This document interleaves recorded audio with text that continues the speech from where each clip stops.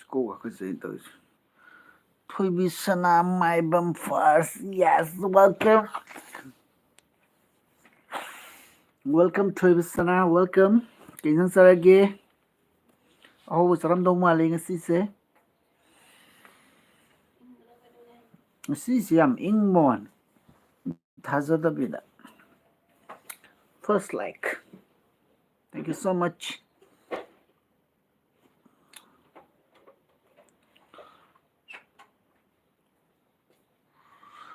Puspa, hi chi, nasi lagi na bai gitu.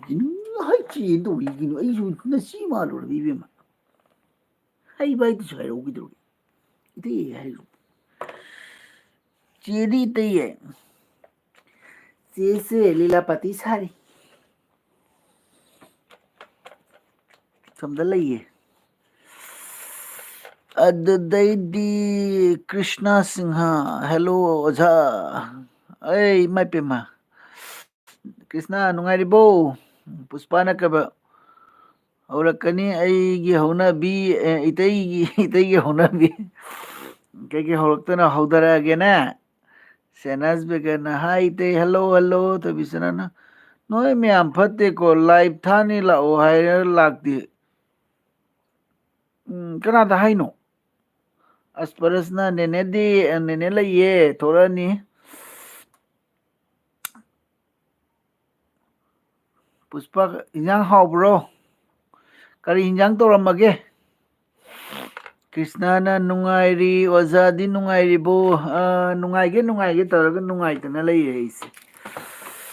Aduga di tomba no nong maithem na kari mathel sage. Ai se khakchang khan noren dieting dawri hojik se kan hojikan se.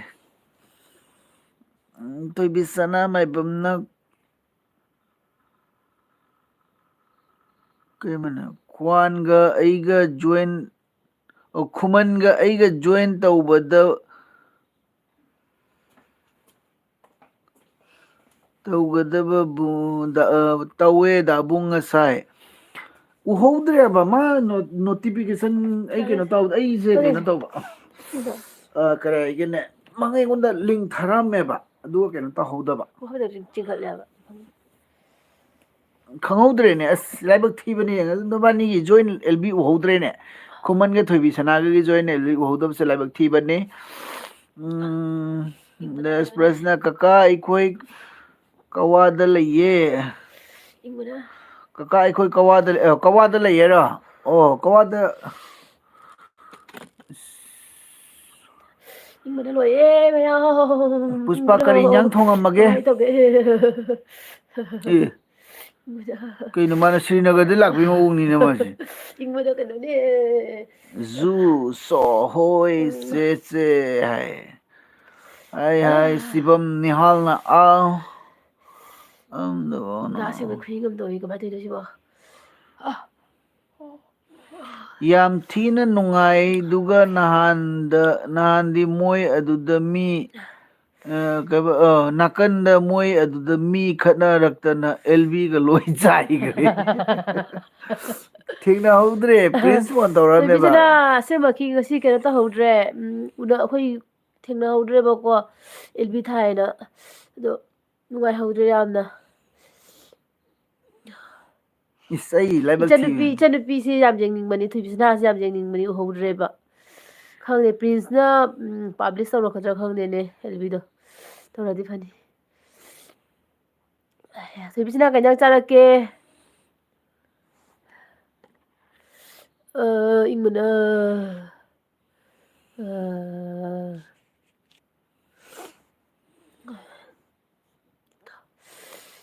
hayengla kaino mulake hai thuibisna na lao asparasna kaka imanabagi birthday going okay chalo thuibisarana light to silo mayam light to sinbiyo please tawbane na ma hojik ai tawbane ina ma hujik haji kaino prince tawri ba haisa thuibisna prince lb tawri ba tawde on the leave tawbane haidi kaino ingmana loye kaino sibo puspa la amaga puspa la on the lei jala puspa on the lei ꯄꯨꯁꯄꯥ ꯋꯥꯔꯛꯄꯝ ꯅꯤꯅꯦ ꯋꯥꯀꯝꯕꯝ ꯍꯥꯏꯔꯣ? ꯅꯤꯅꯦ ꯆꯥꯛ ꯆꯥꯔꯕꯣ ꯍꯥꯏ ꯆꯥꯔꯦ ꯅꯪ ꯆꯥꯔꯕꯣ? Nargis. Hi, my name is Manamer. ꯃꯅꯥꯃꯤ Okay, Travisana gave publish taubane. ꯑꯣ okay okay okay Yenge ꯑꯩ yenge ꯌꯦꯡꯉꯦꯀꯣ kay injang chage che akhoi ngasi dieting taubre. ꯉꯁꯤ ꯗꯥꯏꯇꯤꯡꯅꯤ ꯑꯩꯈꯣꯏ ꯉꯁꯤ ꯃꯨꯛꯕꯥꯡ ꯇꯧꯈ꯭ꯔꯦ ꯑꯗꯨꯒꯤ ꯃꯨꯛꯕꯥꯡ ꯇꯧꯕꯒꯤ ꯅꯨꯡꯗꯥꯡ ꯃꯨꯛꯕꯥꯡ ꯇꯧꯔꯗꯤ ꯅꯨꯡꯗꯥꯡ ꯈꯨꯗꯤꯡꯒꯤ ꯑꯩꯈꯣꯏ ꯗꯥꯏꯇꯤꯡ ꯇꯧꯋꯦ Mukbangse achamba mukbangda ꯅꯦ khongdum mukbangda hayeng miyeng taminase mayam. Krishnana kay injang chage adoneba. Nargisna keba, how are you? ꯐꯥꯏꯟ ꯐꯥꯏꯟ ꯅꯔꯒꯤꯁ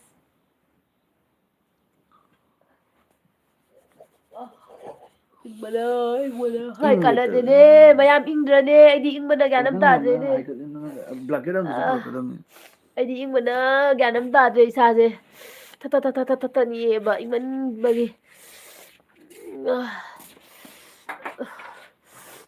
ꯊꯣꯏꯕꯤꯁꯅꯥꯅ ꯏꯅꯝꯃ ꯑꯩꯒꯤ ꯔꯤꯀ꯭ꯋꯦꯁꯇꯤ ꯍꯥꯏ ꯊꯣꯏꯕꯤꯁꯅꯥ ꯅꯪꯒꯤ ꯔꯤꯀ꯭ꯋꯦꯁꯇꯣ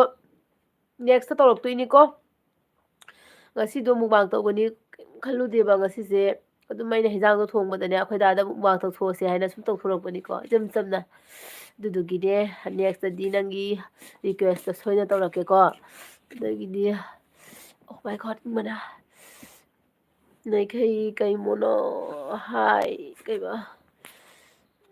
ꯍꯥꯏ ꯃꯥꯏ ꯅꯦꯝ ꯏꯁ ꯆꯤꯆꯣ ꯍꯥꯏ ꯑꯣꯀꯦ ꯑꯣꯀꯦ ꯅꯔꯒꯔꯤꯁꯅ ꯀꯔꯤ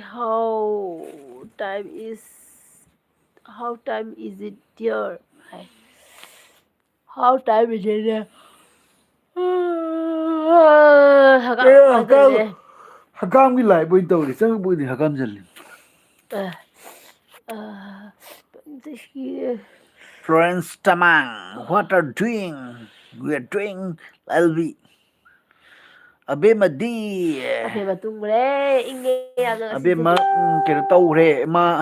ing tumre warena. ꯃꯌꯥꯝ ꯄ꯭ꯂꯤꯖ ꯂꯥꯏꯛ As ꯇꯧꯁꯤꯟꯕꯤꯌꯣ ꯂꯥꯏꯛ ꯑꯍꯨꯝ ꯈꯛꯇ express na ꯂꯩꯌꯦ kare ba akhoi birthday loiraga lal amuk chattone. ꯍꯣ okay okay ꯆꯠꯂꯣ ꯆꯠꯂꯣ ꯌꯦꯡ ꯌꯦꯡꯉ ꯆꯠꯂꯨꯀꯣ ꯂꯥꯏ ꯈꯨꯔꯨꯝꯃꯒ ꯆꯠꯂꯣ ꯑꯁꯄꯔꯁ Ediba cute baby. Aman mapai different. Okay, good night, good night, good night. They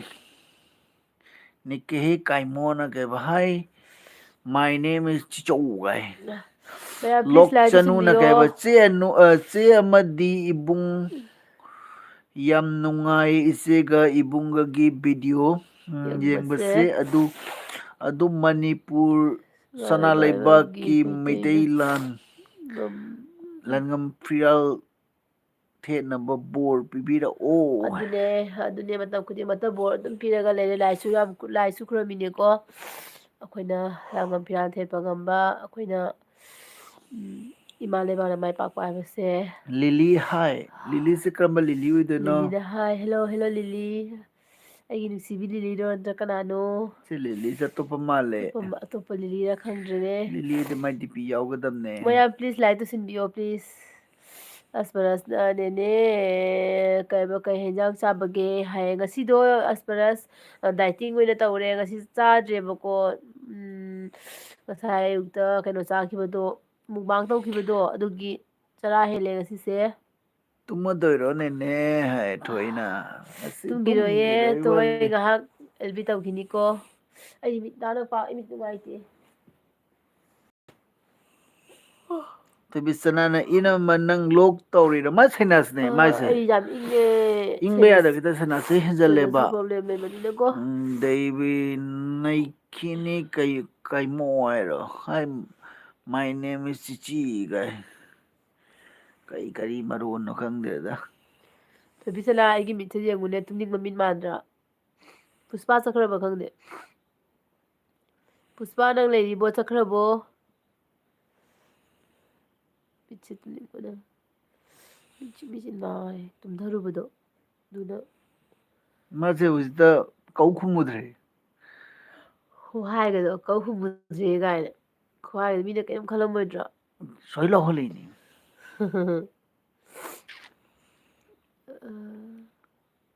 ꯑꯩ ꯉꯥꯏꯍꯥꯛ ꯍꯤꯞꯁꯤꯔ ꯈꯪꯗꯦ chapkrabo ꯃꯌꯥꯝ ꯄ꯭ꯂꯤꯖ ꯂꯥꯏꯛ ꯇꯧꯁꯟꯕꯤꯔꯣ ꯃꯌꯥꯝ ꯂꯥꯏꯛ ꯇꯧꯗꯕ ꯀꯃꯦꯟ ꯌꯥꯎꯔꯒꯗꯤ ꯆꯠꯈ꯭ꯔꯕꯣ ꯆꯠꯄꯤ ꯅꯠꯇꯦ ꯂꯥꯏꯛ ꯇꯧꯗꯕ ꯌꯥꯎꯔꯒꯗꯤ ꯂꯥꯏꯛ ꯇꯧꯁꯤꯟꯕꯤꯔꯣꯀꯣ ꯂꯥꯏꯛꯁꯦ ꯃꯤꯗꯤ 90 ꯂꯩ ꯂꯥꯏꯛꯅ 3 ꯈꯛꯇꯪ ꯂꯩꯌꯦ ꯃꯌꯥꯝ ꯀꯩꯅꯣ ꯑꯃ ꯋꯥꯠꯂꯦ ꯄ꯭ꯂꯤꯖ ꯂꯥꯏꯛ ꯇꯧꯁꯤꯟꯕꯤꯌꯣ ꯊꯣꯏꯕꯤꯁꯅꯥꯅ ꯑꯝꯇ ꯄꯥꯎꯗ ꯑꯩ ꯅꯨꯡꯉꯥꯏꯇꯦ ꯀꯩꯅꯣ ꯈꯨꯃꯟꯒꯤꯗꯣ ꯈꯨꯃꯟꯒꯤ ꯀꯩꯅꯣꯁꯦ ꯀꯩꯕ ꯃꯥꯜꯂꯦ ꯀꯩꯕ ꯃꯥꯜꯂꯦ ꯑꯁ ꯋꯥꯔꯦꯗ ꯉꯁꯤꯒꯤ ꯑꯦꯜꯕꯤꯗ ꯆꯕꯦꯡ ꯆꯕꯦꯡ ꯉꯥꯡꯉꯨꯕꯩ ꯄꯨꯡ ꯑꯃ ꯐꯥꯅꯒ ꯇꯧꯔꯝꯃꯗꯤ ꯁꯤꯅꯤ ꯑꯩ ꯍꯥꯏ ꯑꯁ ꯋꯥꯕꯅꯤ ꯑꯦꯜꯕꯤꯗ ꯋꯥ ꯉꯥꯡꯉꯤꯁꯦ ꯋꯥꯈ꯭ꯔꯕꯅꯤ ꯊꯣꯏꯕꯤꯁꯤꯅ ꯈꯪꯕ꯭ꯔꯥ ꯃꯤꯅ ꯈꯪꯉꯣꯏꯕ ꯑꯁ ꯋꯥꯒ ꯌꯥꯝ ꯋꯥꯕꯅꯦ ꯑꯕꯦꯝ ꯑꯣꯏꯅꯥꯝꯅ ꯀꯩ ꯍꯥꯏꯅꯣ ꯑꯅꯨ ꯅꯨꯡꯗꯥꯡꯗꯤ ꯀꯩ ꯃꯊꯦꯜ ꯆꯥꯔꯒꯦ ꯉꯁꯤꯁꯦ ꯉꯁꯤ ꯆꯥꯗ꯭ꯔꯦ ꯉꯁꯤ ꯆꯥꯛ ꯆꯥꯗ꯭ꯔꯦ ꯉꯁꯤ ꯗꯥꯏꯇꯤꯡ ꯇꯧꯔꯦ ꯕꯥꯔꯣꯗ ꯀꯩꯅꯣ ꯇꯧꯕꯒꯤ ꯃꯨꯛꯕꯥꯡ ꯇꯧꯈꯤꯕꯒꯤꯅꯦ ꯆꯥꯅꯤꯡꯕ ꯐꯥꯎꯗ꯭ꯔꯕꯀꯣ ꯑꯗꯨꯒꯤ ꯖꯥꯏꯗꯥꯅꯦꯅ ꯀꯩꯕ ꯍꯥꯏ ꯍꯜꯂꯣ ꯖꯥꯏꯗꯥꯅꯦ ꯀꯤꯆꯅꯦ ꯂꯥꯏꯁ꯭ꯔꯝ ꯑꯕꯦꯅ ꯏꯅꯝꯃ ꯗꯗꯥ ꯌꯥꯝ ꯅꯨꯡꯁꯤꯌꯦ ꯊꯦꯡꯛ ꯌꯨ ꯍꯥꯏ so thank you much thank you thank you so much ꯑꯕꯦ ꯅꯪ ꯀꯗꯥꯏꯒꯤ ꯑꯣꯏꯗꯣꯏꯅꯣ ꯃꯅꯤꯄꯨꯔꯒꯤ ꯑꯣꯏꯗꯣꯏꯔꯥ ꯃꯅꯤꯄꯨꯔ ꯀꯋꯥꯏꯒꯤꯅꯣ ꯍꯥꯏꯕꯤꯔꯝꯃꯨꯀꯣ ꯄ꯭ꯂꯤꯖ ꯂꯥꯏꯛ ꯃꯆꯥ ꯑꯃꯃꯝꯇꯪ ꯑꯗꯣ ꯇꯧꯕꯤꯔꯝꯃꯣ ꯂꯥꯏꯛ ꯇꯧꯁꯟꯕꯤꯌꯨꯀꯣ ꯃꯌꯥꯝ ꯑꯩꯈꯣꯏꯒꯤ ꯂꯥꯏꯛ ꯇꯧꯕ ꯀꯣꯔꯅꯔ ꯀꯥꯎꯕꯤꯒꯅꯨ ꯁꯤꯒꯤ ꯀꯥꯆꯤꯟꯗ ꯗꯣꯠ ꯑꯍꯨꯝꯒ ꯂꯩꯕꯁꯦ ꯑꯁꯤꯗ ꯃꯣꯕꯥꯏꯜꯒꯤ ꯆꯪꯉꯒ ꯀꯩꯅꯣ ꯗꯣꯠ ꯑꯍꯨꯝꯗꯨꯗ ꯅꯝꯃꯒ ꯑꯁꯤꯒꯤ ꯍꯥꯏꯕ ꯀꯩꯅꯣ ꯂꯥꯏꯛꯀꯤ ꯃꯣꯏ ꯃꯣꯕꯥꯏꯜ ꯃꯥꯏ ꯃꯥꯏꯒꯤ ꯃꯣꯕꯥꯏꯜ ꯃꯣꯏ ꯄꯥꯏꯕ ꯎꯝ ꯃꯣꯕꯥꯏꯜꯗꯣ ꯑꯗꯨꯒꯅꯤ ꯍꯣꯏ ꯍꯥꯏꯗꯣꯏꯁꯦ ꯗꯥꯕꯨꯡꯒ ꯏꯅꯝꯃꯒꯅ ꯀꯌꯥꯝ ꯋꯥꯔꯝꯅꯤ ꯉꯁꯥꯏ ꯈꯪꯉꯦ ꯋꯥ ꯎꯝ ꯄꯥꯛꯅ ꯉꯥꯡꯗꯕ ꯑꯩꯐꯥꯎ ꯈꯨꯋꯥꯗꯤ ꯑꯗꯨꯒ ꯅꯣꯏꯗꯤ ꯑꯗꯨꯝ ꯉꯥꯡꯉꯤꯅꯦ ꯃꯥꯅꯤ ꯑꯩꯈꯣꯏ ꯅꯣꯟ ꯁ꯭ꯇꯣꯞꯇ ꯉꯥꯡꯉꯛꯏꯅꯤꯅꯀꯣ ꯋꯥꯏꯕ ꯌꯥꯝꯅ ꯑꯦꯜꯕꯤ ꯑꯗꯩꯗꯤ ꯍꯧꯕꯁꯦ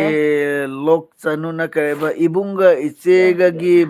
ꯕꯣꯔꯗꯒꯤ ꯃꯩꯇꯩꯅ ꯂꯥꯟ ꯃꯥꯏ ꯄꯥꯛꯆꯔꯒꯦ ꯁꯅꯥ ꯂꯩꯕꯥꯛꯁꯦ ꯍꯧꯖꯤꯛꯇꯤ ꯋꯥꯔꯦ ꯑꯗꯨꯅꯦ ꯃꯥꯏ ꯄꯥꯛꯆꯔꯒꯦ ꯏꯕꯨꯡ ꯏꯆꯦ ꯕꯣꯔꯗꯒꯤ ꯂꯥꯏꯛꯁꯨ ꯑꯗꯨꯅꯦ ꯇꯧꯖꯔꯒꯦ ꯃꯥꯏꯁꯨ ꯊꯦꯡꯀ꯭ꯌꯨ ꯁꯣ ꯄꯥꯛꯇꯣꯏꯅꯦ ꯃꯆ ꯃꯥꯏꯁꯨ ꯄꯥꯛꯀꯅꯤ ꯀꯩꯝ ꯇꯧꯔꯣꯏꯀꯣ ꯑꯁꯄ꯭ꯔꯁꯅ ꯀꯃꯥꯏ ꯀꯩꯝ ꯂꯣꯛ ꯇꯧꯔꯣꯏꯌꯦ ꯑꯩꯈꯣꯏꯅ ꯃꯥꯏ ꯇ ꯄꯥꯛꯇꯣꯏꯅꯦ ꯂꯥꯜ ꯆꯠꯇꯣꯏꯅꯣ ꯀꯃꯥꯏ ꯂꯣꯛꯇ ꯂꯥꯜ ꯆꯠꯇꯣꯏꯅꯦ ꯈꯥꯃꯦꯟ ꯂꯣꯛꯇꯔꯣ ꯈꯥꯃꯦꯟ ꯂꯣꯛꯇ ꯂꯥꯟ ꯆꯠꯇꯣꯏꯅꯦ ꯑꯣ ꯌꯦꯡꯉꯨ ꯌꯦꯡꯉꯨ ꯆꯦꯛꯁꯤꯟꯅ ꯆꯠꯂꯨꯀꯣ ꯖꯥꯏꯗꯥꯅꯤꯅ ꯍꯥꯏ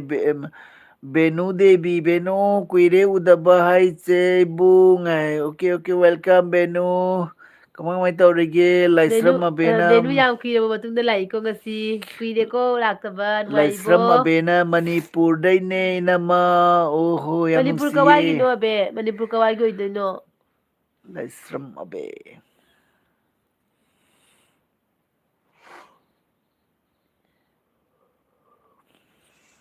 ꯑꯕꯦ ꯅꯪ ꯃꯅꯤꯄꯨꯔ ꯀꯋꯥꯏꯒꯤ ꯑꯣꯏꯗꯣꯏꯅꯣ ꯀꯕꯤꯇꯥ ꯍꯥꯏꯔꯛꯑꯣ ꯁꯤꯟꯍꯥ ꯍꯥꯏ ꯀꯕꯤꯇꯥ ꯂꯥꯏꯁ꯭ꯔꯝ ꯊꯧꯕꯥꯜꯗꯩꯅꯦ ꯑꯣ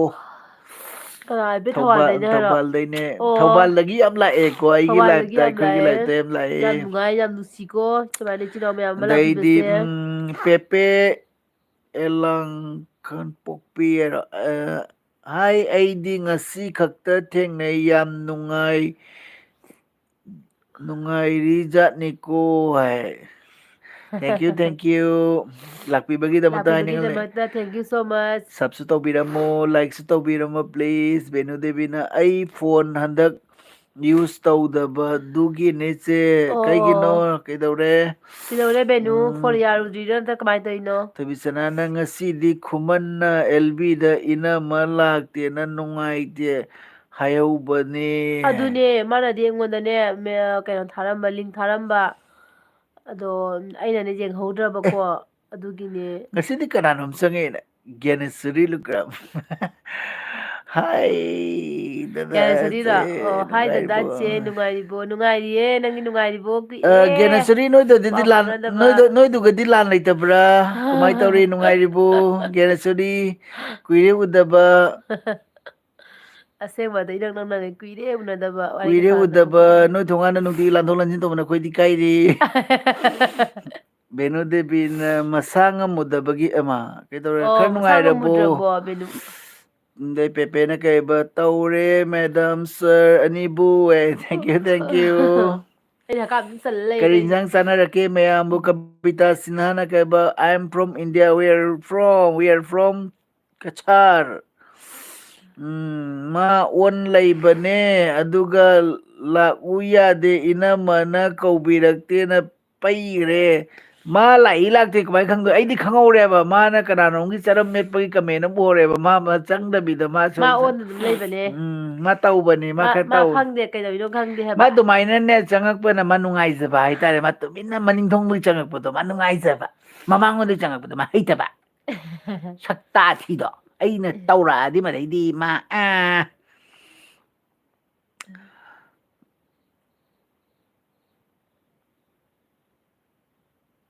ꯉꯥꯏꯍꯥꯛꯀ ꯇꯨꯃꯤꯟꯅꯒ ꯂꯩꯅꯗ꯭ꯔꯣ The life is after the break. PM Waidur Rahman Chak Charabo Nene Kaka Chare Chare Gyanesori Nagaba Aikoi Kasipurda Lan Leite Aikoi Kasipurda Lan Leite Kuiraroi Aigisu Unarani Aikoi Tongalda Unasi Ado ꯑꯗꯨ ꯀꯥꯟꯗꯨꯗ ꯍꯥꯏꯔꯛꯑꯣ ꯀꯩꯅꯣꯁꯤꯗꯤ ꯀꯩ ꯏꯟꯁꯥꯡ ꯆꯥꯒꯦ ꯇꯣꯏꯕꯤꯆꯥꯅꯅ ꯍꯩꯃ ꯅꯣꯏ ꯊꯣꯛ ꯇꯧꯔꯦꯍꯦ ꯈꯪꯗ꯭ꯔꯦ ꯍꯩꯃ ꯅꯣꯏ ꯊꯣꯛ ꯇꯧꯔꯣ ꯑꯩ ꯇꯧꯔꯣꯍꯦ ꯑꯩ ꯈꯪꯗ꯭ꯔꯦ ꯍꯥꯏꯔꯣ ꯕꯦꯅꯨꯅ ꯀꯩꯕ ꯐꯔꯦ ꯍꯧꯖꯤꯛꯀꯤ ꯏꯪꯕꯁꯤꯅ ꯇꯧꯔꯤꯅꯤꯁꯦ ꯏꯕꯨꯡꯉꯣꯏꯁꯨ ꯆꯦꯛꯁꯤꯜꯂꯨ ꯍꯟꯗꯛ ꯏꯪꯉꯦ ꯌꯥꯝꯅ ꯅꯥꯒꯅꯤ ꯌꯦꯡꯉꯨꯀꯣ ꯍꯟꯗꯛ ꯌꯥꯝ ꯄꯥꯛ ꯏꯪꯉꯦ ꯐꯗꯦꯕꯣ ꯑꯉꯥꯡꯁꯤꯡꯁꯨ ꯌꯦꯡꯉꯣ ꯍꯥꯏ ꯕꯦꯅꯨ ꯑꯩ ꯏꯆꯥꯅꯨꯄꯤꯁꯨ ꯉꯁꯤꯗꯒꯤ ꯃꯁꯥ ꯅꯨꯡꯉꯥꯏꯇꯦꯕꯀꯣ ꯉꯁꯤꯗꯒꯤꯅꯦ ꯃꯥꯁꯨ ꯂꯣꯛ ꯇꯧꯔꯦꯕ ꯑꯗꯣ ꯑꯗꯨꯅꯦ ꯑꯗꯨꯅ ꯑꯩꯅ ꯀꯩꯅꯣ ꯇꯧꯔꯤꯅꯦ ꯍꯥꯏꯗꯤ ꯏꯪꯗꯅꯕꯩ ꯍꯣꯠꯅꯔꯤꯅꯦꯕ ꯄꯤ ꯑꯦꯝ ꯋꯥꯏꯗꯨꯔꯅ ꯑꯩꯁꯨ ꯀꯩꯕ ꯏꯁꯩ ꯁꯛꯑꯣ ꯀꯀꯥ ꯁꯛꯀꯦ ꯏꯁꯩ ꯁꯛꯂꯣ ꯑꯗꯩ ꯍꯥꯏꯌꯦ ꯆꯥꯎꯕꯤ ꯁꯍꯥꯅꯤꯅ ꯀꯩꯕ ꯏꯆꯦ ꯅꯨꯡꯉꯥꯏꯔꯤꯕꯣ ꯑꯩ ꯃꯅꯤꯄꯨꯔꯗꯒꯤꯅꯦ ꯅꯨꯡꯉꯥꯏꯔꯤꯌꯦ ꯆꯥꯎꯕ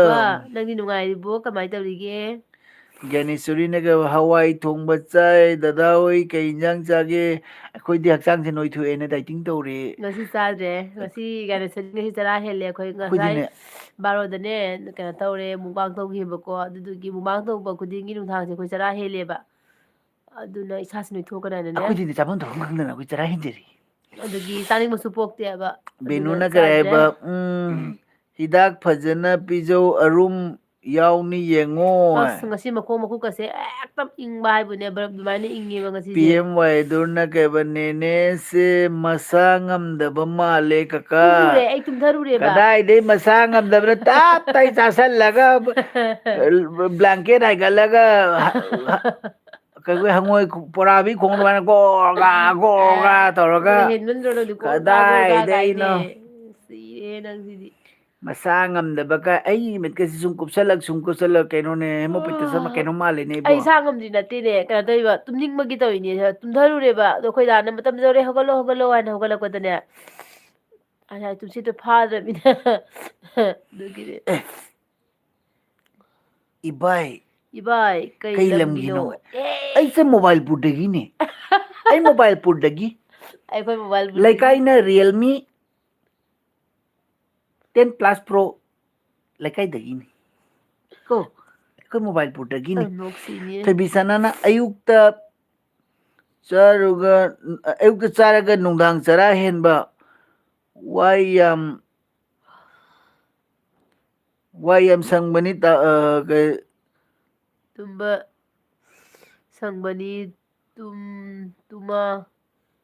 ꯂꯩꯕꯗꯨ ꯇꯨꯝꯃ ꯂꯩꯕꯗꯣ ꯍꯥꯏꯕ ꯋꯥꯏ ꯌꯥꯝ ꯁꯪꯕꯅꯤ ꯇꯨꯝꯃ ꯂꯩꯕꯗꯣ ꯍꯥꯏꯕ ꯁꯪꯉꯤ ꯑꯗꯨꯒꯤꯗꯤ ꯁꯥꯄꯝꯅ ꯀꯩꯕ ꯆꯦꯅꯨ ꯈꯨꯃꯟꯁꯦ ꯐꯠꯇꯦꯀꯣ ꯊꯣꯏꯕꯤꯅ ꯍꯥꯏꯕ ꯐꯥꯎ ꯍꯥꯏꯔꯐꯥꯎ ꯀꯧꯕꯤꯔꯛꯇꯦ ꯍꯥꯏꯌꯦ ꯅꯠꯇꯦ ꯑꯩ ꯀꯃꯥꯏꯅ ꯀꯧ ꯍꯥꯏꯅꯣ ꯈꯨꯃꯟ ꯂꯥꯛꯑꯣ ꯍꯥꯏꯅ ꯀꯧ ꯍꯥꯏꯔꯣ ꯈꯨꯃꯟ ꯂꯥꯛꯑꯣ ꯈꯨꯃꯟ ꯍꯥꯏꯅ ꯀꯧ ꯍꯥꯏꯔ ꯀꯩ ꯊꯣꯏꯕꯤꯁꯅꯥꯅ ꯍꯥꯏꯅꯣꯕ ꯀꯩꯕ ꯖꯨꯝꯅꯥꯛ ꯇꯤꯗꯤ ꯂꯨꯋꯥꯡ ꯍꯥꯏꯔꯣ ꯁꯥꯄꯝꯅ ꯇꯨꯝ ꯇꯨꯝꯃ ꯕꯦꯅꯨꯅ ꯇꯨꯝ ꯀꯩꯕ ꯐꯔꯦ ꯆꯦ ꯑꯩꯁꯨ ꯀꯣꯛ ꯆꯤꯛꯏ ꯅꯨꯡꯗꯥꯡ ꯌꯧꯔꯒ ꯅꯥꯇꯣꯟꯒ ꯐꯨꯜꯂꯦ ꯄꯣꯊꯥꯔꯒꯦꯀꯣ ꯍꯌꯦꯡꯃꯨꯛ ꯂꯥꯛꯀꯦ ओके बेनू ꯅꯥꯕ आ ꯐꯖꯅ ꯐꯔꯒ ꯀꯨꯏꯅ ꯂꯩꯗꯣꯏꯅꯦ ꯑꯦꯜꯕꯤꯗ ꯒꯨꯗ होय होय ꯅꯥꯏꯠ होय होय होय गुड नाइट ꯆꯩꯕꯨꯡ good okay night okay good night ꯆꯥꯎꯕꯅ स्वीट ꯀꯩꯕ ड्रीम ꯅꯨꯡꯉꯥꯏꯔꯦ ꯃꯅꯤꯄꯨꯔꯗ ꯂꯥꯛꯑꯣ ꯂꯥꯛꯇꯣꯏꯅꯦ ꯁꯣꯏꯗꯅ ꯂꯥꯛꯇꯣꯏꯅꯦ ꯅꯣꯡꯃꯥꯏꯇꯦ ꯅꯣꯡꯊꯣꯡꯕꯝ ꯏꯟꯗꯤꯀꯥꯅ ꯀꯩꯕ ꯑꯣꯛ ꯆꯥꯛ ꯆꯥꯔꯕꯣ ꯍꯥꯏꯔꯛꯑꯣ चारे ꯆꯥꯔꯦ चारे ꯑꯩ ꯆꯥꯛ ꯂꯥꯝꯃꯦ ꯀꯃꯥꯏꯅ ꯇꯧꯅꯤ चला है ꯑꯩ ꯉꯝꯖꯔꯣꯏ ꯍꯧꯖꯤꯛ ꯑꯩ ꯆꯥꯛ ꯂꯥꯝꯃꯦ ꯐꯥꯒꯤ ꯅꯠꯇꯦꯅꯦ ꯑꯁꯄ꯭ꯔꯁꯅ ꯀꯩꯕ ꯂꯥꯜ ꯆꯠꯄꯗ ꯆꯣꯛꯇ ꯆꯣꯛꯇ ꯉꯝꯗꯕ ꯆꯣꯛꯊ ꯉꯝꯗꯕ ꯑꯣꯏꯖꯒꯦ ꯅꯦꯅꯦ ꯑꯩꯈꯣꯏꯅ ꯂꯥꯜ ꯉꯝꯖꯒꯦ ꯃꯅꯤꯄꯨꯔꯅ ꯌꯥꯏꯐꯔꯦ ꯃꯅꯤꯄꯨꯔꯅ ꯌꯥꯏꯐꯔꯦ ꯉꯝꯒꯅꯤ ꯉꯝꯒꯅꯤ ꯑꯩꯈꯣꯏꯅ ꯉꯝꯗꯣꯏꯅꯦ ꯀꯩꯝ ꯇꯧꯔꯣꯏ ꯑꯗꯩꯗꯤ ꯑꯦꯁꯄꯔꯁ ꯀꯩꯅꯣ ꯂꯥꯛꯑꯦ ꯕꯣꯔꯥ ꯄꯨꯔꯒ ꯑꯃ ꯂꯥꯛꯑꯦ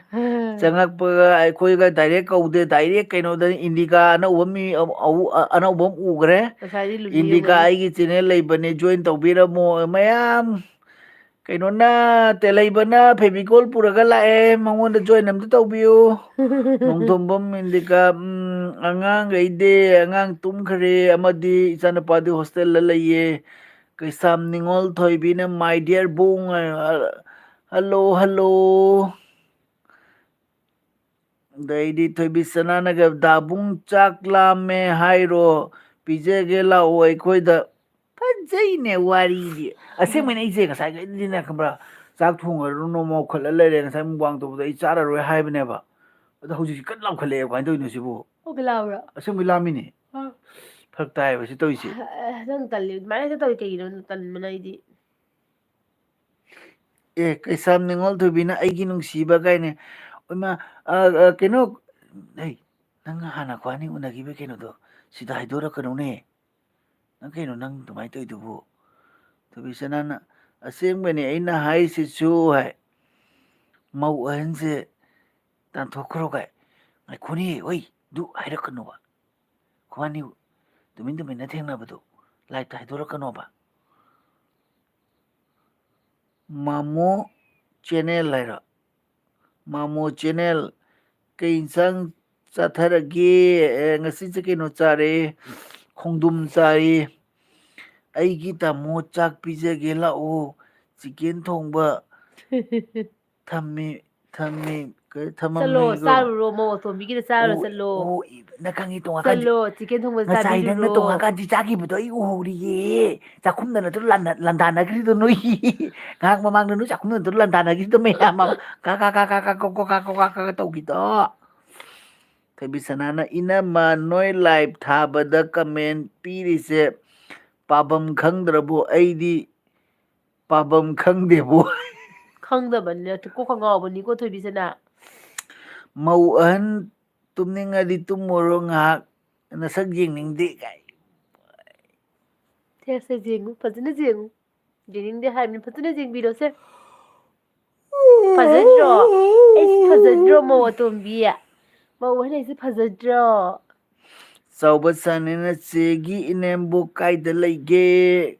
ꯃꯅꯤꯄꯨꯔ ꯌꯧꯈ꯭ꯔꯦ ꯃꯅꯤꯄꯨꯔꯗ ꯂꯩꯌꯦ ꯑꯩꯈꯣꯏ ꯏꯅꯦꯝꯕꯣꯛ ꯃꯅꯤꯄꯨꯔꯗ ꯆꯠꯈꯤꯀꯣ ꯏꯅꯥꯎꯅꯨꯄꯥ ꯑꯇꯣꯝꯕ ꯑꯥꯗ ꯂꯩꯌꯦꯕ ꯑꯗꯨꯒꯤ ꯏꯅꯥꯎꯅꯨꯄꯥ ꯑꯇꯣꯝꯕꯒꯤ ꯌꯨꯝꯗ ꯑꯥꯗ ꯆꯠꯈꯤꯕ ꯀꯣꯏꯕ ꯆꯠꯈꯤꯕꯀꯣ ꯒꯪꯒꯥꯗ ꯏꯁꯤꯡ ꯌꯦꯡꯕ ꯊꯛꯄꯁꯤꯗꯤ ꯐꯖꯔꯦ ꯑꯩ ꯍꯪꯒꯥꯝ ꯁꯤꯗꯧꯔꯦꯅꯦ ꯃꯤꯁꯤ ꯌꯥꯝꯃꯦꯍꯦ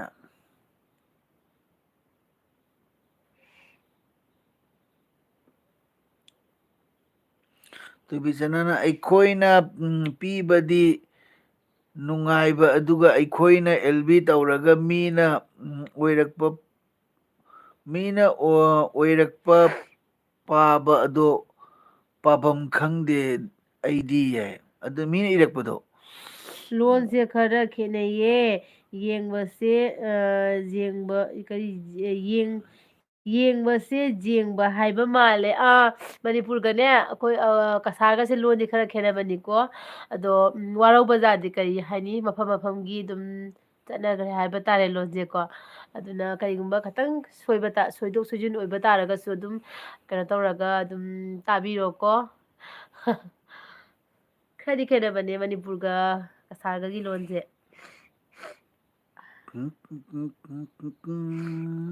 ꯄꯥꯎ ꯐꯥꯎꯅꯔꯒ ꯂꯣꯏꯔꯦ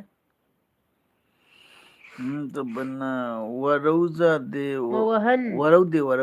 ꯃꯧ ꯑꯍꯟ ꯅꯁꯛꯇꯣ ꯍꯅꯨꯕꯤ ꯑꯁꯄꯔꯁꯅꯝ ꯍꯅꯨꯕꯤ ꯃꯤꯇꯣꯞꯄꯤ ꯃꯥꯜꯂꯤ ꯀꯥꯏꯅ ꯑꯁꯄꯔꯁꯅ ꯅꯪ ꯀꯔꯤ ꯁꯤꯒꯦꯔ ꯍꯥꯏꯕ ꯃꯧꯇꯣꯝꯕꯤ ꯅꯦꯅꯦ ꯑꯩꯈꯣꯏꯅ ꯂꯥꯜ ꯍꯜꯂꯛꯄꯗ ꯏꯁꯣꯔ ꯈꯨꯔꯝꯕꯤꯌꯨꯀꯣ ꯑꯣꯀꯦ ꯑꯣꯀꯦ ꯑꯁꯄꯔꯁ ꯆꯧꯕ ꯁꯥꯏꯅ best couple thank you so much ꯗꯩꯗꯤ ꯊꯦꯡꯀ꯭ꯌꯨ ꯑꯩꯈꯣꯏ ꯀꯩꯁꯥꯝ ꯅꯪ ꯀꯩꯒꯤꯅꯣ ꯀꯩꯅꯣ ꯍꯟꯗꯣ ꯇꯥꯃꯣ ꯑꯩꯕꯨ ꯀꯩꯒꯤꯅꯣ ꯂꯧꯔꯣ ꯍꯟꯗꯣꯗꯨꯗ ꯇꯥꯃꯣ ꯑꯩꯕꯨ ꯀꯩꯕ ꯑꯩꯕꯨ ꯂꯧꯔꯣ ꯂꯥꯛꯑꯣ ꯅꯪꯒꯤ ꯋꯥꯈꯜꯗ ꯅꯪꯒꯤ ꯋꯥꯈꯜꯗ ꯅꯪꯒꯤ ꯋꯥꯈꯜꯗ ꯀꯨꯠ ꯂꯦꯟꯗꯣꯔꯦ ꯍꯥꯏꯔꯣ ꯉꯥꯎꯔꯕꯤꯅꯤ ꯑꯩꯗꯤ ꯅꯪꯒꯤ ꯑꯦ ꯋꯥꯈꯜꯗ ꯑꯗꯨ ꯇꯥꯔꯦ ꯃꯥꯏꯁꯦ ꯅꯠꯇ꯭ꯔꯥ ꯇꯦꯜꯂꯩꯕꯁꯦ ꯍꯧꯖꯤꯛꯇ ꯒ꯭ꯌꯥꯟ ꯂꯥꯛꯏ ꯃꯥꯜꯂꯤꯅꯦ ꯁꯤ ꯀꯩ ꯃꯊꯦꯜ ꯆꯥꯔꯒꯦ ꯍꯥꯏꯅꯦ ꯀꯅꯥ ꯇꯦꯜꯂꯩꯕ ꯅꯪ ꯍꯧꯖꯤꯛ ꯇꯧ ꯂꯥꯛꯏꯔꯣ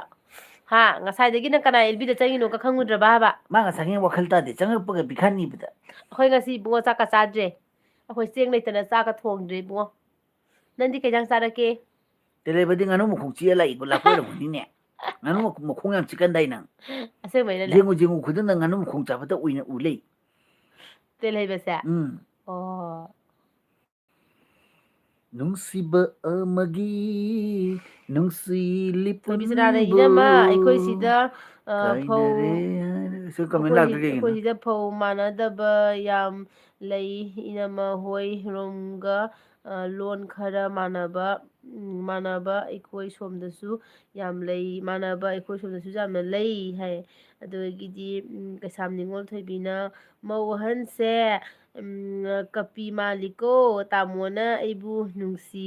ꯍꯥꯏꯔꯛꯄꯗꯒꯤ ꯍꯥꯏ ꯑꯗꯨꯒꯒꯤꯗꯤ ꯇꯦꯜꯍꯩꯕꯅ ꯆꯦ ꯄꯥꯔꯤ ꯏꯃꯣꯝꯗ ꯉꯥꯏꯍꯥꯛ ꯂꯩꯔꯨꯕꯅꯦ ꯍꯥꯏ ꯑꯣꯀꯦ ꯑꯣꯀꯦ ꯑꯣꯀꯦ ꯅꯪ ꯑꯗꯣ ꯄꯥꯔꯤ ꯃꯣꯝꯗ ꯆꯪꯉꯨꯕꯗ ꯑꯩꯉꯣꯟꯗ ꯂꯥꯛꯄꯗꯨꯒ ꯅꯪꯁꯦ ꯒ꯭ꯌꯥꯟ ꯃꯥꯡꯉꯨꯔꯕ꯭ꯔꯥ ꯍꯥꯏꯕ ꯑꯗꯩ ꯄꯨꯁꯄꯥꯅ ꯆꯦꯅꯨ ꯎꯏꯔꯕꯣ ꯍꯥꯏ ꯄꯨꯁꯄꯥ ꯑꯩꯅꯦ ꯈꯪꯕ꯭ꯔꯥ ꯇꯨꯝꯊꯔꯨꯔꯦꯕ ꯅꯪꯒ ꯋꯥꯔꯤ ꯁꯥꯟꯅꯔ ꯃꯇꯨꯡꯗꯅꯦ ꯑꯩꯁꯦ ꯇꯨꯝꯃꯨꯔꯦꯕ ꯉꯥꯏꯍꯥꯛ ꯈꯪꯕ꯭ꯔꯥ ꯑꯗꯩ ꯑꯩꯈꯣꯏ ꯗꯥꯅ ꯍꯧꯗꯣꯔꯛꯏꯕ ꯅꯪ ꯃꯇꯝ ꯌꯧꯔꯦ ꯍꯧꯒꯠꯂꯛꯑꯣꯅꯦ ꯍꯥꯏꯅ ꯍꯧꯗꯣꯔꯛꯑꯦꯕꯀꯣ ꯃꯥꯅ ꯑꯗꯣ ꯑꯩꯁꯨ ꯈꯪꯄ꯭ꯔꯦꯛ ꯈꯪꯉꯩꯒꯤꯅꯦ ꯎꯏ ꯎꯏ ꯇꯧꯔ ꯊꯣꯛꯂꯛꯏꯅꯦ ꯑꯗꯨꯅ ꯃꯤꯠꯀꯁꯦ ꯀꯩꯅꯣꯝꯇ ꯏꯐꯥ ꯐꯥꯖꯤꯜꯂꯦ ꯃꯤꯠꯀꯁꯦ ꯑꯗꯨꯗꯒꯤꯗꯤ ꯀꯃꯦꯟꯁꯀ ꯂꯣꯏꯅꯃꯛ ꯀꯥꯈꯔꯦ ꯑꯗꯒꯤꯗꯤ ꯊꯣꯏꯕꯤꯅ ꯇꯦꯜꯍꯩꯕ ꯅꯪ ꯁꯤꯡꯒꯜꯔꯣ ꯅꯨꯡꯁꯤꯕꯕꯨꯡꯁꯦ ꯑꯩꯕꯨ ꯄꯥꯝꯕꯤꯗ꯭ꯔꯦ ꯀꯥꯏ ꯑꯁꯄꯔꯁꯅ ꯅꯦꯅꯦꯁꯦ ꯌꯔ ꯀꯌꯥ ꯁꯨꯕꯤꯔꯒꯦ ꯍꯥꯏ ꯑꯩ 37 ꯁꯨꯔꯦꯁ ꯄꯔꯁ ꯑꯗꯒꯤꯗꯤ ꯃꯥꯃꯣ ꯆꯦꯅꯦꯜꯅ ꯀꯁꯥꯔꯗ ꯃꯩꯇꯩ ꯀꯌꯥꯝ ꯂꯩꯒꯦ ꯍꯥꯏ ꯀꯁꯥꯔꯗ ꯃꯩꯇꯩ ꯀꯌꯥꯝ ꯂꯩꯔꯤꯁꯦ ꯀꯃꯥꯏꯅ ꯍꯥꯏꯒꯅꯤ ꯈꯪꯕ꯭ꯔꯣ ꯅꯪ ꯑꯗꯣ ꯑꯦꯛꯖꯦꯛꯇꯤ ꯍꯥꯏꯕꯗꯤ ꯉꯝꯃꯔꯣꯏ ꯃꯤꯗꯤ ꯌꯥꯝꯅꯗꯤ ꯂꯩꯌꯦ ꯀꯁꯥꯔꯗ ꯃꯤ ꯌꯥꯝꯃꯦ ꯃꯐꯝꯁꯨ ꯈꯨꯟꯁꯨ ꯌꯥꯝꯃꯦꯕꯀꯣ ꯀꯁꯥꯔꯗ ꯂꯩꯔꯤꯁꯦ ꯑꯗꯨꯒ ꯀꯩꯁꯥꯝ ꯅꯤꯉꯣꯜ ꯊꯣꯏꯕꯤꯅ ꯄꯨꯁꯄꯥ ꯇꯥꯃꯣ ꯕꯨꯡꯒꯤ ꯅꯨꯄꯤ ꯑꯇꯣꯝꯕꯤꯅꯤꯀꯣ ꯀꯥꯏ ꯄꯨꯁꯄꯥꯗ ꯍꯥꯏꯕ ꯊꯣꯏꯕꯤꯅ ꯈꯣꯏꯗꯥꯕꯨꯡꯒꯤ ꯅꯨꯄꯤ ꯑꯇꯣꯝꯕꯤꯅꯤ ꯍꯥꯏꯌꯦ ꯈꯣꯏꯗꯥꯕꯨꯡꯅ ꯂꯣꯟꯅ ꯀꯣꯏꯅꯕ ꯅꯨꯄꯤꯗꯣ ꯉꯁꯤ ꯊꯣꯛꯂꯛꯑꯦꯕ ꯁꯤꯒ ꯀꯩꯁꯥꯝ ꯅꯤꯉꯣꯜ ꯊꯣꯏꯕꯤ ꯀꯥꯏꯅ ꯂꯥꯛꯏꯁꯦ ꯑꯁꯤ ꯑꯣꯏꯔꯝꯃꯦ ꯃꯌꯥꯝ ꯑꯗꯣ ꯇꯦꯜꯍꯩꯕꯅ ꯀꯩꯁꯥꯝ ꯅꯤꯉꯣꯜ ꯊꯣꯏꯕꯤ ꯑꯩ ꯁꯤꯡꯒꯜꯅꯦ ꯀꯣꯏꯅꯁꯤ ꯍꯥꯏꯔꯣ ꯍꯥꯏ ꯑꯗꯩ ꯄꯨꯁꯄꯥꯅ ꯏꯇꯩꯒꯤ ꯄꯤꯁꯨꯝ ꯁꯨꯛꯄ ꯍꯧꯈ꯭ꯔꯦ ꯍꯥꯏ ꯑꯩꯈꯣꯏ ꯗꯥꯁꯦ ꯁꯥꯎꯔꯁꯨ ꯁꯨꯃꯥꯏꯅ ꯇꯧꯋꯤ ꯁꯨꯃꯥꯏꯅ ꯁꯨꯛꯇꯣꯛꯑꯒ ꯂꯩꯌꯦꯕ ꯍꯩꯅꯗꯕꯅ ꯑꯩꯁꯦ ꯈꯪꯕ꯭ꯔꯥ ꯌꯥꯝ ꯁꯥꯎꯅꯤꯡꯉꯤ ꯃꯥꯅ ꯁꯨꯃꯥꯏꯅ ꯇꯧꯕꯁꯦ ꯄꯨꯁꯄꯥꯒꯤ ꯃꯤꯠ ꯎꯔꯤꯕ ꯊꯣꯏꯕꯤꯁꯅꯥꯅ ꯀꯩ ꯍꯥꯏꯕ ꯑꯩꯗꯤ ꯁꯤꯔꯦꯗ ꯀꯔꯤ ꯋꯥꯔꯤꯅꯣ ꯁꯤꯕꯣ ꯍꯥꯏ ꯑꯗꯒꯤ ꯊꯣꯏꯕꯤꯅ ꯇꯦꯜꯍꯩꯕ ꯅꯪꯗꯤ ꯁꯛ ꯐꯖꯕ꯭ꯔꯣ ꯅꯪꯗꯤ ꯁꯥꯄꯣꯔꯠꯅꯤ ꯌꯥꯝꯅ ꯇꯜꯂꯤ ꯍꯥꯏꯌꯦ ꯑꯗꯒꯤꯗꯤ ꯁꯣꯅꯤꯌꯥ ꯃꯥꯏꯕꯝꯅ ꯏꯆꯦꯍꯣꯏ ꯂꯝꯗꯤ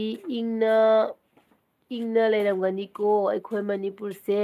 ꯃꯤꯄꯥꯏꯅꯔꯦ ꯆꯦ ꯀꯩ ꯏꯟꯁꯥꯡ ꯆꯥꯔꯒꯦ ꯍꯥꯏꯌꯦ ꯁꯣꯅꯤꯌꯥ ꯉꯁꯤꯗꯣ ꯑꯩꯈꯣꯏ ꯀꯩꯅꯣ ꯅꯨꯡꯊꯥꯡꯗꯗꯤ ꯆꯥꯛ ꯆꯥꯗ꯭ꯔꯦ ꯕꯥꯔꯣꯗꯗꯤ ꯈꯣꯡꯗ꯭ꯔꯨꯝ ꯊꯣꯡꯉꯦꯕꯀꯣ ꯑꯗꯣ ꯅꯨꯡꯗꯥꯡꯗꯗꯤ ꯆꯥꯛ ꯆꯥꯅꯤꯡꯗꯕꯒꯤ ꯆꯥꯛ ꯆꯥꯗ꯭ꯔꯦ ꯑꯗꯣ ꯀꯩꯁꯨ ꯇꯧꯔꯣꯏꯀꯣ ꯀꯩꯁꯨ ꯇꯧꯔꯣꯏ ꯅꯃꯤꯠꯗ ꯆꯪꯈ꯭ꯔꯗꯤ ꯀꯃꯥꯏꯅ ꯇꯧꯋꯤ ꯅꯪ ꯄꯨꯁꯄꯥ two 마, Atay 그래서 atay atay sukto 마. ngakatlim. Saya sukto ko panna. 나니 너 떠는데 나니 해 너도 나니 해봐. Nang na pakat pasin. 아야. Puspa yung sukto 마민 짜이나 대가라 다 미져버려. uini nga su uiroidam. 나민 너 투린다 나니 봐. 까던디 미노시보. 너희 퇴비를 따모붕 누피 아한 따토크로 자히 리레 따토크로 자히 리레 Ay sing may ni niya. ꯑꯩ ꯑꯅꯧꯕꯤ Sumay to ko dagi ꯑꯣꯏꯖꯔꯒꯦ mitsi usandre. ꯑꯩ ꯑꯅꯧꯕꯤ ꯑꯣꯏꯖꯔꯒꯦ ꯂꯧꯁꯤꯟꯕꯤꯌꯨ ꯍꯥꯏꯅ ꯍꯥꯏꯔꯛꯑꯦ Kana. Two ꯊꯣꯏꯕꯤꯅ ꯅꯪꯕꯨ ꯃꯃꯥꯕꯨ ꯂꯧꯁꯤꯟꯕꯤꯌꯨ ꯍꯥꯏ ꯑꯩ ꯇꯥꯟꯊꯣꯛꯈ꯭ꯔꯣ ꯍꯥꯏꯌꯦ Kasam to binara. ꯑꯩꯁꯦ ꯑꯍꯟ ꯑꯣꯏ ꯑꯩꯁꯦ ꯂꯤꯔꯦ ꯍꯥꯏꯌꯦ ꯃꯥꯅ Ngamjara nang noga nangi nokpoda kibagi maithong ba sakto ay leminajaba ngamjara. Nang di noga na men kijabam jawi talin.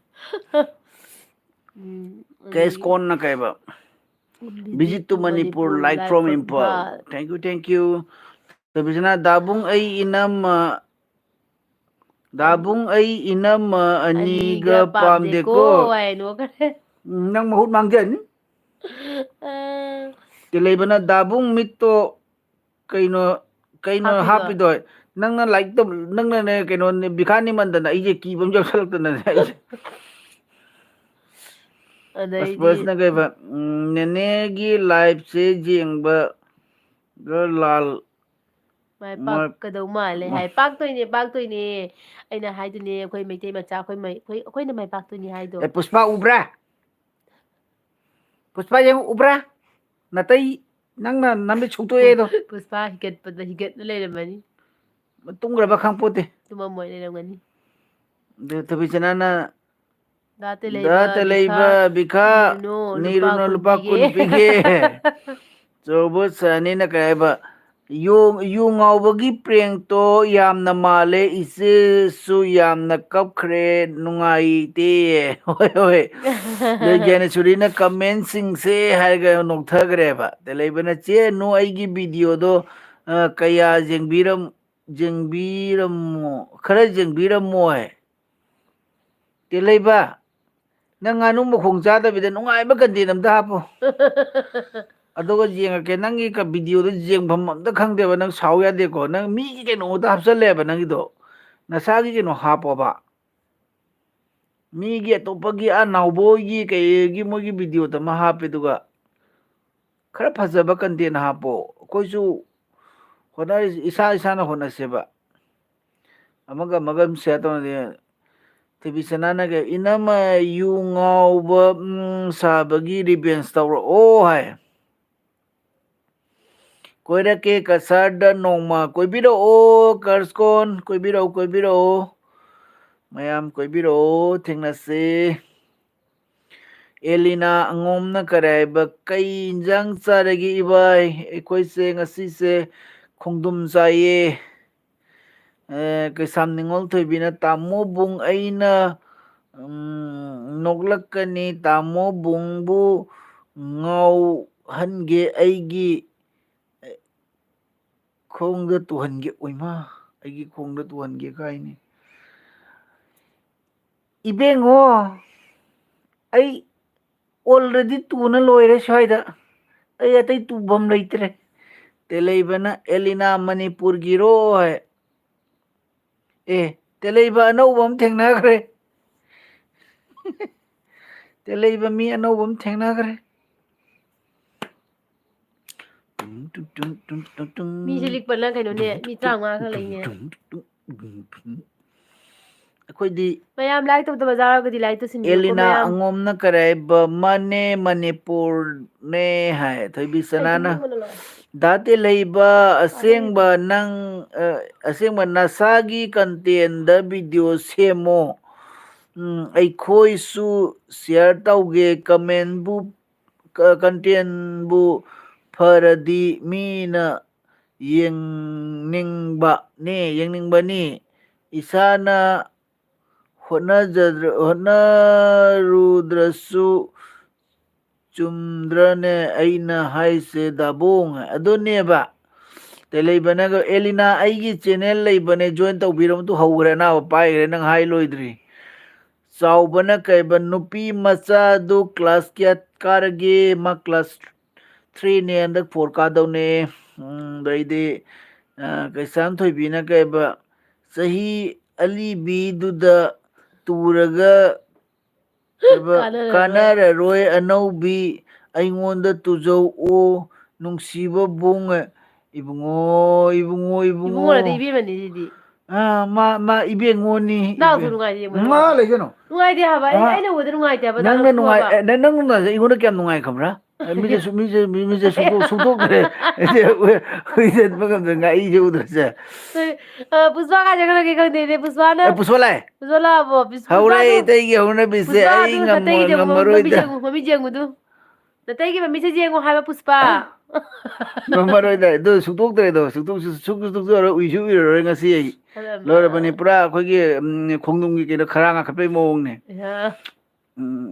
ꯑꯗꯩꯗꯤ ꯇꯦꯂꯩꯕꯅ ꯀꯩꯕ ꯗꯥꯕꯨꯡ ꯃꯅꯤꯄꯨꯔꯒꯤ ꯑꯣꯏꯕꯩꯅꯦ ꯗꯥꯕꯨꯡ ꯃꯅꯤꯄꯨꯔꯒꯤ ꯑꯣꯏꯕꯩꯅꯦ ꯑꯣ ꯅꯪꯒꯤ ꯆꯦꯅꯦꯜꯗꯧꯔ ꯍꯥꯏꯁꯦ ꯃꯅꯤꯄꯨꯔꯒꯤ ꯍꯣꯏꯕ ꯑꯗꯣ ꯑꯩꯈꯣꯏꯒꯤ ꯅꯥꯎꯕ ꯃꯌꯣꯏ ꯑꯃꯒꯤ ꯏꯁꯥꯒꯤ ꯀꯩꯅꯣꯃ ꯍꯥꯞꯄꯣꯕ ꯅꯨꯡꯉꯥꯏꯕ ꯀꯩꯅꯣꯝ ꯃꯨꯛꯕꯥꯡ ꯈꯪꯗꯦ ꯑꯗꯨꯒꯅ ꯀꯩꯅꯣ ꯇꯧꯕ ꯀꯦꯃꯦꯔꯥꯒꯤ ꯀ꯭ꯋꯥꯂꯤꯇꯤ ꯑꯩꯈꯣꯏꯁꯨ ꯌꯥꯝ ꯍꯩꯇꯦꯕꯀꯣ ꯑꯗꯣ ꯀꯦꯃꯦꯔꯥꯒꯤ ꯀ꯭ꯋꯥꯂꯤꯇꯤꯁꯨ ꯈꯤꯇꯪ ꯐꯖꯍꯜꯂꯣ ꯑꯗꯨꯒ ꯀꯦꯃꯦꯔꯥꯁꯤ ꯌꯥꯔꯤꯃꯈꯩ ꯂꯦꯡꯍꯟꯗꯅ ꯑꯩꯈꯣꯏꯁꯨ ꯈꯪꯉꯝꯗꯦꯕ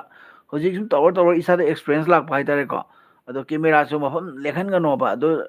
ꯃꯨꯛꯕꯥꯡ ꯇꯧꯔꯒꯁꯨ ꯈꯤꯇꯪ ꯅꯥꯟꯅ ꯍꯥꯏꯗꯤ ꯀꯩꯅꯣ ꯇꯧꯗꯅ ꯃꯤꯅ ꯎꯕꯗ ꯆꯥꯅꯤꯡꯕ ꯐꯥꯎꯍꯟꯕ ꯀꯩꯅꯣꯝꯃ ꯑꯣꯏꯍꯜꯂꯣꯕꯀꯣ ꯊꯣꯏꯕꯤꯆꯅꯥꯅ ꯗꯥꯕꯨꯡ ꯃꯤꯠꯇ ꯆꯪꯈꯤꯅꯤꯀꯣ ꯆꯪꯉꯣꯏꯗ ꯑꯗꯨꯅꯤ ꯃꯃꯤꯠ ꯆꯪꯈꯤꯗ꯭ꯔꯥ ꯄꯥꯈꯠꯂꯦꯕ ꯑꯩꯗꯤ ꯌꯥꯝꯅ ꯑꯗꯩꯗꯤ ꯃꯌꯥꯝ ꯀꯩꯁꯥꯝ ꯄ꯭ꯂꯤꯖ ꯅꯤꯉꯣꯜ ꯂꯥꯏꯛ ꯇꯣꯏꯕꯤꯅ ꯇꯧꯁꯟꯕꯤꯌꯣ ꯂꯥꯏꯛ ꯄꯨꯁꯄꯥ ꯇꯧꯗ꯭ꯔꯒꯗꯤ ꯑꯩꯉꯣꯟꯗ ꯏꯆꯦꯇꯣꯟ ꯀꯧꯀꯣ ꯍꯥꯏ ꯏꯆꯦꯗꯣꯟ ꯒ꯭ꯌꯥꯅꯦꯁꯣꯔꯤ ꯀꯧꯕꯩꯅꯦ ꯂꯨꯀ꯭ꯔꯥꯝꯅ ꯃꯤꯠꯇ ꯁꯣꯛꯅ ꯃꯦꯗꯤꯀꯦꯜ ꯆꯠꯄ ꯁꯣꯏꯔꯔꯣꯏ ꯑꯗꯨꯅꯤ ꯁꯤ ꯇꯧꯔꯤꯁꯦ ꯌꯦꯡꯉꯨꯁꯦ ꯀꯥꯔꯟꯗꯤ ꯌꯦꯡꯉꯣꯕ ꯂꯧꯊꯣꯛ ꯍꯥꯏꯕꯅꯤꯗ ꯅꯪꯕꯣ ꯉꯥꯏꯈꯣꯅꯦ ꯍꯥꯞꯄꯤꯁꯦ ꯑꯣꯟꯅꯔꯦ ꯃꯉꯣꯟꯗ ꯑꯣꯏꯅ ꯍꯥꯞꯀꯗꯕꯅꯦ ꯁꯨꯔꯃꯤꯂꯥ ꯂꯥꯛꯑꯦ ꯍꯥꯏ ꯁꯨꯔꯃꯤꯂꯥ ꯋꯦꯜꯀꯝ ꯀꯩ ꯏꯟꯖꯥꯡ ꯆꯥꯔꯒꯦ ꯁꯨꯔꯃꯤꯂꯥ ꯈꯪꯕ꯭ꯔꯥ ꯍꯥꯟꯅꯗꯒꯤ ꯅꯨꯃꯤꯠꯀꯤ ꯂꯥꯛꯏꯗꯨꯗꯤ ꯁꯨꯔꯃꯤꯂꯥꯗꯤ ꯈꯪꯗ꯭ꯔꯣ ꯅꯪꯗꯤ ꯀꯥꯏ ꯈꯪꯅꯤ ꯅꯝꯊꯤꯕ ꯑꯃꯒꯤ ꯒ꯭ꯌꯥꯅꯦꯁꯣꯔꯤ ꯀꯩ ꯏꯟꯖꯥꯡ ꯆꯥꯔꯛꯀꯦ ꯅꯝꯊꯤ ꯂꯤꯄꯨꯟꯕꯨ ꯗꯥ ꯇꯜꯂꯤꯕꯣ ꯆꯨꯝꯅ ꯁꯤ ꯆꯧ ꯀꯥꯏꯅꯔꯦ ꯍꯥꯏꯔꯒ ꯀꯧꯕ ꯌꯥꯕꯔ ꯀꯌꯥꯗ ꯂꯥꯏꯅ ꯍꯣ ꯀꯌꯥꯗ ꯂꯥꯏꯅ ꯅꯝꯊꯤ ꯍꯥꯏꯔꯒ ꯀꯔꯤꯅꯣ ꯇꯧꯔꯤꯁꯤꯕꯣ ꯆꯨꯝꯅ ꯁꯨꯛ ꯐꯖꯕ ꯏꯁꯩꯁꯤꯕꯨ ꯅꯨꯡꯁꯤꯕ ꯇꯦꯂꯩꯕꯅ ꯗꯥꯕꯨꯡ ꯏꯁꯇꯤꯀꯔꯔꯣ ꯍꯥꯞꯄꯤꯗꯣ ꯇꯦꯂꯩꯕ ꯃꯤꯠ ꯌꯥꯗ꯭ꯔꯦ ꯅꯪ ꯀꯔꯤ ꯄꯥꯏꯁꯜꯂ ꯂꯥꯛꯏ ꯀꯩꯅꯣꯅꯦ ꯏꯁꯇꯤꯀꯥꯔ ꯅꯠꯇꯦ ꯑꯩꯒꯤꯁꯦ ꯐꯤꯌꯥꯡꯀꯣꯛꯅꯦ ꯐꯤꯌꯥꯡꯀꯣꯛ ꯃꯅꯤꯄꯨꯔꯒꯤ ꯑꯣꯏꯕꯗꯣ ꯗ ꯇꯦꯂꯩꯕ ꯅꯪꯒꯤ ꯃꯨꯛꯕꯥꯡꯒ ꯇꯧꯔꯤꯗꯣ ꯆꯠꯂꯣ ꯅꯁꯥꯒꯤ ꯆꯠꯂꯣ ꯚꯤꯗꯤꯑꯣꯅꯦꯗꯅ ꯑꯗꯨꯗ ꯐꯖꯅ ꯀꯦꯃꯦꯔꯥꯒ ꯊꯝꯃꯒ ꯃꯐꯝꯒ ꯁꯦꯝꯃꯒ ꯅꯥꯟꯅ ꯇꯧꯔꯣ ꯑꯗꯨꯒ ꯑꯦꯜꯕꯤꯒꯗꯣ ꯐꯖꯅ ꯇꯧꯔꯣ ꯅꯪꯅ ꯃꯤꯒꯤ ꯚꯤꯗꯤꯑꯣꯗꯨꯗꯤ ꯇꯟꯗ꯭ꯔꯣ ꯍꯥꯏ ꯂꯥꯏꯁ꯭ꯔꯝ ꯁꯔꯃꯤꯂꯥꯅ ꯆꯦ ꯆꯥꯛ ꯆꯥꯔꯕꯣ ꯆꯥꯔꯦ ꯇꯤꯖꯤ ꯒꯦꯃꯔꯅ ꯀꯩ ꯄꯔꯁꯇꯣ ꯃꯊꯤ ꯐꯥꯏꯅ ꯆꯠꯈ꯭ꯔꯦ ꯒꯅꯦꯁꯣꯔꯤꯅ ꯀꯩꯕ ꯆꯦ ꯑꯩꯗꯤ ꯍꯋꯥꯏ ꯊꯣꯡꯕ ꯆꯥꯏꯑꯦ ꯑꯣ ꯄꯨꯁꯄꯥꯅ ꯀꯩꯕ ꯑꯩ ꯏꯆꯦꯇꯣꯟ ꯉꯝꯖꯔꯣꯏ ꯑꯩꯒꯤꯗꯤ ꯆꯦ ꯑꯅꯨꯅ ꯂꯣꯏꯖꯔꯦ ꯀꯩꯁꯥꯝ ꯅꯤꯉꯣꯜ ꯍꯥꯏ ꯑꯗꯨꯅꯤ ꯏꯆꯦꯇꯣꯟꯒ ꯂꯩꯖꯕꯖꯥꯠ ꯑꯗꯨꯅꯦ ꯅꯠꯇꯦ ꯍꯥꯏꯕ ꯏꯆꯦꯇꯣꯟꯒ ꯊꯣꯛꯂꯛꯑꯦ ꯇꯧꯔꯤꯁꯦ ꯑꯗꯩꯗꯤ ꯀꯩꯁꯥꯝ ꯅꯤꯉꯣꯜꯅ ꯀꯩꯕ ꯏꯆꯦꯍꯟ ꯈꯨꯔꯝꯖꯔꯤ ꯂꯧꯁꯤꯟꯕꯤꯌꯨ ꯅꯣꯏꯒꯤ ꯊꯣꯡꯉꯥꯟꯗ ꯐꯤ ꯃꯌꯣꯝ ꯄꯥꯏꯔꯒ ꯐꯝꯂꯤ ꯒꯥꯏ ꯐꯝꯃꯨ ꯑꯗꯨꯒ ꯐꯝꯃꯨ ꯑꯩꯈꯣꯏ ꯗꯥ ꯂꯧꯕ ꯂꯥꯛꯆꯅꯤ ꯑꯩ ꯊꯣꯛꯂꯛꯀꯦ ꯍꯣꯔꯦꯟ ꯅꯨꯡꯗꯥꯡ ꯄꯨꯡ 8 ꯀꯩꯅꯣꯗ ꯄꯨꯡ 2:30 3:00 ꯂꯥꯛꯀꯦ ꯂꯧꯕ ꯂꯥꯛꯀꯦ ꯈꯨꯕꯤ ꯊꯣꯏꯕꯤꯁꯅꯥꯅ ꯀꯩꯕ ꯈꯨꯕꯤ ꯅꯥꯔꯦ ꯇꯣꯛꯅꯤ ꯁꯤꯁꯨ ꯃꯆꯜ ꯅꯨꯄꯤ ꯄꯤꯅ ꯅ ꯍꯥꯏꯁꯦ ꯃꯥꯅꯗꯤ ꯍꯥꯄꯝꯃꯣꯏꯕ ꯒ꯭ꯌꯥꯅꯦꯁꯣꯔꯤꯅ ꯁꯤꯔꯦꯗ ꯑꯩꯗꯤ ꯐꯤꯌꯥꯡꯀꯣꯛꯅꯤ ꯍꯥꯏꯁꯦ ꯂꯥꯏꯁ꯭ꯔꯝ ꯁꯔꯃꯤꯂꯥꯅ ꯀꯔꯤ ꯃꯊꯦꯜ ꯆꯥꯕꯅꯣ ꯈꯣꯡꯗꯨꯝ ꯆꯥꯏꯌꯦ ꯀꯩꯅꯣ ꯂꯥꯏꯁ꯭ꯔꯝ ꯃꯦꯝꯃ ꯁꯨꯔꯃꯤꯂꯥ ꯃꯦꯝꯃ ꯃꯦꯝꯃ ꯀꯥꯏꯖꯜꯂꯦ ꯑꯩꯗꯤ ꯂꯥꯏꯁ꯭ꯔꯝ ꯃꯦꯝꯃ ꯑꯩꯗꯤ ꯁꯤꯡꯒꯥꯔꯗꯣ ꯑꯗꯨꯒꯤ ꯋꯥꯈꯜꯗ ꯂꯥꯏꯁ꯭ꯔꯝ ꯃꯦꯝꯃ ꯍꯥꯏꯖꯜꯂꯤ ꯂꯥꯏꯁ꯭ꯔꯝ ꯋꯥꯔꯗ ꯂꯥꯏꯁ꯭ꯔꯝ ꯁꯨꯔꯃꯤꯂꯥ ꯑꯩꯁꯦ ꯈꯔ ꯐꯤꯡꯉꯦꯕꯀꯣ ꯈꯪꯖꯤꯟꯕ ꯍꯦꯟꯖꯤꯟꯕ ꯍꯥꯟꯕ ꯑꯩꯁꯦ ꯄꯨꯁꯄꯥ ꯄꯨꯁꯄꯥ ꯑꯩꯁꯦ ꯈꯪꯕ ꯈꯔ ꯍꯦꯟꯖꯜꯂꯦꯕ ꯑꯗꯨꯒꯤꯅꯦ ꯄꯨꯁꯄꯥꯅ ꯏꯇꯩꯗ ꯀꯃꯦꯟꯁ ꯄꯥꯍꯜꯂꯛꯀꯅꯨ ꯄꯨꯁꯄꯥꯅ ꯇꯦꯜꯂꯩꯕꯒꯤ ꯚꯤꯗꯤꯑꯣ ꯄꯨꯁꯄꯥ ꯅꯣꯏ ꯑꯝꯇ ꯏꯇꯩꯗꯣ ꯏꯁꯩ ꯌꯦꯡꯉꯨꯅꯦ ꯇꯦꯜꯂꯩꯕꯒꯤ ꯕꯣꯠ ꯈꯣꯝꯕꯒꯤ ꯈꯣꯝꯕꯁꯤꯗꯤ ꯑꯩ ꯄꯦꯜꯂꯕꯅꯤ ꯑꯗꯨꯅꯤ ꯄꯨꯁꯄꯥ ꯅꯪꯁꯨ ꯈꯔ ꯃꯇꯦꯡ ꯄꯥꯡꯕꯤꯌꯨꯗꯅ ꯇꯦꯜꯂꯩꯕꯒꯤ ꯕꯣꯠ ꯈꯣꯝꯕꯁꯤꯗ ꯑꯣ ꯃꯨꯅꯨ ꯊꯣꯏꯕꯤꯁꯅꯥꯅ ꯗꯥꯕꯨꯡ ꯀꯩꯗꯧꯔꯦ ꯍꯥꯏꯕꯅꯣ ꯑꯩꯁꯨ ꯁꯤꯔꯦ ꯃꯣꯅꯨ ꯕꯤꯁꯋꯥꯜꯅ ꯑꯩꯈꯣꯏ ꯗꯥꯁꯦ ꯔꯥꯝ ꯔꯥꯝ ꯖꯤ ꯐꯤꯡꯃꯟꯈꯤꯗꯅꯅꯦ ꯃꯤ ꯁꯨꯔꯃꯤꯂꯥꯗꯨꯒ ꯃꯥꯅ ꯂꯥꯏꯖ꯭ꯔꯝ ꯃꯦꯝꯃ ꯄꯨꯁꯄꯥꯅ ꯃꯤꯁꯇꯔ ꯃꯤ ꯕꯤꯟꯒꯤ ꯁꯤꯔꯤꯕꯣ ꯃꯤꯁꯇꯔ ꯕꯤꯟꯒꯤ ꯃꯩꯈꯦꯠ ꯃꯔꯨ ꯉꯥꯛꯄꯗꯣ ꯃꯃꯤꯠꯇ ꯅꯤꯡꯁꯤꯡꯉꯛꯑꯦ ꯀꯥꯔꯟ ꯌꯥꯝ ꯇꯧꯋꯦ ꯑꯩꯈꯣꯏ ꯗꯥꯁꯦ ꯃꯤꯅ ꯈꯪꯉꯣꯏꯕ ꯂꯩꯃꯤꯟꯅꯕꯩꯅ ꯈꯪꯉꯤꯃ ꯁꯨꯡꯎꯏ ꯎꯏꯔꯔꯣꯏ ꯉꯁꯤꯁꯦ ꯎꯏꯒꯦꯗꯧꯗ ꯀꯛꯂꯞ ꯄꯜꯂꯃꯤꯅꯀꯣ ꯅꯥꯔꯝꯃꯤ ꯃꯤꯠꯁꯦ ꯈꯪꯁꯤꯡ ꯁꯤꯡꯗꯣꯏꯅꯦꯕ ꯑꯗꯨꯅ ꯂꯥꯏꯖ꯭ꯔꯝ ꯃꯦꯝꯃ ꯃꯦꯝꯃꯅ ꯃꯥꯁꯨ ꯂꯥꯏꯁ꯭ꯔꯝ ꯃꯦꯝꯃ ꯅꯠꯇꯦ ꯍꯥꯏꯕ ꯑꯩꯗꯤ ꯍꯥꯏꯒꯦꯅ ꯍꯥꯏꯕꯅꯦ ꯂꯥꯏꯖ꯭ꯔꯝ ꯃꯦꯝꯃꯅ ꯍꯥꯏꯔꯦ ꯑꯩꯅ ꯑꯗꯩꯗꯤ ꯀꯩꯁꯥꯝ ꯅꯤꯡꯉꯣꯜꯅ ꯀꯩꯕ ꯇꯥꯃꯣꯕꯨꯡ ꯑꯩꯕꯨ ꯂꯧꯁꯤꯟꯕꯤꯔꯣ ꯅꯨꯄꯤꯒꯤ ꯄꯨꯟꯁꯤ ꯇꯛꯀꯅꯤꯀꯣ ꯅꯨꯄꯤ ꯄꯨꯟꯁꯤꯕꯨ ꯐꯥꯒꯤꯅꯤ ꯈꯟꯕꯤꯅꯨꯀꯣ ꯏꯕꯦꯝꯃ ꯑꯗꯨꯒ ꯐꯃꯨꯡ ꯑꯩ ꯃꯣꯟ ꯄꯨꯊꯣꯔꯛꯀꯦ ꯉꯥꯏꯍꯥꯛ ꯂꯩ ꯑꯗꯨꯒ ꯍꯤꯞꯅꯕ ꯖꯦ ꯁꯤ ꯔꯥꯝꯖꯤ ꯊꯣꯏꯕꯤꯁꯅꯥꯅ ꯑꯦꯜꯕꯤꯁꯦ ꯇꯨꯃꯤꯟꯅ ꯃꯥꯡꯂꯨꯔꯕꯅꯤ ꯑꯗꯨꯒ ꯈꯪꯅꯣꯛ ꯍꯦꯛ ꯅꯣꯛꯈ꯭ꯔꯦ ꯑꯗꯨꯅꯦꯕ ꯃꯤꯠꯀ ꯈꯪꯁꯤꯡ ꯁꯤꯡꯈꯔꯦ ꯒ꯭ꯌꯥꯅꯦꯁꯣꯔꯤꯅ ꯑꯩꯁꯨ ꯀꯩꯕ ꯊꯣꯏꯕꯤꯁꯅꯥ ꯁꯣꯏꯔꯦ ꯃꯤꯡꯒꯁꯦ ꯁꯦꯔꯥꯟ ꯇꯨꯔꯥꯟ ꯍꯥꯏꯁꯦ ꯑꯩꯈꯣꯏꯗ ꯌꯥꯝ ꯐꯤꯡꯉꯦꯕ ꯑꯗꯨꯅ ꯑꯩꯉꯣꯟꯗ ꯄꯨꯁꯄꯥꯅ ꯉꯁꯥꯏꯅ ꯑꯩꯉꯣꯟꯗ ꯍꯥꯏꯔꯕꯅꯤ ꯏꯇꯩꯗ ꯀꯣꯃꯦꯟꯁ ꯄꯥꯍꯜꯂꯛꯀꯅꯨꯀꯣ ꯏꯇꯩ ꯌꯥꯝ ꯐꯤꯡꯉꯦ ꯍꯥꯏꯅ ꯀꯩꯁꯥꯝ ꯅꯤꯡꯉꯣꯜ ꯊꯣꯏꯕꯤꯅ ꯀꯩꯕ ꯎꯝ ꯃꯧꯅꯧꯁꯦ ꯃꯤꯠꯂꯨ ꯊꯣꯏꯕꯤ ꯃꯧꯅꯨꯁꯦ ꯃꯦꯠꯂꯨ ꯊꯣꯏꯕꯤ ꯍꯥꯏꯕ ꯊꯣꯏꯕꯅ ꯑꯅꯨ ꯅꯨꯄꯤꯗꯣ ꯇꯨꯝꯈ꯭ꯔꯕꯣ ꯍꯥꯏ ꯇꯨꯝꯈ꯭ꯔꯦ ꯊꯕꯥ ꯇꯨꯝꯈ꯭ꯔꯦ ꯀꯩ ꯏꯟꯖꯥꯡ ꯆꯥꯔꯛꯀꯦ ꯊꯕꯥ ꯄꯨꯁꯄꯥꯅ ꯀꯩꯕ ꯊꯣꯏꯕꯤꯁꯅꯥ ꯅꯪꯅ ꯑꯩ ꯅꯪ ꯃꯌꯥꯝ ꯄ꯭ꯂꯤꯖ ꯂꯥꯏꯛ ꯊꯣꯏꯕꯤꯁꯅꯥ ꯇꯧꯁꯤꯟꯕꯤꯌꯣꯀꯣ ꯂꯥꯏꯛ ꯇꯧꯗꯕ ꯌꯥꯎꯔꯒꯗꯤ ꯄ꯭ꯂꯤꯖ ꯂꯥꯏꯛ ꯇꯧꯁꯤꯟꯕꯤꯌꯣ ꯃꯌꯥꯝ ꯊꯣꯏꯕꯤꯁꯅꯥ ꯊꯣꯏꯕꯤꯁꯅꯥ ꯅꯪꯅ ꯑꯩꯒ ꯆꯦ ꯑꯅꯨꯒ ꯚꯤꯗꯤꯑꯣ ꯀꯣꯜ ꯁꯥꯟꯅꯁꯦ ꯀꯣꯜ ꯍꯌꯦꯡ ꯁꯥꯟꯅꯁꯦ ꯁꯛ ꯈꯪꯅꯁꯦ ꯍꯥꯏꯕ ꯊꯣꯏꯕꯤꯁꯅꯥ ꯍꯌꯦꯡꯗꯤ ꯚꯤꯗꯤꯑꯣ ꯀꯣꯜ ꯇꯧꯁꯤꯅ ꯋꯥꯔꯤ ꯁꯥꯟꯅꯁꯦꯕ ꯁꯛ ꯈꯪꯅꯁꯤ ꯁꯛ ꯈꯪꯅꯁꯦꯕ ꯅꯨꯡꯉꯥꯏꯔꯤꯌꯦ ꯗꯥꯕꯨꯡ ꯄꯨꯁꯄꯥꯅ ꯀꯩꯅꯣꯅ ꯊꯣꯏꯕꯤꯁꯅꯥꯅ ꯀꯩꯅꯣꯝ ꯍꯥꯏꯈ꯭ꯔꯦ ꯗꯥꯕꯨꯡ ꯀꯩꯁꯥꯝ ꯅꯤꯡꯉꯣꯜ ꯊꯣꯏꯕꯤꯗ ꯏꯕꯦꯡꯉꯣ ꯍꯥꯏꯅꯨ ꯏꯕꯦꯡꯉꯣ ꯍꯥꯏꯌꯣ ꯏꯕꯨꯡꯉꯣ ꯍꯥꯏꯅꯨ ꯏꯕꯨꯡꯉꯣ ꯍꯥꯏꯅ ꯏꯕꯦꯡꯉꯣ ꯍꯥꯏꯌꯣ ꯑꯗꯨꯅꯤ ꯍꯥꯏꯕ ꯏꯕꯦꯡꯉꯣꯅꯦ ꯍꯥꯏꯔꯤꯁꯦ ꯔꯖꯤꯌꯥ ꯋꯥꯡꯕꯝ ꯔꯖꯤꯌꯥ ꯍꯥꯏ ꯔꯦꯖꯤꯌꯥ ꯂꯥꯛꯑꯕꯣ ꯔꯖꯤꯌꯥ ꯋꯦꯜꯀꯝ ꯔꯦꯖꯤꯌꯥ ꯋꯦꯜꯀꯝ ꯋꯦꯜꯀꯝ ꯀꯩ ꯏꯟꯖꯥꯡ ꯆꯥꯔꯒꯦ ꯔꯦꯖꯤꯌꯥ ꯀꯩꯁꯥꯝ ꯅꯤꯡꯉꯣꯜꯅ ꯀꯩꯕ ꯇꯥꯃꯣꯕꯨꯡ ꯑꯩꯕꯨ ꯂꯧꯁꯤꯟꯗ꯭ꯔꯕ ꯂꯩꯀꯥꯏꯒꯤ ꯃꯩꯔꯥ ꯄꯥꯏꯕꯤꯁꯤꯡꯗ ꯇꯥꯛꯀꯅꯤ ꯑꯩꯈꯣꯏ ꯂꯩꯀꯥꯏꯒꯤ ꯃꯩꯔꯥ ꯄꯥꯏꯕꯤꯒ ꯂꯣꯏ ꯃꯨꯠꯈ꯭ꯔꯕꯅꯤ ꯀꯔꯤꯝ ꯀꯥꯟꯅꯔꯣꯏ ꯇꯨ ꯁꯦꯀꯦꯇꯥꯔꯤꯅꯤ ꯃꯥ ꯆꯥꯎꯕꯅ ꯃꯅꯤꯄꯨꯔꯗ ꯁꯣꯏꯗꯅ ꯂꯥꯛꯑꯣ ꯀꯣ ꯏꯆꯦꯒ ꯏꯌꯥꯝꯕꯒ ꯒꯨꯗ ꯅꯥꯏꯠ ꯍꯥꯏ ꯍꯣꯏ ꯍꯣꯏ ꯆꯥꯎꯕ ꯂꯥꯛꯀꯅꯤ ꯂꯥꯛꯄ ꯀꯥꯟꯗ ꯎꯅꯁꯤꯀꯣ ꯑꯗꯩ ꯒ꯭ꯌꯥꯅꯦꯁꯣꯔꯤꯅ ꯗꯗꯥ ꯑꯩ ꯅꯣꯛꯄꯗ ꯁꯤꯔꯦ ꯁꯣꯔꯤ ꯑꯩꯈꯣꯏ ꯗꯥꯅ ꯉꯥꯡꯕꯗ ꯅꯪ ꯅꯣꯛꯇ ꯉꯝꯃꯣꯏꯕꯣ ꯊꯣꯏꯕꯤꯁꯅꯥꯅ ꯀꯩꯕ ꯌꯥꯏꯌꯦ ꯁꯥꯁꯦ ꯀꯩꯁꯨ ꯀꯥꯏꯗꯤꯌꯦ ꯊꯣꯏꯕꯤꯁꯅꯥ ꯋꯥꯆꯞꯇ ꯁꯥꯟꯅꯁꯤ ꯈꯪꯕ꯭ꯔꯥ ꯀꯩꯅꯣ ꯇꯧꯁꯤ ꯚꯤꯗꯤꯑꯣ ꯀꯣꯂꯤꯡꯗꯅꯦ ꯀꯩꯅꯣ ꯃꯤ ꯇꯧꯔꯁꯤꯀꯣ ꯑꯍꯨꯝ ꯌꯥꯅꯤ ꯎꯝ ꯑꯗꯨꯗꯤ ꯈꯨꯃꯟ ꯑꯗꯨꯒ ꯇꯦꯛꯅꯤꯀꯦꯜ ꯀꯩꯅꯣꯗꯤ ꯈꯨꯃꯟꯅꯦ ꯈꯨꯃꯟꯅ ꯇꯧꯖꯔꯛꯆꯅꯤ ꯇꯤꯅ ꯗꯨ ꯌꯨ ꯅꯣ ꯍꯤꯟꯗꯤ ꯌꯦꯁ ꯌꯦꯁ ꯊꯕꯥꯅ ꯅꯨꯄꯤꯗꯣ ꯇꯥꯟꯊꯣꯛꯈꯣ ꯍꯥꯏꯕꯅꯤ ꯍꯥꯏ ꯅꯨꯄꯤ ꯇꯥꯟꯊꯣꯛꯈꯣ ꯍꯥꯏꯕꯅꯤ ꯍꯥꯏ ꯀꯅꯥ ꯑꯣ ꯑꯩꯔꯣ ꯑꯩꯈꯣꯏ ꯗꯥꯅꯦ ꯇꯥꯟꯊꯣꯛꯄꯒꯤ ꯀꯔꯤꯝ ꯀꯦꯄꯥꯀꯤꯇꯤ ꯂꯩꯇꯦꯀꯣ ꯂꯥꯏꯁ꯭ꯔꯝ ꯁꯨꯃꯤꯂꯥꯅ ꯆꯦ ꯑꯩ ꯇꯨꯝꯅꯤꯡꯉꯦ ꯆꯦ ꯂꯥꯏꯚ ꯀꯩ ꯍꯥꯏꯕ ꯂꯣꯏꯔꯦ चे good night okay okay like तौरे लाइक हाइबा तौरे हबको ओके ओके ना मेर सुमिला गुड नाइट स्वीट लपसोन ड्रीम हिस्नामना hi hi hello hello hello Lakshmi kan hi hi hello पुष्पाना होय पुष्पाना होय hayeng sanasiko हयें सानसे को हयें सानसे Thabisana kaiba hi I konsam Romina like them thank you so much ꯑꯗꯒꯤ wang ꯔꯦꯖꯤꯌꯥꯅ rejana chak chadre ngasi di lok thungbagi ꯑꯌꯥ he ꯍꯧꯖꯤꯛꯁꯦ ꯍꯧꯖꯤꯛꯀꯥꯟꯁꯦ ꯂꯣꯛ ꯇꯧꯔꯤꯔꯣ ꯔꯣꯖꯤꯌꯥ ꯀꯩꯅꯣ ꯂꯣꯛ ꯑꯩꯈꯣꯏ ꯂꯩꯔꯞ ꯏꯆꯥꯅꯨꯄꯤꯁꯨ ꯇꯧꯕꯅꯤꯀꯣ ꯉꯁꯤꯗꯒꯤꯅꯦ ꯂꯣꯛ ꯇꯧꯔꯦ ꯃꯁꯥ ꯃꯈꯨꯠꯀ ꯃꯈꯣꯡꯒꯁꯦ Kasit ꯂꯣꯏ lae ꯏꯪꯗꯅꯀꯣ welcome kasit kasit na kay bunga no chak charabo chare ꯆꯥꯔꯦ ꯆꯥꯔꯦ kasit ꯀꯥꯁꯤꯠ ꯀꯩꯅꯪ tabisana ꯆꯥꯔꯛꯀꯦ ꯀꯥꯁꯤꯠ tabisana na ꯆꯦꯔꯣꯃꯤ ꯍꯥꯏꯈꯔꯦ ꯑꯗꯩꯗꯤ ꯑꯩꯈꯣꯏꯒꯤ ꯅꯤꯉꯣꯜꯅ ꯀꯔꯤ ꯍꯥꯏꯕ ꯊꯣꯏꯕꯤ ꯅꯁꯛ ꯌꯥꯝꯅ ꯎꯍꯟꯂꯨꯅꯨꯀꯣ ꯀꯥꯏ ꯀꯩꯒꯤ ꯃꯥꯏ ꯅꯨꯄꯤꯁꯦ ꯌꯥꯝ ꯆꯦꯛꯁꯤꯟꯅ ꯊꯝꯕꯒꯤ ꯀꯩꯗꯧꯕꯒꯤꯅꯣ ꯇꯥꯏꯞꯅꯤꯀꯣ ꯏꯕꯨꯡꯉꯣ ꯅꯪꯅ ꯌꯥꯝ ꯄꯥꯈꯠꯆꯔꯤꯗꯣ ꯀꯔꯤꯒꯤꯅꯣ ꯑꯩꯈꯣꯏꯁꯨꯅꯦ ꯅꯨꯄꯤ ꯑꯃ ꯑꯣꯏꯕꯒꯤ ꯊꯧꯅꯥꯗꯣ ꯂꯩꯖꯔꯤꯕ ꯈꯪꯉꯦꯗꯅ ꯅꯪꯅ ꯑꯗꯨꯒ ꯈꯝꯕꯟ ꯆꯥꯎꯔꯤꯗꯣ ꯀꯩꯒꯤꯅꯣ ꯑꯩꯒꯤ ꯃꯤꯂꯨ ꯑꯅꯤꯗꯒꯤ ꯄꯤꯔꯥꯡ ꯑꯅꯤꯁꯦ ꯁꯤꯟꯊꯍꯜꯂꯣ ꯍꯥꯏꯕ꯭ꯔꯣ ꯊꯕꯤꯁꯅꯥꯅ ꯇꯕꯤꯅ ꯍꯩꯃꯥ ꯍꯩꯃꯥ ꯍꯥꯏ ꯍꯥꯏꯌꯦ ꯀꯣꯟꯁꯝ ꯔꯣꯃꯤꯅ ꯊꯣꯏꯕꯤ ꯆꯥꯛ ꯆꯥꯔꯕꯣ ꯍꯥꯏ ꯁꯨꯃꯤꯂꯥꯅ ꯕꯥꯏ ꯍꯥꯏ ꯕꯥꯏ ꯕꯥꯏ ꯁꯨꯃꯤꯂꯥ ꯀꯁꯝ ꯅꯤꯉꯣꯜꯅ ꯇꯥꯃꯣꯕꯨꯡ ꯑꯩꯕꯨ ꯅꯨꯡꯁꯤꯗ꯭ꯔꯕꯣ I love you ꯁꯣꯔꯣ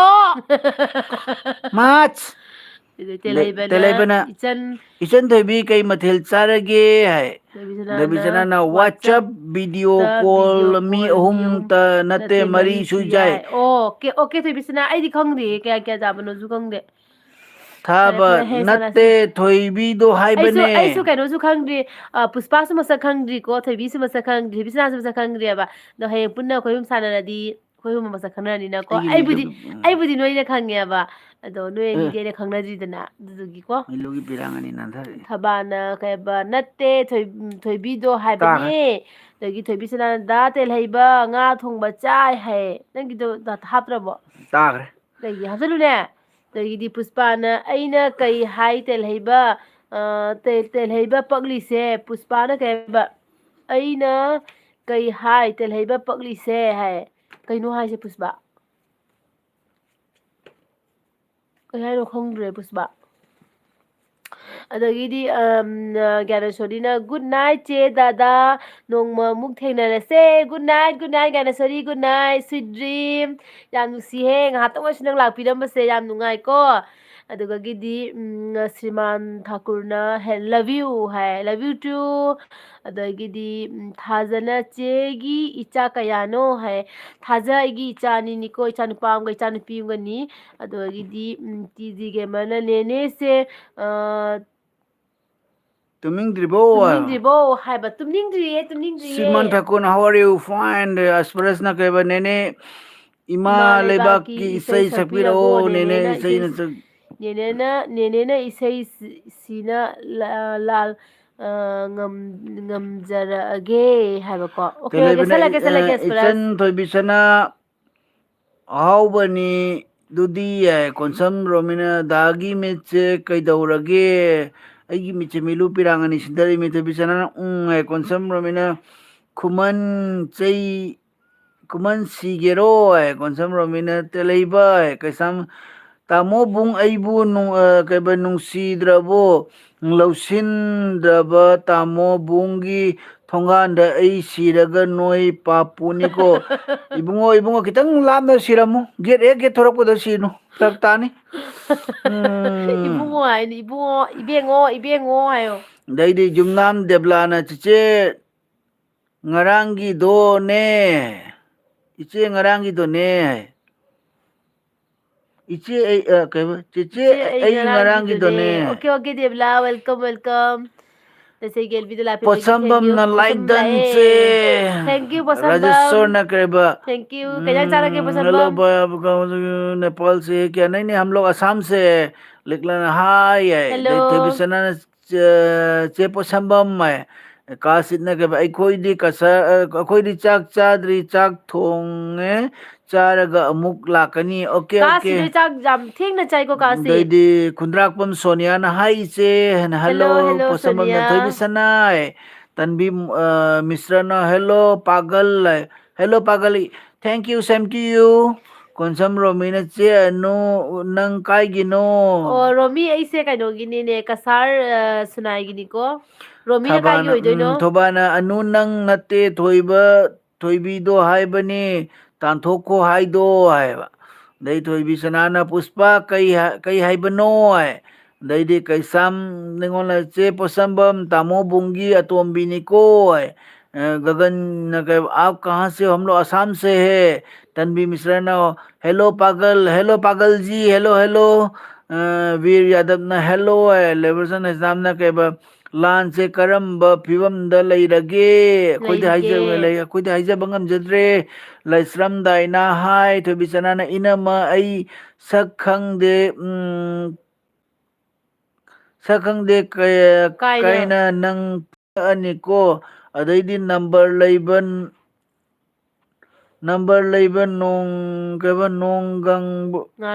ꯅꯣꯡꯉꯥꯟꯕꯒ ꯐꯣꯇꯣ ꯊꯥꯔꯤꯗꯨ ꯏꯅꯝꯃ ꯍꯣꯏ ꯅꯪ ꯑꯗꯨ ꯐꯣꯇꯣꯗꯣ ꯃꯌꯦꯛ ꯁꯦꯡꯗꯦ ꯊꯣꯏꯕꯤꯁꯅꯥ ꯍꯥꯏꯗꯤ ꯐꯖꯅ ꯀ꯭ꯂꯤꯌꯥꯔ ꯑꯣꯏꯗꯦꯕ ꯑꯗꯨ ꯐꯣꯇꯣꯗꯣ ꯑꯦꯝ ꯂꯩꯁꯦꯝꯕꯅ ꯂꯣꯜ ꯂꯩ ꯇꯟꯕꯤꯅ ꯍꯜꯂꯣ ꯄꯥꯒꯜ ꯑꯗꯨ ꯇꯟꯕꯤꯁꯦ ꯅꯠꯇꯕꯗꯅꯦ ꯀꯩꯗꯧꯔꯒꯦ ꯑꯗꯨꯝ ꯑꯗꯨꯗꯣ ꯍꯥꯏꯗꯤ ꯋꯥꯔꯤ ꯁꯥꯟꯅꯔꯒ ꯚꯤꯗꯤꯑꯣ ꯀꯣꯂꯤꯡꯗ ꯋꯥꯔꯤ ꯁꯥꯟꯅꯕ ꯇꯦꯂꯩꯕꯅ ꯆꯦ ꯅꯨꯡꯉꯥꯏꯅꯀꯣ ꯔꯃꯤ ꯀꯩ ꯃꯊꯦꯜ ꯑꯗꯨꯒꯤꯅꯤ ꯆꯥꯔꯒꯦ ꯂꯩꯁ꯭ꯔꯝ ꯗꯥꯏꯅꯥꯅ ꯍꯥꯏ ꯍꯜꯂꯣ ꯍꯦꯜꯂꯣ ꯑꯗꯩꯗꯤ ꯂꯩꯁ꯭ꯔꯝꯗꯥꯏꯅ ꯍꯥꯏ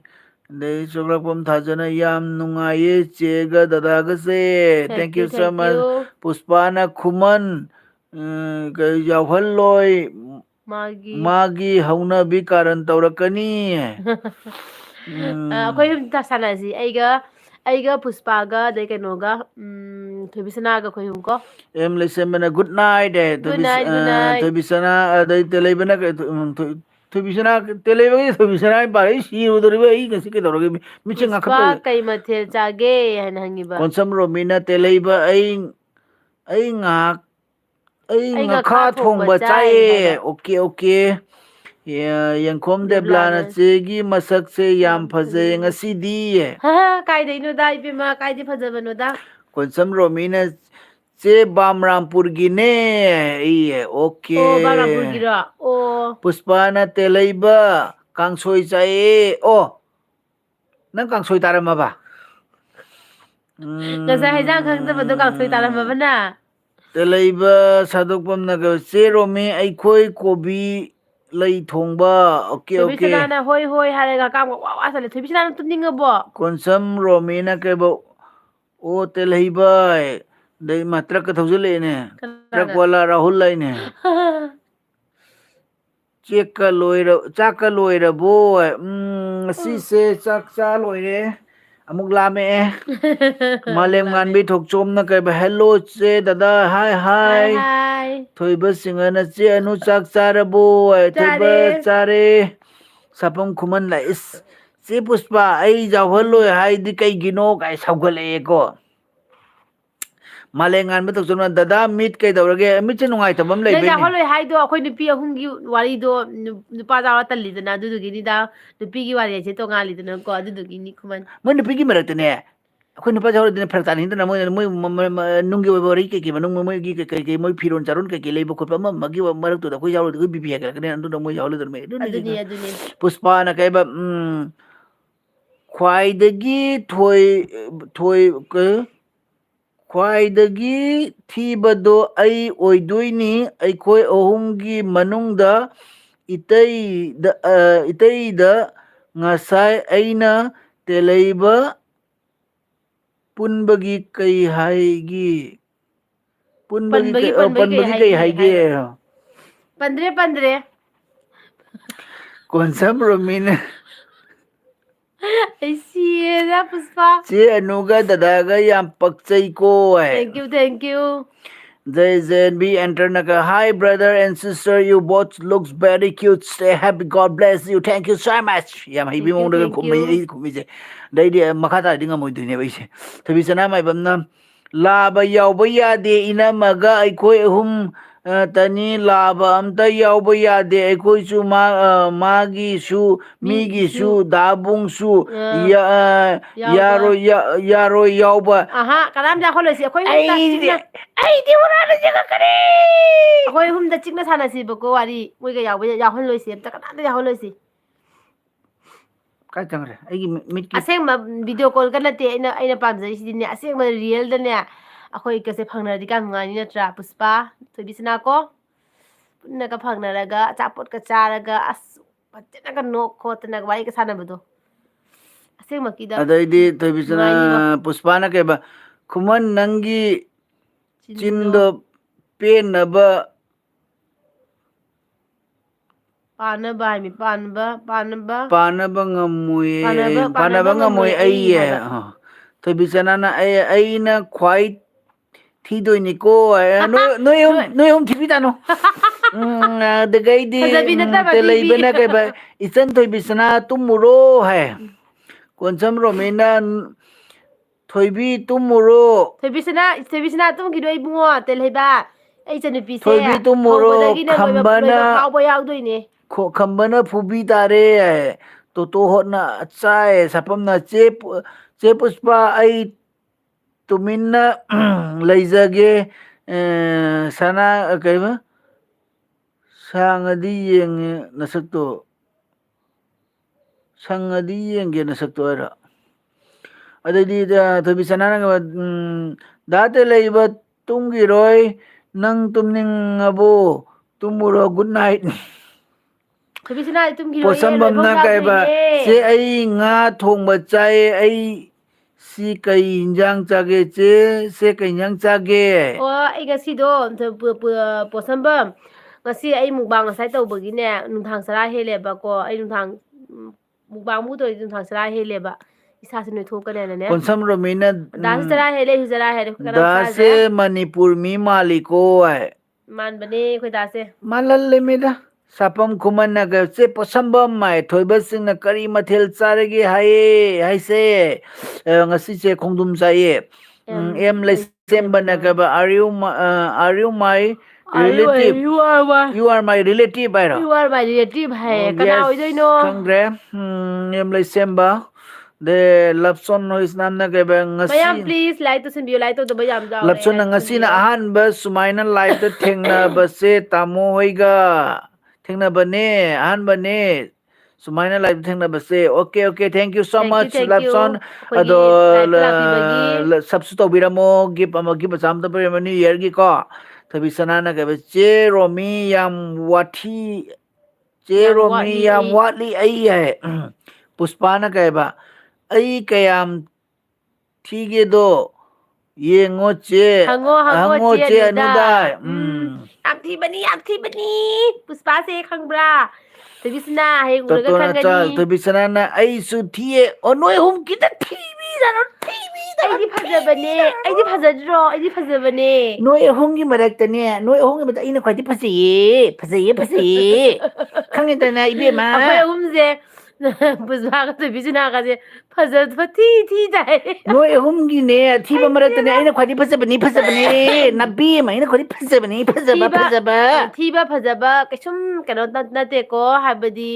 ꯏꯆꯤꯟ ꯏꯅꯥꯎ ꯑꯣꯏꯅ ꯑꯩꯈꯣꯏ ꯁꯨꯃꯥꯏꯅ ꯋꯥꯔꯤ ꯁꯥꯟꯅꯅ ꯄꯨꯛꯆꯦꯜ ꯁꯦꯡꯕꯁꯤꯅꯤ ꯈ꯭ꯋꯥꯏꯗꯒꯤ ꯃꯔꯨꯀꯣ ꯊꯣꯏꯕꯤꯁꯅꯥ ꯑꯩꯁꯨ ꯊꯤꯔꯁꯨ ꯊꯤꯌꯦ ꯀꯔꯤꯝ ꯀꯥꯏꯗꯦ ꯃꯌꯥꯅꯥꯎꯅ ꯐꯖꯔꯁꯨ ꯍꯥꯏ ꯀꯔꯤꯝ ꯏꯆꯦ ꯑꯀꯥꯏꯕ ꯑꯩ ꯂꯩꯇꯦ ꯀꯣ ꯂꯥꯛꯑꯦ ꯀꯔꯤ ꯋꯥꯔꯤ ꯁꯥꯟꯅꯔꯒꯦ ꯑꯩꯈꯣꯏꯁꯦ ꯉꯁꯤ ꯑꯩꯈꯣꯏꯁꯦ ꯃꯁꯛꯁꯦ ꯐꯖꯕ ꯊꯤꯕꯒꯤ ꯋꯥꯔꯤ ꯀꯟꯅ ꯍꯥꯏꯁꯦ ꯁꯥꯟꯅꯔꯤꯌꯦ ꯑꯩ ꯍꯧꯖꯤꯛ ꯂꯥꯛꯑꯦ ꯀꯔꯤ ꯁꯥꯟꯅꯔꯤꯌꯦ ꯋꯥꯔꯤ ꯁꯥꯟꯅꯔꯤꯒꯦ ꯃꯌꯥꯅꯥꯎ ꯑꯩꯈꯣꯏ ꯊꯤꯕ ꯐꯖꯕ ꯋꯥꯔꯤ ꯁꯥꯟꯅꯔꯤ ꯄꯣꯠꯁꯝꯕꯝꯅ ꯆꯦ ꯑꯅꯨ ꯇꯣꯇꯣ ꯍꯣꯠ ꯍꯥꯏꯁꯦ ꯑꯩꯅ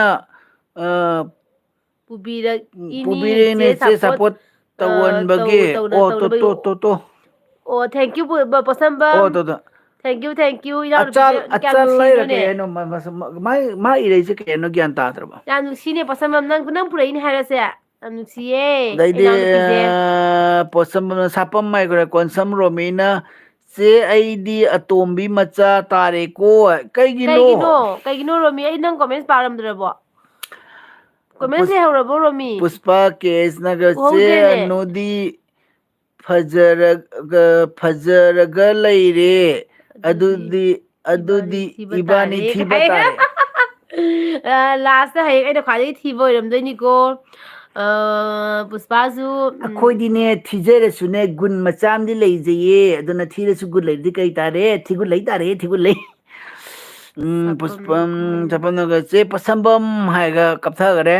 ꯊꯣꯏꯕꯤꯁꯅꯥꯅ ꯁꯛ ꯎꯔꯒ ꯋꯥꯔꯤ ꯁꯥꯕꯃꯨꯛ ꯅꯨꯡꯉꯥꯏꯕ ꯂꯩ ꯄꯣꯠꯇꯦ ꯏꯅꯝꯃ ꯃꯥꯅꯤ ꯑꯗꯨ ꯃꯥꯅꯤ ꯑꯣꯏꯁꯨ ꯅꯩꯁꯦ ꯍꯌꯦꯡ ꯍꯣꯏ ꯍꯣꯏ ꯍꯣꯏ ꯑꯁ ꯅꯣꯏ ꯑꯍꯨꯝ ꯕꯣꯔꯥꯒ ꯍꯧꯗꯣꯏꯔꯣ ꯍꯥꯏꯁꯦ ꯋꯥꯆꯞꯇ ꯕꯣꯔꯥꯒ ꯆꯥꯟꯅꯗꯣꯏꯔꯣ ꯅꯣꯏ ꯇꯧ ꯅꯩꯈꯥꯏꯌꯨ ꯅꯣꯏ ꯅꯪꯁꯨ ꯕꯣꯔꯥ ꯍꯧꯔ ꯄꯨꯊꯣꯛꯑꯣ ꯅꯪꯁꯨ ꯕꯣꯔꯥ ꯍꯧꯔ ꯄꯨꯊꯣꯛꯑꯣ ꯄꯨꯁꯄꯥꯁꯨ ꯕꯣꯔꯥ ꯍꯧꯔ ꯄꯨꯊꯣꯛꯑꯣ ꯄꯣꯠꯁꯝꯕꯝꯁꯨ ꯌꯥꯎꯔꯗꯤ ꯅꯨꯡꯉꯥꯏꯒꯗꯕꯅꯤꯅꯦ ꯍꯌꯦꯡ ꯄꯣꯠꯁꯝꯕꯝ ꯑꯩꯁꯨ ꯈꯔ ꯄꯣꯠꯁꯝꯕꯝ ꯅꯪꯁꯨ ꯌꯥꯎꯔꯒꯦꯔ ꯍꯌꯦꯡ ꯀꯩꯕ ꯑꯩꯁꯨ ꯈꯔ ꯌꯥꯎꯖꯒꯦꯕ ꯅꯣꯏꯒꯤ ꯋꯥꯔꯤꯗꯣ ꯑꯗꯨꯅꯦꯕ ꯄꯣꯠꯁꯝꯕꯝ ꯄꯣꯠꯁꯝꯕꯝ ꯑꯩꯈꯣꯏ ꯋꯥꯔꯤꯁꯦ ꯁꯤꯅꯦꯕ ꯈꯪꯉꯕ꯭ꯔꯥ ꯑꯩꯒ ꯊꯣꯏꯕꯤꯁꯅꯥꯒ ꯑꯗꯩꯗꯤ ꯄꯨꯁꯄꯥꯒꯅꯦ ꯍꯌꯦꯡ ꯀꯩꯅꯣ ꯚꯤꯗꯤꯑꯣ ꯀꯣꯂꯤꯡ ꯇꯧꯅꯁꯦ ꯍꯥꯏꯕꯀꯣ ꯑꯗꯣ ꯅꯪꯁꯨ ꯌꯥꯎꯔꯣ ꯑꯩꯈꯣꯏ ꯃꯤ ꯃꯔꯤ ꯐꯧ ꯌꯥꯏ ꯍꯥꯏꯕ ꯅꯠꯇ꯭ꯔꯣ ꯊꯣꯏꯕꯤꯁꯅꯥ ꯃꯤ 4 ꯐꯧ ꯌꯥꯔꯗꯤ ꯄꯣꯠꯁꯝꯕꯝꯁꯨ ꯌꯥꯎꯍꯜꯂꯁꯤꯔ ꯃꯥꯅꯦ ꯏꯕꯥꯅꯤ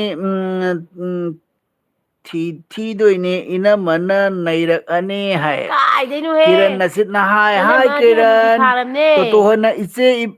ꯏꯆꯦ ꯏꯕꯥꯏꯅ ꯅꯩꯔꯦ ꯍꯥꯏꯕ ꯊꯦꯡꯀ꯭ꯌꯨ ꯇꯣꯇꯣ ꯗꯩꯗꯤ ꯄ꯭ꯔꯃꯤꯂꯥ ꯗꯤꯡꯀꯔꯅ ꯖꯦ ꯁ꯭ꯔꯤꯔꯥꯝ ꯖय ꯊꯣꯛꯂꯛꯑꯦꯅꯦ ꯁ꯭ꯔꯤꯔꯥꯝ ꯔꯥꯝ ꯇꯣꯇꯣ ꯄꯥꯔꯇꯤꯁꯤꯅ ꯀꯩꯖꯥꯡ ꯃꯔꯣꯟ ꯆꯥꯔꯛꯀꯦ ꯑꯗꯩꯗꯤ ꯊꯣꯏꯕꯤꯁꯅꯥ ꯃꯥꯏꯕꯝ ꯆꯦ ꯄꯣꯠꯁꯝꯕꯝ ꯉꯥ ꯅ ꯆꯦ ꯄꯣꯠꯁꯝꯕꯝ ꯅꯪ ꯌꯥꯎꯔꯒ ꯀꯨꯝꯍꯩ ꯇꯥꯅꯤꯕꯣ ꯌꯥꯎꯁꯦ ꯌꯥꯎꯁꯦ ꯑꯗꯨꯗꯤ ꯄꯣꯠꯁꯝꯕꯝꯁꯨ ꯌꯥꯎꯔꯗꯤ ꯅꯨꯡꯉꯥꯏꯗꯣꯏꯅꯦꯕ ꯗꯩ ꯀꯩꯕ ꯃꯣꯗꯟ ꯀꯩꯕ love from India okay thank you so much ꯄꯨꯁꯄꯥꯅ ꯀꯩꯁꯥꯝ ꯅꯤꯉꯣꯜ ꯅꯪ ꯅꯨꯄꯥ ꯑꯃ ꯄꯤꯔꯒꯦ ꯃꯤꯒꯤ ꯃꯈꯥꯗ ꯌꯦꯠꯀꯅꯨ ꯃꯤꯒꯤ ꯃꯀꯥꯗ ꯌꯦꯠꯀꯅꯨ ꯍꯥꯏꯕ ꯑꯗꯨꯅꯦ ꯍꯥꯏꯕ ꯃꯤꯒꯤ ꯃꯀꯥ ꯌꯥꯝ ꯌꯦꯠꯆꯅꯤꯡꯕ ꯃꯤꯅꯦꯕꯁꯦ ꯀꯁꯥꯝ ꯅꯤꯉꯣꯜꯁꯦ ꯀꯩ ꯁꯥꯄꯝꯅ ꯀꯥꯟꯅꯕꯅꯣ ꯀꯩꯕ ꯈꯪꯗꯦꯕ ꯆꯦ ꯈꯨꯃꯟ ꯉꯥꯏꯈꯣ ꯊꯣꯏꯕꯤ ꯅꯦꯛꯁ ꯏꯌꯥꯔꯗ ꯂꯥꯛꯇ꯭ꯔꯣꯕꯅꯤ ꯑꯣꯏꯃ ꯃꯥ ꯅꯦꯛꯁ ꯏꯌꯥꯔꯗ ꯂꯥꯛꯆꯅꯤ ꯍꯌꯦꯡ ꯋꯥꯔꯤ ꯁꯥꯟꯅꯗꯣꯏꯅꯦ ꯕꯋꯟ ꯑꯒꯔꯋꯥꯜꯅ hi I am from India yes we are from also India ꯅꯠꯇ꯭ꯔ ꯏꯟꯗꯤꯌꯟ ꯊꯣꯏꯕꯤꯁꯅꯥ ꯅꯪ ꯅꯦꯛꯁ ꯏꯌꯥꯔꯗ ꯂꯥꯛꯀꯩ ꯇꯦꯜꯂꯛꯏꯕ ꯂꯥꯛꯆꯅꯤ ꯅꯠꯇ꯭ꯔꯥ ꯁꯥꯗꯣꯛꯄꯅ ꯏꯆꯟ ꯊꯣꯏꯕꯤꯆꯅ ꯇꯨꯝꯃꯒꯦ ꯑꯩ good night okay good night ꯑꯗꯩ ꯔꯥꯃꯥꯀꯥꯟꯇ ꯃꯣꯍꯟꯇꯤꯅ ꯀꯩꯕ ꯌꯣꯔ ꯅꯦꯝ ꯍꯥꯏ ꯕꯤꯁꯥꯜ ꯄꯇꯦꯜꯅ ꯍꯥꯏ ꯍꯦꯜꯂꯣ ꯑꯗꯩ ꯍꯦꯜꯂꯣ ꯀꯤꯔꯟ ꯍꯥꯏ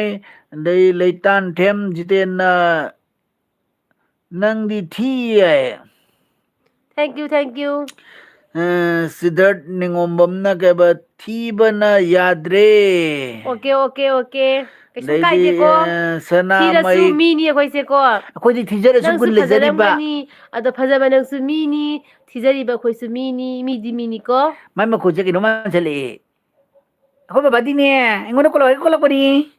ꯅꯨꯡꯁꯤ ꯍꯥꯏꯅꯦꯗꯣ ꯑꯗꯩꯗꯤ ꯁꯅꯥꯃꯍꯤꯡꯂꯣꯅ ꯀꯀꯥꯒꯤ ꯃꯤꯠꯇ ꯀꯔꯤ ꯍꯥꯞꯄꯤꯅꯣ ꯑꯩꯈꯣꯏꯁꯦ ꯑꯅꯧꯕ ꯀꯩꯅꯣ ꯑꯃ ꯊꯣꯛꯂꯛꯏꯌꯦ ꯑꯩꯈꯣꯏꯒꯤ ꯇꯨꯝꯅꯤꯡ ꯈꯣꯠꯅꯤꯡꯗꯅꯕ ꯑꯅꯧꯕ ꯑꯩꯈꯣꯏꯒꯤ ꯏꯁꯄꯣꯟꯁꯔ ꯑꯃ ꯊꯣꯛꯂꯛꯑꯦꯕ ꯑꯗꯨꯅ ꯅꯍꯥꯟ ꯑꯩ ꯀꯝꯄꯅꯤꯗꯒꯤ ꯊꯥꯕꯤꯔꯛꯄꯅꯤ ꯑꯩꯈꯣꯏꯒꯤ ꯀꯝꯄꯅꯤꯒꯤ ꯃꯃꯤꯡꯅ ꯑꯒꯔꯕꯇꯤ ꯀꯝꯄꯅꯤ ꯀꯧꯏ ꯑꯒꯔꯕꯇꯤꯒꯤ ꯃꯈꯣꯛꯇ ꯑꯩꯈꯣꯏꯒꯤ ꯊꯥꯈ꯭ꯔꯒ ꯂꯦꯝꯍꯧꯕꯗꯣ ꯑꯗꯨꯅ ꯁꯨꯃꯥꯏꯅ ꯉꯥꯛꯄꯤꯌꯨ ꯇꯨꯝꯅꯤꯡꯕ ꯀꯅꯥꯒꯨꯝꯕ ꯇꯨꯝꯅꯤꯡꯕ ꯂꯩ ꯇꯥꯔꯒꯗꯤ ꯀꯅꯥꯒꯨꯝꯕ ꯋꯥꯔꯤ ꯁꯥꯟꯅ ꯀꯅꯥꯒꯨꯝꯕ ꯌꯨꯇꯨꯕꯔ ꯏꯁꯄꯣꯟꯁꯔ ꯄꯥꯝꯕ ꯀꯣꯂꯥꯕꯔꯦꯁꯟꯒ ꯄꯥꯝꯕ ꯃꯤ ꯂꯩꯔꯒꯗꯤ ꯑꯩ ꯀꯩꯅꯣꯝꯇ ꯍꯥꯏꯕꯤꯔꯛꯑꯣ ꯍꯥꯏꯖꯒꯦ ꯀꯅꯥꯒꯨꯝꯕ ꯂꯥꯏꯔꯤꯛ ꯂꯥꯏꯁꯨ ꯄꯥꯕ ꯃꯇꯝꯗ ꯇꯨꯝꯅꯤꯡ ꯈꯣꯠꯅꯤꯡꯕ ꯂꯩ ꯇꯥꯔꯒꯗꯤ ꯁꯨꯃꯥꯏꯅ ꯆꯩ ꯑꯅꯤꯅ ꯉꯥꯡꯈꯠꯄꯤꯔꯒ ꯂꯥꯏꯔꯤꯛ ꯄꯥꯕꯤꯌꯨ ꯁꯨꯡꯇꯨꯝ ꯇꯨꯝꯅꯤꯡꯉꯣꯏ ꯎꯏꯔꯛꯄ ꯃꯇꯝꯗ ꯀꯥꯡꯂꯨ ꯊꯤꯜꯂꯒ ꯅꯨꯃꯤꯠꯇꯣ ꯈꯪꯁꯤꯡ ꯁꯤꯡꯒꯅꯤ ꯑꯗꯨꯒ ꯈꯤꯇꯪ ꯍꯩꯅꯗꯤ ꯐꯨꯝꯕ ꯇꯥꯏ ꯅꯠꯇ꯭ꯔꯗꯤ ꯑꯃꯨꯛ ꯃꯦꯗꯤꯀꯦꯜ ꯌꯧꯅꯗꯅ ꯁꯥ ꯂꯥꯟ ꯇꯥꯅꯅꯤ ꯑꯃꯨꯛꯀꯣ ꯂꯥꯏ ꯑꯗꯩꯗꯤ ꯌꯥꯝꯗꯦꯕ ꯀꯩꯁꯨꯝ ꯀꯩꯁꯨ ꯇꯧꯔꯣꯏꯗ꯭ꯔꯣꯅ ꯇꯧꯔꯦ ꯊꯣꯏꯕꯤꯆꯥꯅꯅ ꯐꯖꯩ ꯍꯥꯏꯕ ꯋꯥꯁꯤ ꯑꯩ ꯆꯤꯟꯗꯩ ꯍꯥꯏꯖꯔꯔꯣꯏ ꯐꯦꯛꯅꯤꯅ ꯀꯥꯏ ꯊꯣꯏꯕꯤꯁꯅꯥ ꯁꯗꯣꯛꯄꯝꯅ ꯇꯦꯜꯍꯩꯕꯁꯦ ꯊꯣꯏꯕꯤꯁꯅꯥ ꯄꯥꯕ ꯑꯩꯁꯦ ꯗꯥꯕꯨꯡꯒꯤ ꯗꯥꯏꯂꯣꯛꯁꯤꯗꯤ ꯇꯥꯏꯉꯣꯗꯒꯤ ꯌꯥꯝꯅ ꯍꯦꯜꯂꯦ ꯇꯧꯕꯅꯤ ꯈꯔ ꯇꯧꯕꯅꯤ ꯑꯗꯩꯗꯤ ꯀꯤꯔꯟ ꯁꯥꯠꯅ ꯍꯥꯏ ꯍꯜꯂꯣ ꯑꯗꯩ ꯀꯩꯁꯥꯝ ꯅꯤꯉꯣꯜꯅ ꯄꯨꯁꯄꯥ ꯇꯥꯃꯣꯕꯨꯡꯅ ꯑꯩꯕꯨ ꯑꯅꯨꯁꯦ ꯂꯧꯗ꯭ꯔꯤꯉꯩꯗ ꯑꯩꯕꯨ ꯔꯦꯁꯇꯨꯔꯦꯟꯗ ꯄꯨꯔꯝꯃꯤꯅꯤ ꯄꯨꯔꯝꯃꯤ ꯄꯥꯔꯛꯇꯒ ꯀꯣꯏꯕ ꯄꯨꯕꯤꯕꯗꯣ ꯅꯤꯡꯁꯤꯡꯉꯦ ꯍꯣꯏ ꯅꯪ ꯑꯗꯨꯒ ꯑꯩꯉꯣꯟ ꯊꯣꯏꯕꯤ ꯀꯩꯁꯥꯝ ꯅꯤꯉꯣꯜ ꯊꯣꯏꯕꯤ ꯑꯗꯣ ꯂꯩꯁꯥꯔꯤꯉꯩꯗ ꯇꯧꯔ ꯑꯗꯨꯗꯣ ꯄꯨꯔꯝꯃꯤꯅꯤꯅ ꯑꯩꯈꯣꯏꯗꯥꯅ ꯑꯗꯣ ꯅꯪꯅ ꯄꯥꯝꯗꯦ ꯍꯥꯏꯅ ꯊꯝꯂꯝꯃꯒ ꯑꯩꯁꯦ ꯄꯥꯝꯃꯦ ꯍꯥꯏꯅ ꯄꯨꯔꯛꯏꯅꯦꯕ ꯑꯗꯨ ꯅꯪ ꯀꯩꯒꯤꯅꯣ ꯍꯥꯏꯕ ꯍꯧꯖꯤꯛ ꯑꯩꯈꯣꯏꯗꯥꯁꯦ ꯀꯣꯏꯇꯥꯟ ꯇꯥꯟꯅꯩꯁꯦ ꯀꯩꯒꯤꯅꯣ ꯍꯥꯏꯕ ꯂꯞꯁꯣꯟ ꯍꯩꯁꯅꯥꯝꯅ ꯀꯩꯕ ꯏꯀꯥꯏꯗ꯭ꯔꯥ ꯍꯥꯏꯕꯅꯤꯅ ꯃꯥꯏꯗꯣ ꯑꯊꯤꯕꯒꯤ ꯀꯝꯄꯤꯇꯤꯁꯟ ꯇꯧꯔꯤꯔꯣ ꯈꯪꯗ꯭ꯔꯦꯅꯦ ꯍꯟꯗꯛꯁꯦ ꯍꯧꯖꯤꯛ ꯑꯊꯤꯕꯩ ꯀꯝꯄꯤꯇꯤꯁꯟ ꯀꯟꯅ ꯆꯠꯊꯔꯤ ꯑꯗꯩꯗꯤ ꯀꯩꯕ ꯁꯣꯟꯗꯔ ꯄ꯭ꯔꯤꯟꯁꯅ ꯀꯩꯕ hello where all from we are from Silchar bro Konsam ꯔꯣꯃꯤꯅ ꯑꯩꯁꯨ ꯊꯤ ꯆꯦꯅ ꯐꯖꯩꯌꯦ ꯑꯊꯤꯕꯤ ꯑꯃꯁꯨ ꯂꯥꯛꯑꯦꯅ ꯁꯤ ꯇꯧꯔꯤꯁꯤꯗꯤ ꯉꯁꯤ ꯀꯥꯏꯗꯩꯅꯣꯅꯦ ꯅꯣꯏꯕꯨ ꯅꯣꯏ ꯂꯩꯁꯥꯕꯤ ꯃꯆꯥꯁꯤꯡ ꯅꯣꯏꯅ ꯐꯖꯗꯅ ꯑꯩꯅ ꯑꯗꯨꯝ ꯁꯔꯤꯟꯗ ꯐꯖꯒꯗ꯭ꯔꯣ ꯃꯉꯥꯡꯅ ꯀꯩ ꯂꯝꯗꯒꯤꯅꯣ ꯗꯥꯁꯦ ꯑꯩꯈꯣꯏꯁꯦ ꯀꯁꯥꯔꯗꯒꯤꯅꯦ ꯁꯤꯃꯔꯗꯅ ꯂꯣꯜ ꯂꯩꯁꯥꯡꯊꯦꯝ ꯖꯤꯇꯦꯟꯅ ꯅꯪꯗꯤ ꯊꯤ ꯑꯣꯀꯦ ꯊꯦꯡꯛ ꯌꯨ ꯁꯤꯃꯦꯟ ꯑꯗꯩꯗꯤ Happy Joy na kaiba noi si shooting kui mong dare ye noi si shooting kui Masung masung dare ya kui kari marono masung kari nakune dare. sima halder lol reni devi na chenu kari taurino Aidi tawrine Reni. de aradhya gang gag na kare bahai Hello. sorry I can understand you got look through thank you so much and mangang na kay lam dono Dase. dase kasaday ne sima haldar lo Kaino lola je kaino. kangde lo la Paun. tubisana yengkhom na kay Lamdai lamday inamase. inamase Oh, Thobisna aise Kasardagine. tubisana may bam na kay ba dabung isa isagi chakhumda hauraga isana chajarage borado eman librang December jarebon I live in I I live live in in Jaribon Jarebon. haiba. Okay, Okay, okay. okay. Oh. Thank you so much. Simolder Aigel lol. lapibagi. Jaribon gyo di khangam ni ko koida. Em December W Simolder na lol. I am Sigma.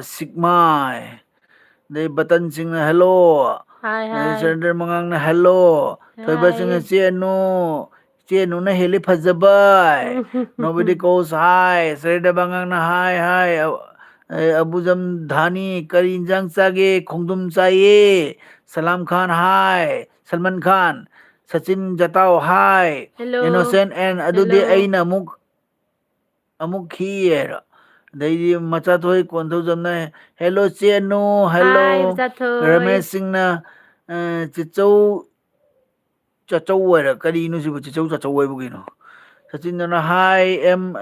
lai sem bana ke ba doncha I am from Jaribon I am your relative oh Oh. mai mapan da lei ba kan keno sing Jaribon kambu sing munui kambu sing oidora Khangdene nang oh Jaribon kamana Jaribon dadi lechu leituna. munugi mane bukki kamul nam ta lai di Jaribon gi Oh. Pasambamna o thoibi sana che anu aidi sagyam thijei ko ikai marak si athi bagatina me phare pari be masano athi bagata pullo Oi la ko ne hayeng video calling thora je hai bisak thi thai chakai. he thoibi sana mai bam ina ma Nate ne haba nagi ba comment ka to haba. Hayeng se akhoi se video calling tawna se hai ko batam je ka aisu thi hai je kai gino haba. Sak thi ba sak jeng na je hai ba nate. Hayeng sak khangna se aduga ya nu sina ina khoi di ko adudugi tina khoi ya nu sina ba se nu si ba wari sana se hai ne ba sak to jeng na daga sak thi ba phajar ba jeng na se hai ba nate hai ba ni noi bo. Noi saurakani ko. thoibi sana ina ma next year da lakbaga hayeng wari sabada kari mari leinage hayeng ni next year ni natro ꯑꯗꯨꯅꯦ ꯍꯥꯏꯕ ꯈꯨꯃꯟꯁꯦ ꯐꯔꯛ ꯌꯥꯝ ꯇꯥꯏ ꯊꯣꯏꯕꯤꯁꯤꯅ ꯑꯁꯦꯡꯕ Batan Singh, ha, Jasmine Begum na chakchara boy, to be sanana. ꯆꯥꯔꯦ ꯆꯥꯔꯦ jasmine Hoy hayeng wari sadoy se athibi ngaktani phajabi amata yaude yaraba dabung nangna teleibada thoibi sanana ꯄꯥꯏꯗꯣ paido ꯀꯩꯅꯣ kaino thoibi sanana paido ꯉꯥꯎꯔꯦ kaino ꯑꯩꯈꯣꯏ ꯗꯥꯁꯦ ꯌꯥꯗꯦ ꯊꯣꯏꯕꯤꯁꯤꯅ daidi ꯃꯀꯣꯛꯁꯦ abuzam dhani na hai hello em lesson ma w Siddharth na kay ba Siddharth na hi Siddharth mangang na hello karinjang chage hai ba ngasi se khongdum thongba chae sarinda de pasambam na uraga nokano ko ai ꯀꯩꯒꯤ Salman ꯅꯣꯛꯇꯣꯏꯅꯣꯅꯦ Salman Khan hi hello hello hello daidi kaisam ningon na kay ba ngai kho khudom da nawa ibungo se ngauhange oima pima ꯉꯥꯎꯍꯜꯂꯣ ꯉꯥꯎꯍꯜꯂꯣ Tobi sanana ke ꯉꯝꯃꯗꯤ ba se posambam nangi dipi na sakini phajai hai de konsam romina che nu ai mauni hai ꯑꯣ oho ꯑꯣ adai de kaisam ningol tobi na tobi video call sana ba yauro yaroi kaine mai tobi sanana ke ba nathau nati Sugadev Singh na hello em na lol mans haha Siddhas Guru na chakchar bo chare kaisam ningol na maibam mai thobi sana na kaisam mai Salman Khan na hai kaisam ningol na maibam mai thobi sana na ꯀꯩꯅꯣꯍꯦ ꯊꯣꯛꯃꯛ ꯎꯔꯦ ꯊꯣꯏꯕꯤꯁꯅꯥ ꯌꯦꯡꯈꯣꯝꯅ ꯏꯅꯝꯃꯁꯦ ꯃꯥꯟꯕ ꯑꯃ ꯂꯩꯌꯦ ꯑꯗꯨꯅ ꯆꯨꯝꯅ ꯍꯪꯖꯕꯅꯤꯀꯣ ꯏꯅꯝꯃ ꯃꯥꯟꯕ ꯍꯥꯏꯔꯝꯒꯅꯤ ꯑꯗꯨꯅꯦꯕ ꯃꯤꯡꯗꯤ ꯀꯩ ꯀꯧꯒꯦ ꯑꯅꯨꯄ꯭ꯔꯗꯥ ꯀꯧꯔꯦ ꯊꯣꯏꯕꯤꯁꯅꯥ ꯌꯦꯡꯈꯣꯝ ꯑꯅꯨꯄ꯭ꯔꯗꯥ ꯀꯧꯏ ꯂꯕꯔꯁꯣꯟ ꯍꯩꯁꯅꯥꯝꯅ ꯀꯩ ꯃꯊꯦꯜ ꯆꯥꯔꯒꯦ ꯇꯥꯃꯣꯒ ꯏꯇꯩꯃꯒ ꯑꯩꯈꯣꯏꯁꯦ ꯉꯁꯤꯗꯤ ꯈꯣꯡꯗ꯭ꯔꯨꯝ ꯊꯣꯡꯕ ꯆꯥꯔꯦ ꯆꯥꯏꯌꯦ ꯀꯩꯁꯥꯝ ꯅꯤꯉꯣꯜ ꯊꯣꯏꯕꯤꯅ ꯂꯥꯏꯐꯁꯦ ꯊꯣꯏꯕꯤꯅ ꯋꯥꯏ ꯆꯥꯏꯔꯦ ꯍꯥꯏ ꯊꯣꯏꯕꯤꯁꯅꯥ ꯃꯥꯏꯕꯝꯅ ꯑꯁꯦꯡꯕ ꯑꯩꯒꯤ ꯃꯤꯡꯁꯦ ꯑꯣꯟꯊꯣꯛꯑꯅꯤ ꯍꯥꯏ ꯑꯦꯝ ꯂꯩꯁꯦꯝꯕꯅ ꯌꯦꯁ ꯑꯥꯏ ꯑꯦꯝ ꯃꯣꯃꯨꯁ ꯁꯤꯁꯇꯔ ꯃꯣꯝꯅꯨ ꯁꯤꯁꯇꯔ ꯍꯥꯏ ꯄꯨꯁꯄꯥꯅ ꯀꯩꯕ ꯊꯣꯏꯕꯤꯁꯅꯥꯁꯦ ꯄꯣꯄꯨꯂꯔ ꯑꯣꯏꯔꯕꯅꯤ ꯑꯗꯨꯅ ꯍꯌꯦꯡꯗꯤ ꯄꯣꯄꯨꯂꯔ ꯁꯛ ꯈꯪꯗꯣꯔꯦ ꯔꯣꯖꯤ ꯃꯉꯥꯡꯅ ꯍꯩꯃ ꯏꯇꯩ ꯃꯤꯠꯇ ꯍꯥꯞꯂꯤꯗꯣ ꯀꯩꯅꯣ ꯀꯩꯅꯣꯅꯤ ꯑꯁꯤꯁꯦ ꯑꯩꯈꯣꯏꯒꯤ ꯎꯏꯗꯅꯕ ꯐꯤꯌꯥꯡꯀꯣꯛꯒꯨꯝꯕꯅꯦꯀꯣ ꯑꯁꯤꯒꯤ ꯃꯃꯤꯡꯅ ꯀꯔꯤ ꯃꯤꯠꯉꯥꯛ ꯀꯣꯛ ꯇꯥꯈ꯭ꯔꯦ ꯃꯤꯠꯉꯥꯛ ꯆꯩ ꯑꯁꯤꯒꯤ ꯀꯩꯅꯣꯁꯤꯅ ꯃꯤꯠꯉꯥꯛ ꯆꯩ ꯀꯧꯋꯦꯕꯀꯣ ꯃꯤꯠꯉꯥꯛ ꯆꯩ ꯃꯥꯡꯈ꯭ꯔꯦ ꯀꯥꯏ ꯆꯠꯈ꯭ꯔꯦ ꯇꯦꯛꯅ ꯇꯥꯔꯛꯑꯕ꯭ꯔꯥ ꯈꯪꯗꯦ ꯁꯤꯔꯣ ꯇꯦꯛꯑꯦ ꯁꯤ ꯅꯠꯇꯦ ꯍꯥꯞꯄꯨꯔꯅꯨ ꯃꯤ ꯅꯪꯕꯣ ꯀꯌꯥ ꯇꯟꯗꯤꯔꯣ ꯌꯦꯡꯉꯨꯅꯦ ꯁꯤꯕꯣ ꯑꯗꯩꯗꯤ ꯊꯣꯏꯕꯤꯁꯅꯥꯅ ꯑꯗꯨꯁꯨ ꯑꯊꯤꯕꯤ ꯄꯣꯄꯨꯂꯔ ꯍꯥꯏ ꯀꯣꯟꯁꯝ ꯔꯣꯃꯤꯅ ꯃꯊꯪꯗ ꯁꯦ ꯑꯩ ꯌꯥꯎꯒꯦ ꯑꯣꯀꯦ ꯑꯣꯀꯦ ꯃꯊꯪꯗ ꯑꯃꯨꯛ ꯔꯣꯃꯤꯁꯨ ꯌꯥꯎꯍꯜꯂꯁꯦ ꯔꯣꯃꯤ ꯅꯪꯗꯤ ꯅꯝꯕꯔꯁꯨ ꯂꯩꯇꯦ ꯀꯃꯥꯏꯅ ꯌꯥꯎꯗꯣꯏꯕ ꯑꯗꯩ ꯀꯣꯟꯁꯝ ꯕ꯭ꯂꯣꯛꯁꯅ hi how are you hello I am fine we are Jasmine fine ꯕꯦꯒꯝꯅ ꯀꯥꯏꯒꯤꯅꯣ ꯀꯁꯥꯗꯩꯅꯦ ꯀꯦꯃꯤꯁꯇ꯭ꯔꯤꯅ ꯁꯣꯔꯤ ꯌꯥꯏ ꯀꯣꯟꯁꯝ ꯕ꯭ꯂꯣꯛꯁꯅ new subscriber thank you so much thank you I am ꯃꯣꯃꯣꯁ ꯒ꯭ꯔꯥꯟꯃꯗꯔ ꯑꯦꯟ ꯃꯥꯏ ꯁꯤꯁꯇꯔ ꯃꯣꯝꯅꯨ ꯀꯩꯅꯣ ꯑꯥꯏ ꯑꯦꯝ ꯃꯣꯝꯅꯨ ꯒ꯭ꯔꯦꯟ ꯈꯪꯗꯦꯗ ꯀꯔꯤꯅꯣ ꯀꯩ ꯍꯥꯏꯔꯤꯁꯤꯕꯨ ꯁꯜꯃꯥꯟ ꯈꯥꯟꯅ ꯆꯥꯛ ꯆꯥꯔꯕꯣꯏ ꯂꯞꯁꯣꯅ ꯏꯂꯝꯅ ꯆꯥꯔꯦ ꯆꯥꯔꯦ nice to meet nice to meet you thank you ꯀꯅꯥꯁꯤꯅ ꯂꯞꯁꯟ ꯍꯩꯁꯅꯥꯝꯃꯦ ꯊꯦꯡꯀ꯭ꯌꯨ ꯁꯦꯝ ꯇꯨ ꯌꯨ ꯄꯣꯠꯁꯝꯕꯝꯅ ꯀꯩꯕ ꯍꯌꯦꯡ ꯀꯩꯗꯧꯔꯒꯦꯅꯦ ꯍꯥꯏꯕ ꯍꯌꯦꯡ ꯄꯨꯡ ꯃꯤꯠꯁꯦ ꯉꯥꯡꯈꯠꯂꯨꯔꯦ ꯀꯩꯗꯧꯔꯦ ꯀꯌꯥꯗꯅꯣ ꯋꯥꯔꯤ ꯁꯥꯗꯣꯏꯁꯦ ꯍꯥꯟꯅꯦ ꯍꯥꯏꯌꯦ ꯈꯪꯗꯦꯅꯦ ꯄꯨꯡ ꯀꯌꯥ ꯁꯥꯁꯤꯒꯦ ꯄꯨꯁꯄꯥ ꯄꯨꯡ ꯀꯌꯥ ꯁꯥꯁꯤꯒꯦ ꯍꯥꯏꯗꯤ ꯇꯥꯏꯃꯤꯡ ꯑꯃ ꯍꯥꯏꯅꯔꯁꯤꯔ ꯑꯩ ꯖꯨꯒꯅꯤ ꯂꯩꯕ꯭ꯔꯥ ꯂꯩꯇꯕ ꯑꯝꯇ ꯌꯦꯡꯊꯣꯛꯈꯤꯒꯦ ꯄꯥꯟꯖꯤꯗ ꯍꯌꯦꯡ ꯅꯨꯡꯊꯤꯟ ꯋꯥꯏꯔꯝꯗ ꯁꯥꯟꯅꯁꯤ ꯍꯥꯏꯔꯣ ꯀꯔꯝ ꯀꯥꯟ ꯁꯥꯟꯅꯁꯤꯒꯦ ꯊꯣꯏꯕꯤꯁꯅꯥ ꯃꯥꯏꯕꯝꯅ ꯅꯨꯄꯥꯅ ꯍꯥꯏꯔꯛꯄꯗ ꯇꯥꯟ ꯆꯥꯗꯅ ꯃꯋꯥ ꯂꯧꯕꯤꯗꯧꯕ ꯊꯣꯏꯕꯤꯁꯅꯥ ꯅꯠꯇꯦ ꯃꯇꯥꯡ ꯆꯥꯗ꯭ꯔꯗꯤ ꯃꯤꯗꯨꯅꯤ ꯍꯥꯏꯔꯣ ꯄꯨꯁꯄꯥꯅ ꯀꯩꯕ ꯅꯨꯄꯥ ꯇꯥꯟꯅꯕ ꯀꯩ ꯌꯥꯎ ꯌꯥꯎꯊꯤꯕꯒꯤ ꯀꯝꯄꯤꯇꯤꯁꯟ ꯀꯝꯄꯤꯇꯤꯁꯟ ꯅꯨꯄꯥ ꯇꯥꯟꯅꯕ ꯊꯤꯕꯒꯤ ꯀꯝꯄꯤꯇꯤꯁꯟ ꯅꯨꯄꯥ ꯇꯥꯟꯅꯕ ꯌꯥꯎ ꯊꯤꯕꯒꯤ ꯇꯧꯕ ꯀꯝꯄꯤꯇꯤꯁꯟ ꯌꯥꯎ ꯇꯧꯕ ꯌꯥꯎ ꯅꯨꯡꯉꯥꯏꯔꯤ ꯂꯥꯏꯐꯁꯦ ꯂꯥꯏꯐꯁꯦ ꯈꯨꯃꯟꯅ ꯀꯩꯕ ꯆꯦ ꯑꯗꯨꯅꯦ ꯄꯨꯁꯄꯥꯅ ꯍꯥꯎꯋꯦ ꯁꯥꯄꯝ ꯈꯨꯃꯟꯅ ꯊꯣꯏꯕꯤ ꯈꯠꯅꯕꯗꯣ ꯍꯧꯖꯤꯛꯐꯥꯎ ꯂꯣꯏꯗ꯭ꯔꯤ ꯊꯣꯏꯕꯤꯁꯅꯥ ꯁꯥꯄꯝ ꯈꯨꯃꯟꯅ ꯆꯦ ꯄꯨꯁꯄꯥ ꯑꯩ ꯍꯌꯦꯡ ꯌꯥꯎꯒꯦ ꯌꯥꯔꯣꯏꯌꯦ ꯀꯣꯟꯁꯝ ꯌꯥꯔꯣꯏꯌꯦ ꯅꯪ ꯂꯥꯛꯄ ꯔꯣꯃꯦꯅ ꯌꯥꯔꯣꯏꯌꯦ ꯀꯣꯟꯅ ꯄꯤꯔꯒꯦ ꯑꯣꯀꯦ ꯑꯣꯀꯦ ꯀꯣꯟꯁꯝ ꯕ꯭ꯂꯣꯛꯅ both of your having great way the talking and not for long both of you are going to become so famous in this world thank you so much Puspa Kesna kaiba yaroi mi khuman nangboy ꯌꯥꯔꯣꯏ ꯅꯪ ꯌꯥꯎꯕ ꯌꯥꯔꯣꯏ ꯏꯕꯨꯡꯉꯣ o khuman ꯑꯩꯈꯣꯏ ꯃꯤ 3 ꯁꯨꯈꯔꯦ ꯅꯪ ꯌꯥꯎꯕ ꯌꯥꯔꯔꯣꯏ ꯅꯪ 5 ꯁꯨꯔꯦ ꯀꯥꯏ ꯌꯥꯗꯣꯏꯅꯣ ꯌꯥꯔꯣꯏꯌꯦ ꯑꯗꯩꯗꯤ ꯃꯤꯂꯟꯔꯣꯏ ꯈꯨꯃꯟ ꯑꯩ ꯍꯥꯏꯒꯦ ꯃꯣꯏ 3 ꯃꯣꯏ 4 ꯃꯉꯥꯅ ꯋꯥꯔꯤ ꯁꯥꯕꯗ ꯚꯤꯗꯤꯑꯣ ꯀꯥꯞꯍꯧꯒꯦ কেꯃꯣꯟ আছেন হ্যাঁ ভালো আছে মিলন রয় আপনি কেমন আছে ভালো আপনি কোথায় থেকে বলছে কলকাতায় ইয়া শিলচর দে কনসাম রমিন আছে এফবি পাই ব্রো পাইয়ে পায়ে ꯔꯣꯃꯤ অনুপ্রদা সিংহা ꯍꯥꯏꯅ ꯂꯩꯕꯅꯤꯀꯣ Usha Kiran Ningthaujamna I am new subscriber thank you so much thank you Konsam Romena AB da kari ming leige Anuprada Singha ina leibane ko ꯑꯅꯨꯄ꯭ꯔꯗꯥ Singh ꯍꯥꯏꯅ ꯂꯩꯕꯅꯤ ꯔꯣꯃꯤ ꯁꯔꯁ ꯇꯧꯔꯒ ꯌꯦꯡꯉꯣ Aslamna where from Assam dai Roji Mangangna itai yam fajaba sakto yam fajaba mazina kai no haihan ganu 이때이 얌 파자바석도 미나 그이노 미나 그이노 하연가노 누가이티에라 그리엔 이때 얌 파자바 sakto 맞나 미나 그이노 하연가노 누가이티에라 어 sapam daidi 제누 나 혼에 이네 제누 그만기 링 페이스북 mai pima 하절래 만 팔랑 konsam 하절래 제가 romena thoibi nang kaino ai thoibi nang nungthang kaino ai dai thoibi sana na kaino chero mi ai dai di sapam kumana chero mi ai sang them singana nunga nai gadau ni ko tamoi tei mai ꯍꯣꯏ ꯍꯣꯏ ꯑꯗꯒꯤꯗꯤ ꯁꯔꯥꯡꯊꯦꯝ ꯕ꯭ꯂꯣꯛꯅ ꯅꯩꯕ ꯂꯦꯞꯄ ꯌꯥꯗꯦ okay okay sapam na kayaba ꯐꯥꯒꯤ ꯇꯧꯕꯅꯤꯀꯣ ꯐꯥꯒꯤ ꯇꯧꯕꯅꯤ ꯌꯥꯎꯖꯔꯣꯏ okay ꯄꯨꯁꯄꯥꯅ okay ꯐꯖꯕꯅꯤ ꯑꯩꯗꯤ ꯊꯤꯔꯒꯦ ꯊꯤꯔꯒꯦ ꯍꯥꯏꯖꯔꯔꯣꯏ ꯊꯤꯔꯒ ꯊꯤꯔꯒ ꯍꯥꯏꯖꯔꯔꯣꯏ ꯍꯥꯏꯖꯔꯔꯣꯏ ꯌꯥꯏ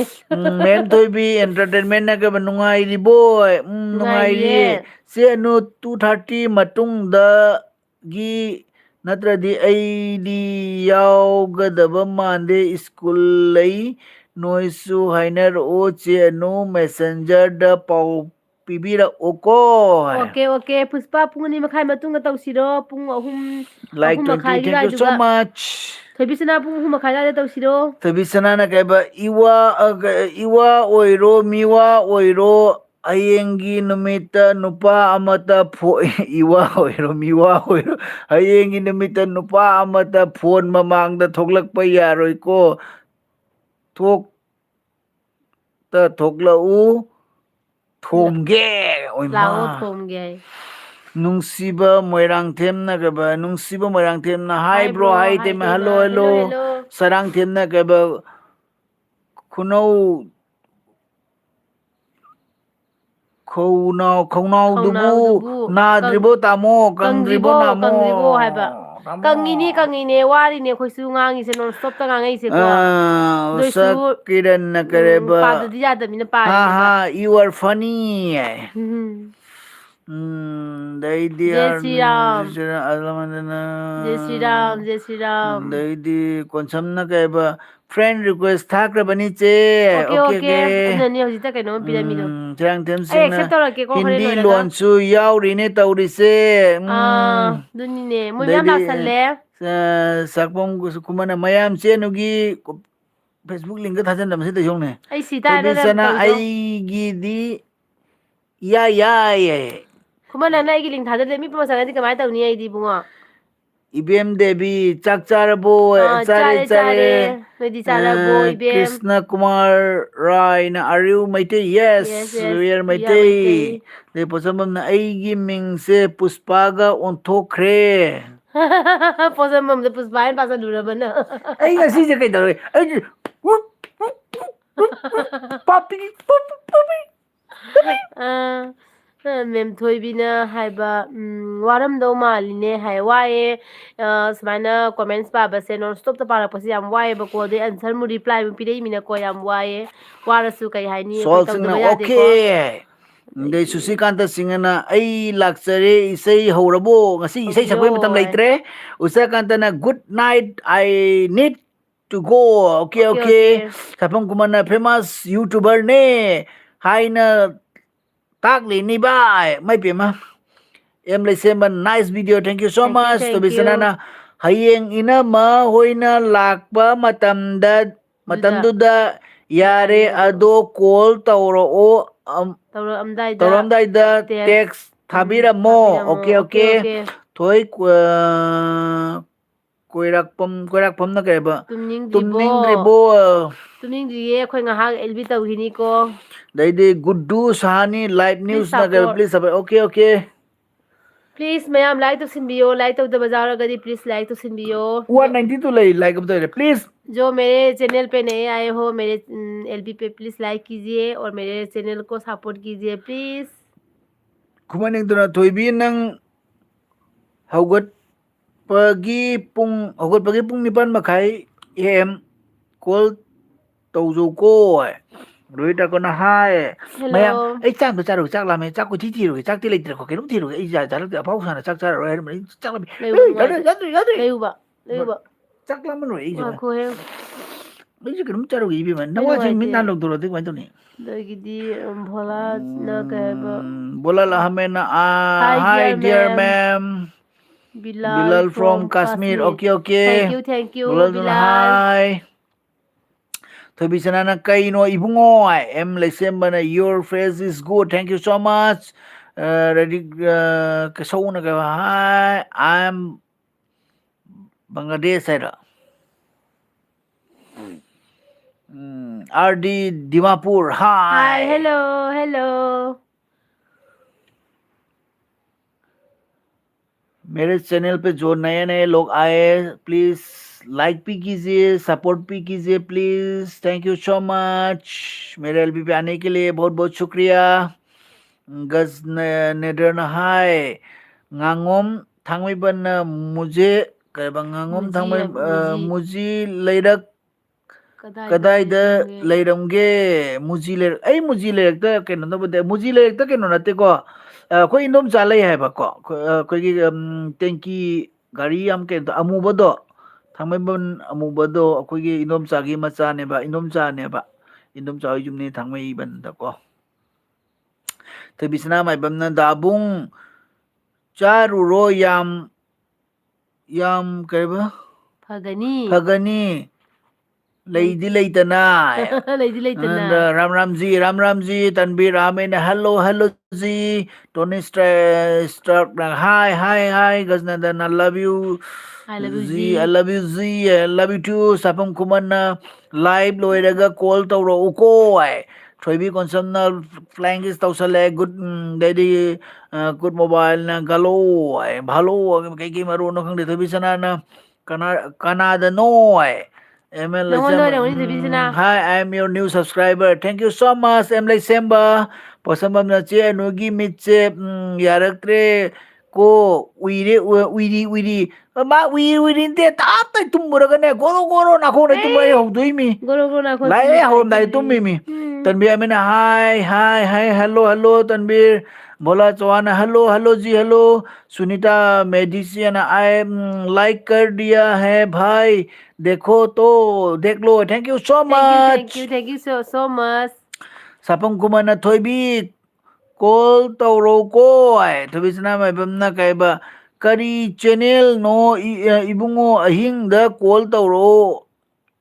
ए कई को ꯑꯍꯤꯡꯗ ꯀꯣꯜ ꯇꯧꯔꯛꯑꯣ ꯀ ꯍꯥꯏꯁꯦ ꯍꯥꯏꯕ दैदी काय जंगरे आरडीन मणिपुरी रो आरडी दिमापुर मणिपुरी रो ꯃꯅꯤꯄꯨꯔꯤꯅꯦ मणिपुरी ने कुलाई बॉय रिएक्शन अꯉꯥꯡ ꯁꯤꯡꯗꯤ ꯇꯨꯝꯈ꯭ꯔꯕꯣ ꯇꯨꯝꯈ꯭ꯔꯦ ꯑꯉꯥꯡ ꯇꯨꯝꯈ꯭ꯔꯦ ꯑꯉꯥꯡ ꯇꯨꯝꯈ꯭ꯔꯦ ꯑꯉꯥꯡ ꯋꯥ ꯀꯩꯅꯣ ꯇꯧꯈ꯭ꯔꯦ बिग फैन है शॉर्ट्स साइकिलर शॉर्ट्स में बिग फैन है thank you so much thank you डोलाले brothers hello hello ji hi मꯩꯇꯩ हाय गेमिंग इसे ꯍꯣꯏ ꯀꯩ ꯂꯝꯒꯤꯅꯣ ꯑꯩꯈꯣꯏ ꯀꯁꯥꯔꯗꯒꯤꯅꯦ ꯀꯁꯥꯔꯗꯩꯅꯦ ꯕꯦꯅꯁꯤꯌꯥꯅ ꯍꯥꯏ हाय हेलो एम सेम्बना do want to sleep no no no रेजोर्सना आप कहाँ से है हम लोग असम से है सपम कुमार ना फ्रेश फरे तौरक्लोय हायरदी फरे तौबिरकनु काय माय पथुबी सनाना ओंथोकपनीद्रे सुनीता मेडिया मुझे भी सपोर्ट करो भाई ओके ओके हम एलबी खत्म होने के बाद आपको भी हम लोग गिफ्ट रिटर्न कर दूंगा हाँ ठीक है योजना हम बिहार से है okay okay thank you so much मेरे एलबी में आने के लिए रेनी देवी ने चेनू है रेनी ꯀꯩꯖꯥꯡ सपम ꯆꯥꯔꯛꯀꯦ कुमन न तुमनिंगे दैदी स्काइलर न कहबा I am new subscriber thank you so thank you much तो बिसना न कहबा यारोय अमित कुमार पटेल न हेलो हेलो जी अमित जी हाय हाय सपम कुमन न ꯄꯛꯇꯕꯅꯤꯀꯣ ꯑꯩꯁꯦ ꯐꯩꯌꯦ ꯄꯣꯠꯁꯝꯕꯝꯅ ꯆꯦ ꯑꯅꯨꯒꯤ ꯉꯁꯥꯏ ꯐꯅꯦꯛꯇꯣ ꯕ꯭ꯂꯣꯛꯇ ꯊꯥꯒꯠꯂꯛꯄꯗꯤ ꯁꯥꯊꯤꯅ ꯐꯖꯩ ꯑꯗꯨꯏꯗꯣ ꯃꯃꯜꯁꯨ ꯇꯥꯡꯕꯅꯦ ꯈ꯭ꯋꯥꯡꯒꯤꯅꯦ ꯎꯕꯗ ꯈꯪꯉꯦ ꯑꯩꯁꯨ ꯃꯅꯤꯄꯨꯔꯗ ꯈꯔꯅꯤ ꯂꯩꯔꯛꯄꯅꯤꯅ ꯈꯪꯉꯦ ꯌꯥꯝ ꯐꯖꯩꯌꯦ ꯌꯥꯝ ꯐꯖꯩꯌꯦ ꯐꯅꯦꯛꯇꯣ ꯄꯣꯠꯁꯝꯕꯝ ꯕꯤꯁꯥꯜ ꯂꯩꯁꯥꯡ ꯑꯩꯅꯁꯨ ꯌꯥꯝ ꯊꯦꯝꯅ ꯀꯩꯕ ꯄꯥꯝꯃꯦꯕ ꯍꯜꯂꯣ ꯍꯜꯂꯣ ꯕꯤꯁꯥꯜ ꯍꯥꯏ ꯍꯜꯂꯣ ꯍꯥꯏ ꯍꯜꯂꯣ ꯃꯩꯇꯩ ꯒꯦꯃꯤꯡꯅ ꯑꯣꯀꯦ ꯑꯣꯀꯦ ꯑꯗꯣ ꯑꯩꯈꯣꯏ ꯌꯥꯝꯕ ꯀꯁꯥꯔ ꯀꯗꯥꯏ ꯍꯥꯏꯒꯤꯅꯣ ꯑꯩꯈꯣꯏ ꯀꯁꯥꯔ ꯁꯣꯅꯥꯏ ꯆꯥꯟꯗꯝ ꯂꯩꯀꯥꯏꯒꯤꯅꯦ ꯃꯩꯇꯩ ꯒꯦꯃꯤꯡ ꯑꯗꯩꯗꯤ ꯁꯥꯄꯝ ꯈꯨꯃꯟꯅ ꯀꯣꯟꯁꯝ ꯔꯣꯃꯤꯒꯤ ꯂꯥꯏꯚ ꯍꯧꯈ꯭ꯔꯦ ꯑꯣ ꯔꯣꯃꯤꯁꯨ ꯃꯥ ꯂꯥꯏꯚ ꯇꯧꯖꯥꯠꯅꯤ ꯑꯗꯩꯗꯤ ꯔमेश पांडे ना are you Chinese no no no हम वी लोग आर मणिपुरी मणिपुरी है वी आर मणिपुरी ब्रो लैसा प्लीज टॉक इन इंग्लिश हम लोग इंग्लिश नहीं आता वी हम लोग don't in know English English okay Jai Sangeeta मैबम कई मथेल चारगे संगीता कोई खुंगदुम चाहे रबीना फैमिली ने ब्लॉग लाइट लाइट ऑन करो कहीं है देवीजना नगर पगे पगे याम फजैये लाइगी मचा माले अदुसु हनुमानगी प्रिंस आई अदुसु हनुमान चेल्लमणि सुनीता प्रिंसतो मैडेस नगर मैं गुरखापुर से हूँ भाई ओके ओके हम लोग जरूर रिटर्न कर दूंगा आपको भी कमाई जानो दे नंग कह लहोदनदी खंगनी सुनीता स्क्रीनशॉट लो रदा को मेंशन पिरम आयो कोइदा सुनीता जी जो मेरे चैनल पे वीडियो में एक वीडियो पे आप कमेंट दीजिए हम लोग उस कमेंट पे रिटर्न कर दूंगा हाँ ठीक है थैंक यू सो मच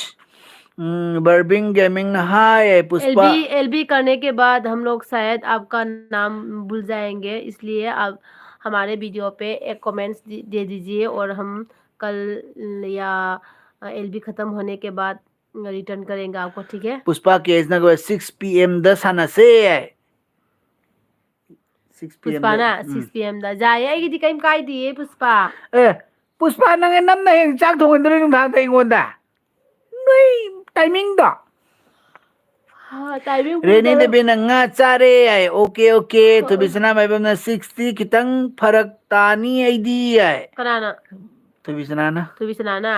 तो बिसना नोइदी जे क्या सानसिगे आइदी खंगदिने क्या सानसिगे रिप वर्ण हाय विशाल पुष्पा पुष्पा न्यू ना पुंग सब्सक्राइबर करोगी जारोइद्रो 3:30 जारोइद्रो विशाल लैसांग थेमना new subscriber thank you so much Vishal subscriber support तौबीरमगदबदा थैंक यू सो मच मैटे गेमिंग ने ओके यामबगी मिंग से कई कौगे ꯑꯩꯒꯤ ꯃꯤꯡꯁꯦ ꯁꯠꯇꯖꯤꯠ ꯀꯧꯋꯦꯀꯣ ꯁꯨꯝ ꯌꯨꯝꯗꯅ ꯕꯨꯡ ꯕꯨꯡ ꯍꯥꯏꯔ ꯈꯪꯅꯩꯀꯣ ꯄꯨष्ꯄꯥ ꯀꯦꯁꯅ ꯆꯦ ꯑꯩ ꯇꯨꯝꯃꯒꯦ ꯑꯩ ꯊꯕꯛ ꯆꯠꯇꯣꯏꯅꯦ okay okay Pushpa bye bye good night sweet dream तुमो अदैदी मंग फरसे लसियाना आपको ब्लैक पिंक बता है ब्लैक पिंक बता है क्या नहीं अमित कुमार पटेल ने आपका चैनल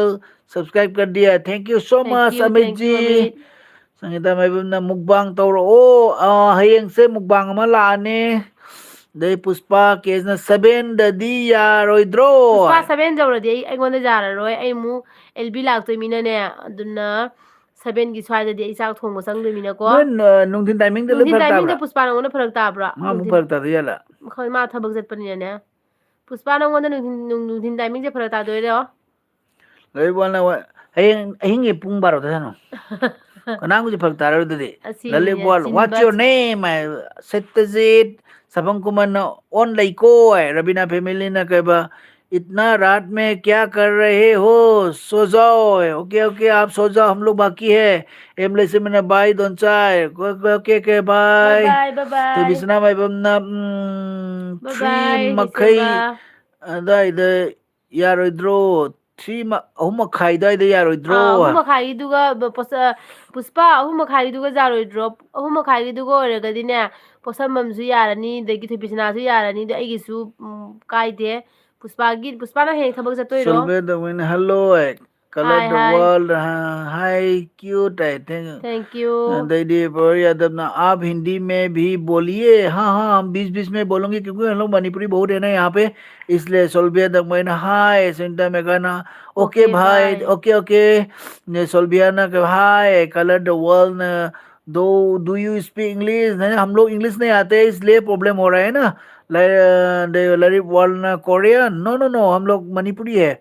पुष्पा केसना अदुदी फरक तानिए आई थबक हलकपदा पुंग मरीदी अदुम हेले है ꯑꯣ ꯑꯗꯨꯗꯤ ꯁꯨꯃꯥꯏꯅ ꯇꯧꯔꯁꯤꯔ ꯄꯨꯁꯄꯥ ꯄꯨꯡ 5 ꯑꯗꯨꯋꯥꯏꯗ ꯃꯉꯥꯗꯗꯤ ꯌꯥꯔꯣꯏ ꯃꯉꯥꯗꯗꯤ ꯌꯥꯔꯣꯏꯕ ꯑꯗꯨ ꯊꯥꯕ ꯈꯣꯠꯄ ꯁꯟꯗꯥꯒꯤ ꯌꯥꯝ ꯊꯕꯛ ꯀꯟꯕ ꯃꯇꯝ ꯑꯣꯏꯗꯣꯏꯅꯦꯕ ꯁꯤ ꯃꯇꯝꯁꯤꯃꯨꯛ ꯌꯥꯔꯣꯏꯅꯦ ꯇꯧꯔꯤꯁꯦ 5ꯗ ꯊꯝꯃꯣ ꯄꯨꯁꯄꯥ ꯅꯪ ꯀꯩꯅꯣ ꯇꯧꯒꯗ꯭ꯔꯣ ꯍꯌꯦꯡ ꯂꯥꯏꯗꯣ ꯈꯤꯇꯪ ꯉꯟꯅ ꯈꯨꯔꯝꯊꯣꯛꯑꯣ ꯍꯌꯦꯡ ꯅꯠꯇꯕꯤꯗꯅꯦ ꯅꯪꯒꯤ ꯁꯪꯒꯗꯕ ꯅꯨꯃꯤꯠ ꯑꯃ ꯍꯥꯏꯔꯛꯑꯣ ꯅꯪꯒꯤ ꯁꯪꯒꯗꯕ ꯅꯨꯃꯤꯠꯇꯨꯒ ꯑꯣꯏꯅ ꯇꯧꯔꯁꯤꯗꯨꯒ ꯁꯣꯜꯕꯔꯅ ꯃꯩꯇꯩꯅ ꯌꯥꯏꯐꯔꯦ ꯄꯨꯡ 6-7ꯇꯗꯤ ꯑꯩꯗꯤ ꯆꯞ ꯆꯥꯖꯔꯦ ꯍꯥꯏꯕ कलर द वर्ल्ड ना हेलो है कलर वर्ल्ड ꯄꯨꯡ ꯇꯔꯨꯛ आप ꯇꯔꯦꯠꯇꯗꯤ कैसे हो ꯑꯩꯒꯤꯗꯤ हम लोग अच्छे ꯄꯨꯡ हैं ꯇꯔꯨꯛꯇꯤ ꯑꯩꯒꯤ ꯀꯥꯏꯗꯦꯕꯀꯣ ꯑꯗꯣ ꯊꯣꯏꯕꯤꯁꯅꯥꯒꯤ ꯄꯨꯡ ꯇꯔꯨꯛꯇ ꯊꯣꯏꯕꯤꯁꯅꯥ ꯆꯥꯔꯣꯏ ꯍꯥꯏꯁꯦ ꯃꯩꯕꯅ ꯀꯃꯥꯏ ꯇꯧꯅꯤ ꯑꯗꯨꯗꯤ ꯈꯪꯗ꯭ꯔꯦꯅꯦ ꯍꯌꯦꯡ ꯌꯦꯡꯁꯦ ꯑꯗꯨꯝ ꯑꯣꯀꯦ ꯑꯗꯣ ꯊꯣꯏꯕꯤꯁꯅꯥ ꯅꯪ ꯄꯨꯡ 6ꯇ ꯀꯔꯤ ꯄ꯭ꯔꯣꯕ꯭ꯂꯦꯝ ꯂꯩ ꯍꯥꯏꯅꯣ ꯑꯩꯗꯤ ꯄꯨꯡ 6ꯇꯗꯤ ꯀꯥꯏꯗꯦꯀꯣ ꯑꯗꯣ 7 ꯌꯧꯈ꯭ꯔꯒꯗꯤ ꯑꯃꯨꯛ ꯁꯣꯜꯚꯤꯌꯟ ꯑꯩꯉꯣꯟꯗ ꯑꯃꯨꯛ ꯑꯦꯜꯕꯤꯗ ꯑꯃꯨꯛ ꯐꯔꯛ ꯇꯥꯔꯛꯀꯅꯦꯕ ꯁꯣꯂꯣꯕꯤꯌꯥ ꯗꯥꯡꯃꯩꯅ ꯊꯣꯏꯕꯤꯁꯅꯥ ꯅꯪ ꯄꯨꯡ ꯃꯩꯇꯩꯅ 6ꯇ ꯀꯩꯗꯧꯔꯦ ꯌꯥꯏꯐꯔꯦ ꯍꯥꯏꯕꯅꯣ ꯃꯩꯇꯩꯅ ꯌꯥꯏꯐꯔꯦ ꯏꯕꯨꯡꯆꯥ ꯋꯥꯏꯈꯣꯝꯅ ꯍꯥꯏ ꯑꯗꯩ ꯃꯦꯝꯊꯣꯏꯕꯤ ꯑꯦꯟꯇꯔꯇꯦꯟꯃꯦꯟꯅ ꯀꯀꯥꯒ ꯅꯦꯅꯦꯒꯁꯦ ꯃꯨꯛꯕꯥꯡ ꯌꯥꯝꯅ ꯅꯨꯡꯉꯥꯏ thank you so thank you much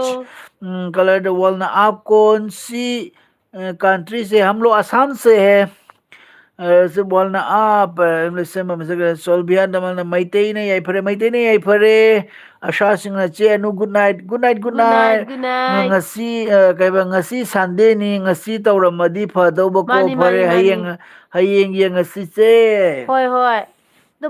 ꯊꯣꯏꯕꯤꯁꯅꯥꯗꯣ ꯄꯨꯡ 6ꯇꯣ ꯃꯉꯣꯟꯗ ꯄ꯭ꯔꯣꯕ꯭ꯂꯦꯝ ꯑꯣꯏꯅꯤ ꯌꯥꯏꯌꯦ ꯑꯩꯒꯤꯕꯨꯗꯤ ꯀꯥꯏꯗꯦꯕꯀꯣ ꯍꯧꯖꯤꯛ ꯂꯥꯏꯚ ꯂꯣꯏꯁꯜꯂꯒ ꯅꯣꯏ ꯍꯧꯔꯒꯦ ꯍꯥꯏꯕ꯭ꯔꯣ ꯍꯧꯖꯤꯛ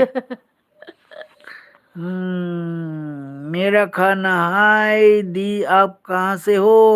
हम लोग असम से है संगीता बेबी नोई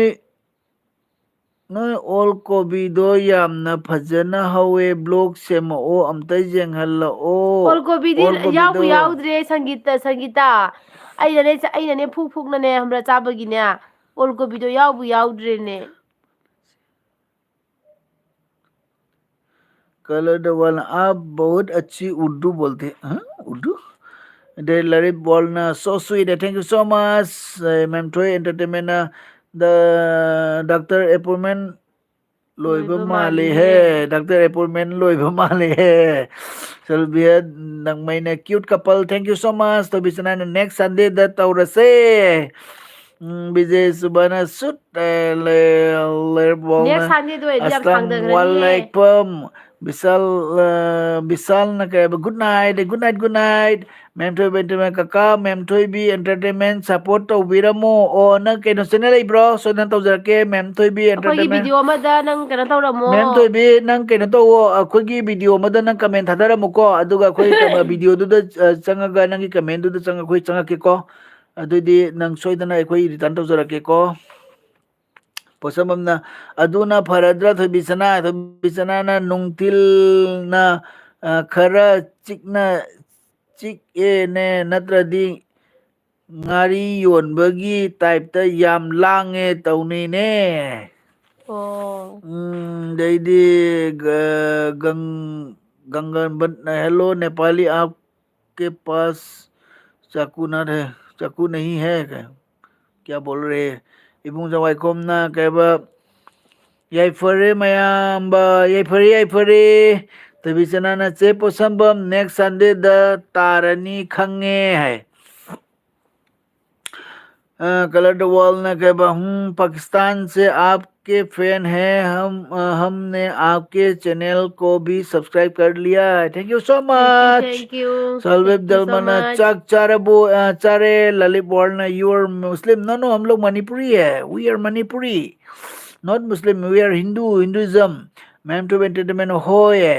ओके अदोनी मैम तो भी नंग केनो तोरमको कमेंट हम थादरमो सोदन हंजरके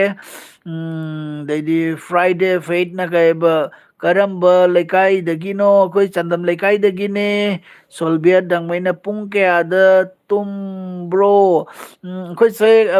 ꯁꯨꯝ ꯇꯨꯝꯃꯦ ꯊꯦꯡꯉꯦ 11 11ꯗ 12 ꯂꯣꯏꯁꯤꯟꯗꯣꯏꯅꯦ ꯑꯗꯨꯃꯥꯏꯅ ꯁꯨꯝ ꯑꯗꯨꯃꯥꯏꯅ ꯑꯩꯈꯣꯏꯒꯤ ꯇꯥꯏ ꯑꯦꯜꯕꯤꯁꯦ 11ꯗ ꯂꯣꯏꯁꯤꯟꯗꯣꯏꯅꯤꯀꯣ ꯁꯪꯒꯤꯇꯥ ꯃꯥꯏꯕꯝꯅ ꯀꯥꯏꯗꯦ ꯄꯨꯟꯗꯣꯏꯅꯣ ꯅꯣꯏ ꯋꯥꯔꯤꯁꯦ ꯀꯥꯏꯗ ꯄꯨꯟꯗꯣꯏꯅꯣ ꯑꯣ ꯅꯣꯏ ꯋꯥꯔꯤꯁꯦ ꯑꯩꯈꯣꯏꯁꯦ ꯀꯩꯅꯣꯅꯦ ꯚꯤꯗꯤꯑꯣ ꯀꯣꯂꯤꯡꯗ ꯋꯥꯔꯤ ꯁꯥꯟꯅꯁꯦ ꯍꯥꯏꯅꯀꯣ ꯃꯁꯛ ꯑꯝꯇ ꯈꯪꯅꯗꯕꯤ ꯉꯥꯛꯇꯅꯦꯕ ꯃꯁꯛ ꯃꯣꯏꯁꯦ ꯈꯪꯅꯗꯤꯌꯦ ꯍꯌꯦꯡꯁꯦ ꯃꯣꯏ ꯚꯤꯗꯤꯑꯣ ꯀꯣꯂꯤꯡ ꯇꯧꯔꯒ ꯁꯛ ꯈꯪꯅꯕꯩꯅꯦꯕꯀꯣ ꯑꯗꯨꯒꯤ ꯋꯥꯔꯤꯅꯤꯗ ꯂꯩꯕꯣꯜꯅ ꯑꯣ ꯑꯆꯥ ꯊꯣꯏꯕꯤꯆꯅꯥꯅ ꯁꯨꯃꯥꯏꯅ ꯇꯧꯔꯁꯤꯔꯣ ꯒ꯭ꯔꯨꯞ ꯑꯃ ꯁꯦꯝꯃꯁꯦ ꯑꯗꯨꯒ ꯅꯍꯥꯟ ꯀꯔꯤ ꯉꯥꯏꯍꯥꯛ ꯁꯪꯕꯗ ꯄꯨꯟꯅ ꯇꯦꯛꯁ ꯇꯧꯕ ꯚꯤꯗꯤꯑꯣ ꯀꯣꯜ ꯁꯥꯕ ꯇꯧꯔꯁꯤꯔꯣ ꯍꯥꯏ ꯌꯥꯏꯌꯦ ꯑꯗꯨꯁꯨ ꯑꯩ ꯄꯣꯠꯁꯝꯕꯝꯅ ꯀꯩ ꯍꯥꯏꯕ ꯏꯕꯥꯏ ꯅꯪꯒꯤ ꯆꯩ ꯃꯇꯦꯛꯇꯣ ꯃꯤꯠꯀꯤꯗꯣ ꯆꯦ ꯑꯅꯨꯗ ꯉꯥꯏꯍꯥꯛꯇꯪ ꯁꯤꯟꯕꯤꯌꯨꯕ ꯑꯩ ꯃꯤꯠꯁꯦ ꯑꯗꯨꯝ ꯈꯨꯖꯤꯜꯂ ꯈꯔ ꯈꯨꯖꯕꯁꯤꯗꯅꯦ ꯂꯩꯔꯕꯣꯅ ꯍꯥꯏ ꯅꯆꯤꯠꯅ ꯌꯥꯗꯦꯕ ꯑꯗꯩꯗꯤ ꯏꯉꯨꯡꯉꯣꯏꯀꯨꯝꯅ ꯃꯌꯥꯝꯕ ꯁꯥꯔꯚꯤꯁ ꯇꯧꯕ꯭ꯔꯣ ꯑꯩꯗꯤ ꯇꯧꯗꯦ ꯑꯩ ꯀꯩꯅꯣ ꯇꯧꯋꯦ ꯀꯣꯟꯖꯪꯁꯨ ꯅꯨꯡꯊꯪ ꯄꯥꯏꯌꯦꯕꯀꯣ ꯅꯨꯡꯊꯪ ꯁꯨꯕ ꯁꯥꯔꯚꯤꯁ ꯍꯥꯏꯕꯨ ꯅꯨꯡꯊꯪ ꯑꯩ ꯍꯣꯝ ꯁꯥꯔꯚꯤꯁ ꯑꯩꯅ ꯐꯩꯖꯨꯞ ꯁꯨꯕꯤꯁꯦ ꯅꯤꯡꯉꯣꯝꯗ ꯄꯨꯔꯥ ꯑꯩꯁꯨꯅꯤ ꯏꯪꯉꯤ ꯎꯟꯇꯥ ꯂꯩꯔꯝꯃꯤꯅꯦ ꯃꯆꯥꯊꯣꯏꯕꯤ ꯏꯪꯕ꯭ꯔꯥ ꯈꯪꯗꯦ ꯑꯩ ꯎꯟꯇꯥ ꯂꯩꯔꯝꯃꯤꯅꯦ ꯏꯆꯥꯟꯅꯨꯄꯤ ꯂꯣꯏ ꯍꯩꯗꯣꯔꯛꯏ ꯇꯧꯔꯤꯁꯦ ꯑꯁ ꯁꯤꯒꯤꯁꯦ ꯊꯣꯏꯕꯤꯆꯅꯥꯅ ꯕꯥꯏ ꯕꯥꯏ ꯂꯩꯔꯕꯣꯜꯅ ꯑꯗꯩꯗꯤ ꯊꯣꯏꯕꯤꯆꯅꯥꯅ ꯋꯥꯆꯞ ꯒ꯭ꯔꯨꯞ ꯁꯦꯝꯁꯦ ꯏꯅꯝꯃꯅ ꯁꯦꯝꯕꯤꯔꯣ ꯏꯅꯝꯃꯗꯤ ꯂꯣꯏ ꯂꯩꯕꯅꯤꯅ ꯌꯥꯏꯌꯦ ꯌꯥꯏꯌꯦ ꯑꯁ ꯁꯤꯔꯦꯗ ꯋꯥꯔꯦ ꯑꯗꯩꯗꯤ your motivation are you Nepali no no Sangeeta ꯃꯥꯏꯕꯝꯅ ꯅꯣꯏ ꯂꯥꯏꯐꯁꯦ ꯄꯨꯡ ꯀꯌꯥ ꯀꯌꯥꯗ ꯊꯥꯒꯦ ꯉꯁꯤꯅ ꯑꯍꯥꯟꯕꯅꯦ ꯑꯩꯅ ꯂꯥꯏꯚ ꯊꯦꯡꯅꯩ ꯊꯦꯡꯅꯩꯁꯦ ꯌꯥꯝꯅ ꯅꯨꯡꯉꯥꯏꯌꯦ ꯅꯣꯏ ꯂꯥꯏꯐꯁꯦ ꯁꯪꯒꯤꯇꯥ ꯑꯩꯈꯣꯏ ꯄꯨꯡ 8ꯗ ꯒꯤ ꯊꯥꯕ ꯍꯧꯔꯦꯀꯣ ꯄꯨꯡ 2ꯗꯤ ꯑꯗꯨꯝ ꯊꯥꯏ ꯑꯗꯣ ꯀꯨꯏꯌꯦ ꯊꯥꯔꯛꯏꯁꯦ ꯑꯩꯈꯣꯏ ꯖꯅꯋꯥꯔꯤ ꯊꯥꯁꯤꯗ ꯊꯥꯁꯤ ꯑꯃꯗꯤ ꯊꯥꯔꯝꯈꯤꯅꯤ ꯑꯗꯨꯒ ꯂꯣꯏꯁꯤꯜꯂꯗꯧꯅꯦ ꯀꯩꯅꯣ ꯐꯦꯕꯋꯥꯔꯤꯗ ꯑꯩꯈꯣꯏꯒꯤ ꯑꯉꯥꯡꯒꯤ ꯐꯥइनल एग्जाम होदरे दोगिनी ललित वर्ल्ड मैं आपसे बात कर रही हूँ okay okay Lalit world hello hello जी पोचम्बमना थोबिसना नंगी ओपिनियन याई यानिंगे जिज्जतना पाकिस्तानी नो नो हिंदुस्तान है हैग्रुजम मालेम गानबा हाय मालेम गानबा ꯑꯩꯒꯤ ꯑꯦꯜꯕꯤꯗ ꯂꯥꯛꯄꯤꯕꯗꯨꯅ ꯍꯥꯏꯅꯤꯡꯉꯥꯏ ꯂꯩꯇꯅ ꯊꯥꯒꯠꯆꯔꯤ ꯌꯣꯔ ꯃꯗꯨ उत्तराखंड से हो गया थैंक यू सो मच मेरे एलबी पे आने के लिए ट्रेबिसना हयेंग सेम ओ अदो डार्लिंग हिंचाबी ꯑꯅꯨ ꯗꯥꯔꯂꯤꯡ इनमा ꯍꯥꯏꯕ Anu darling ꯍꯤꯡꯆꯥꯕꯤꯅꯃ Friday फेने YouTube सेगी Sen ꯐꯪꯕ ꯍꯧꯔꯕꯣ ꯁꯨꯝ ꯈꯔꯕꯨꯗꯤ ꯆꯪꯕ ꯍꯧꯔꯦ ꯑꯗꯣ ꯑꯩꯈꯣꯏ ꯀꯩꯅꯣ ꯇꯧꯗ꯭ꯔꯤ ꯄꯩꯁꯥꯗꯣ ꯂꯧꯊꯣꯛꯇ꯭ꯔꯤ ꯁꯦꯜꯗꯣ ꯂꯧꯊꯣꯛꯇ꯭ꯔꯤꯕꯀꯣ ꯑꯩꯈꯣꯏ ꯁꯨꯝ ꯄꯨꯟꯅ ꯈꯔ ꯌꯥꯝ ꯈꯔ ꯂꯧꯊꯣꯛꯑꯒꯦꯅ ꯌꯥꯝꯃꯀꯥꯟꯗ ꯂꯧꯊꯣꯛꯀꯦꯅ ꯂꯧꯊꯣꯛꯇ꯭ꯔꯦ ꯑꯗꯩ ꯏꯆꯦ ꯀꯥꯅꯨꯕꯥꯔꯅ ꯊꯝꯁ ꯑꯞ ꯎꯔꯦ ꯌꯥꯝ ꯆꯦ ꯊꯦꯡꯉꯤꯅ ꯀꯥꯅꯣ ꯌꯥꯝ ꯊꯦꯡꯉꯤꯅ ꯉꯁꯤ ꯂꯥꯏꯔꯤꯛ ꯂꯣꯏꯔꯝꯗꯥꯏꯗ ꯋꯥꯔꯜꯅ ꯂꯥꯛꯑꯦ ꯑꯜꯂ पाकिस्तान दा मेघाꯁꯨ ꯂꯥꯛꯇꯦ ꯉꯁꯤꯗꯤ दा ओके ओके मेघाꯗꯣ आप ꯀꯩꯅꯣꯗ पाकिस्तान को ꯌꯥꯎꯕꯅꯦ लाभ कर सकते हैं हम लोग तो नहीं करते तो बिसना माइबम चे पोसंबम खरा तौरक्कनी है your motivator where India yes they demonstrate hello why tôi dùng tôi bỏ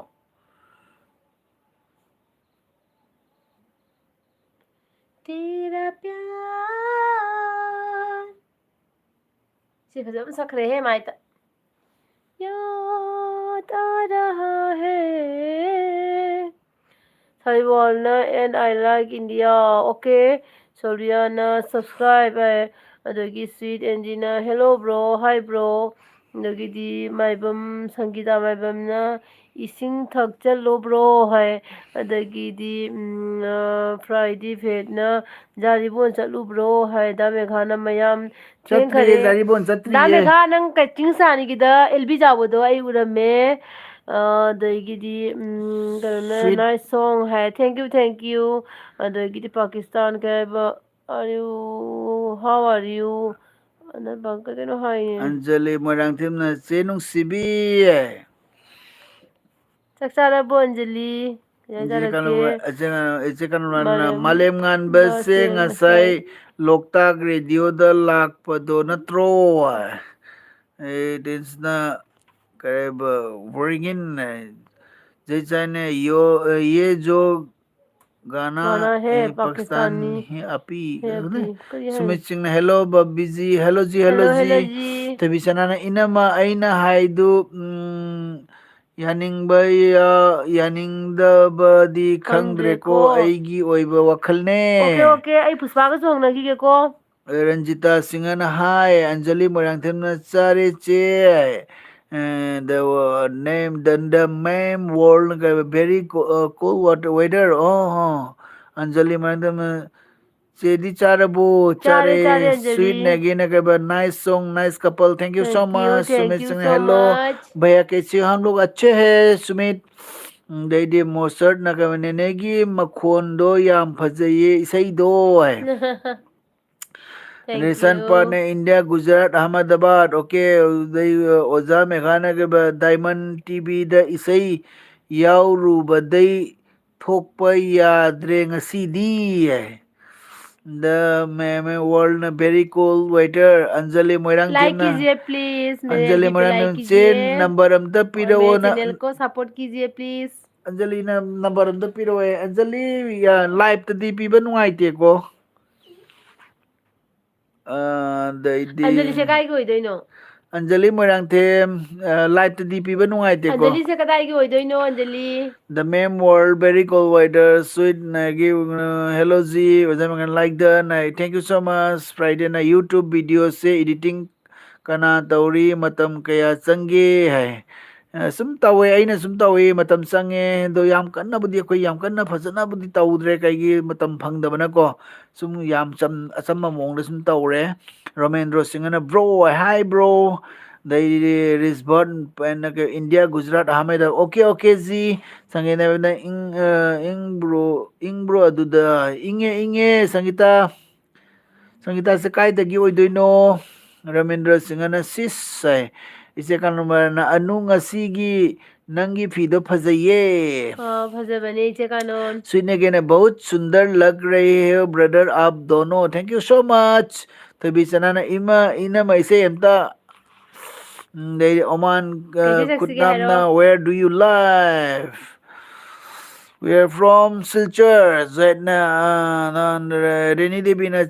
chak char bo chare चारे Anjali रेनी. Marante na che hoida yam lakninge che कनाननो? Anjali Marante Anjali ने Anjali कदाई की na kai होइदोइनो? hoide hoido hairo ne the काय की होइदोइनो phone हाइरो? number to the live the people nungaitre ko sawe de ko Anjali Dong mang na are you Maite? Yes, Maite. Sumit Singh na I love Patna. I live in Patna. Okay, okay, Sumit ji. Mohammed Asan na ke where are you from? We are from Kachar. The comedy queen na Pagal. Yes. Kakching Biabem na hi, hi, hello hi. Hello. Anjali Mansi ay Manipur dagine che. ओ अंजलि ना. ओ ओ अंजलि नुंगाइरिबो कमाई तौरिगे मणिपुरगी नोई लेइबो मफमदुदा इरांग तौब्रा कमाई तौरिगे? Dai Narayan Mahatona ki hoki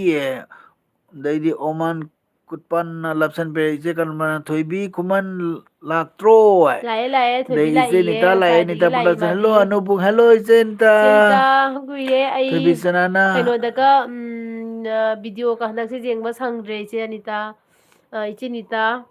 ai kana tawreba handak se khara chinbagine video ka kanamgi video jengdre. dai di Ado haurani sweet jengba ko. sweet negi na ke like कर दिया brother आप दोनों को thank you so Thank much Anjali you. मैंने चे Instagram the पीरा ओ से ओ नंग Hoy, इंस्टाग्राम लाई bro Instada aigi Anuprada Singha hainane leibane Anjali aduga nang follow tawro. ꯑꯗꯩꯗꯤ ꯑꯟꯖꯂꯤ ꯅꯪꯒꯤ ꯏꯟꯁꯇꯥꯒ꯭ꯔꯥꯝꯒꯤ ꯑꯥꯏꯗꯤꯗꯨ ꯁꯨꯃꯥꯏ ꯁꯨꯝ ꯂꯩꯔꯤꯔꯣ ꯅꯪꯒꯤ ꯃꯤꯡꯁꯤꯗ ꯗꯩꯕꯤꯆꯅꯥꯅ ꯆꯦ ꯀꯥꯅꯣꯟ ꯂꯥꯛꯑꯕꯅꯤ ꯆꯦ ꯀꯥꯅꯣꯟ ꯂꯥꯛꯑꯕꯅꯤ ꯃꯥꯡꯈ꯭ꯔꯦ ꯀꯩꯕ ꯇꯨꯝꯃꯝꯃꯅꯤ ꯍꯥꯏꯕ ꯁꯪꯒꯤꯇꯥ ꯃꯥꯏꯕꯝꯅ ꯃꯅꯤꯄꯨꯔꯗꯩꯅꯦ ꯍꯥꯏꯕ Oh, ꯑꯗꯩꯗꯤ ꯏꯁꯇ꯭ꯔꯤꯄꯔ Sangita kamai ꯊꯣꯛꯆꯣꯝꯅ tawrige nungaibo. ꯏꯁꯇ꯭ꯔꯦꯄꯦꯟ ꯊꯣꯛꯆꯣꯝꯅ ꯀꯩꯕ ꯊꯣꯡ ꯈꯥꯟꯂꯦꯟꯅ ꯀꯩꯕ ꯀꯔꯤꯒꯤꯅꯣ ꯃꯩꯇꯩꯁꯤꯡꯗꯤ ꯁꯤꯁꯤꯄꯨꯔꯗ ꯂꯥꯛꯇꯕꯁꯦ ꯃꯩꯇꯩꯁꯤꯡ ꯑꯗꯨꯗꯤ ꯅꯣꯏ ꯈꯪꯉꯣ ꯑꯩꯈꯣꯏꯗꯤ ꯈꯪꯗ꯭ꯔꯦ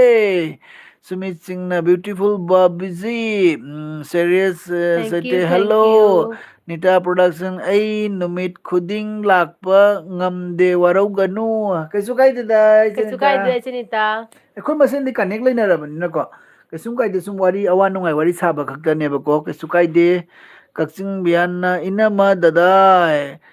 ꯍꯥꯎ ꯅꯪ ꯀꯥꯏ ꯋꯥꯏꯗꯩꯅꯣ ꯀꯛꯆꯤꯡꯗꯩꯔꯣ Nazimuddin na hi hello Hello भाई Nazimuddin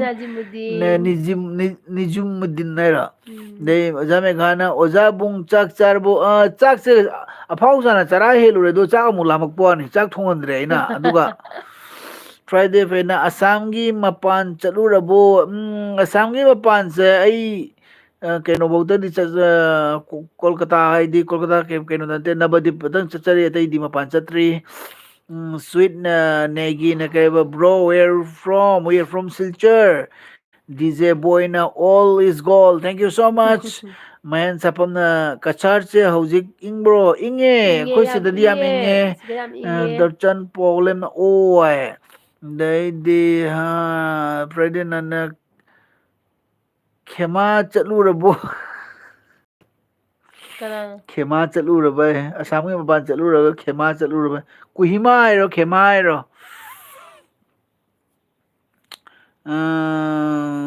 you Nepali no no no हम लोग मणिपुरी है नीता प्रोडक्शन कुइरे उनदबा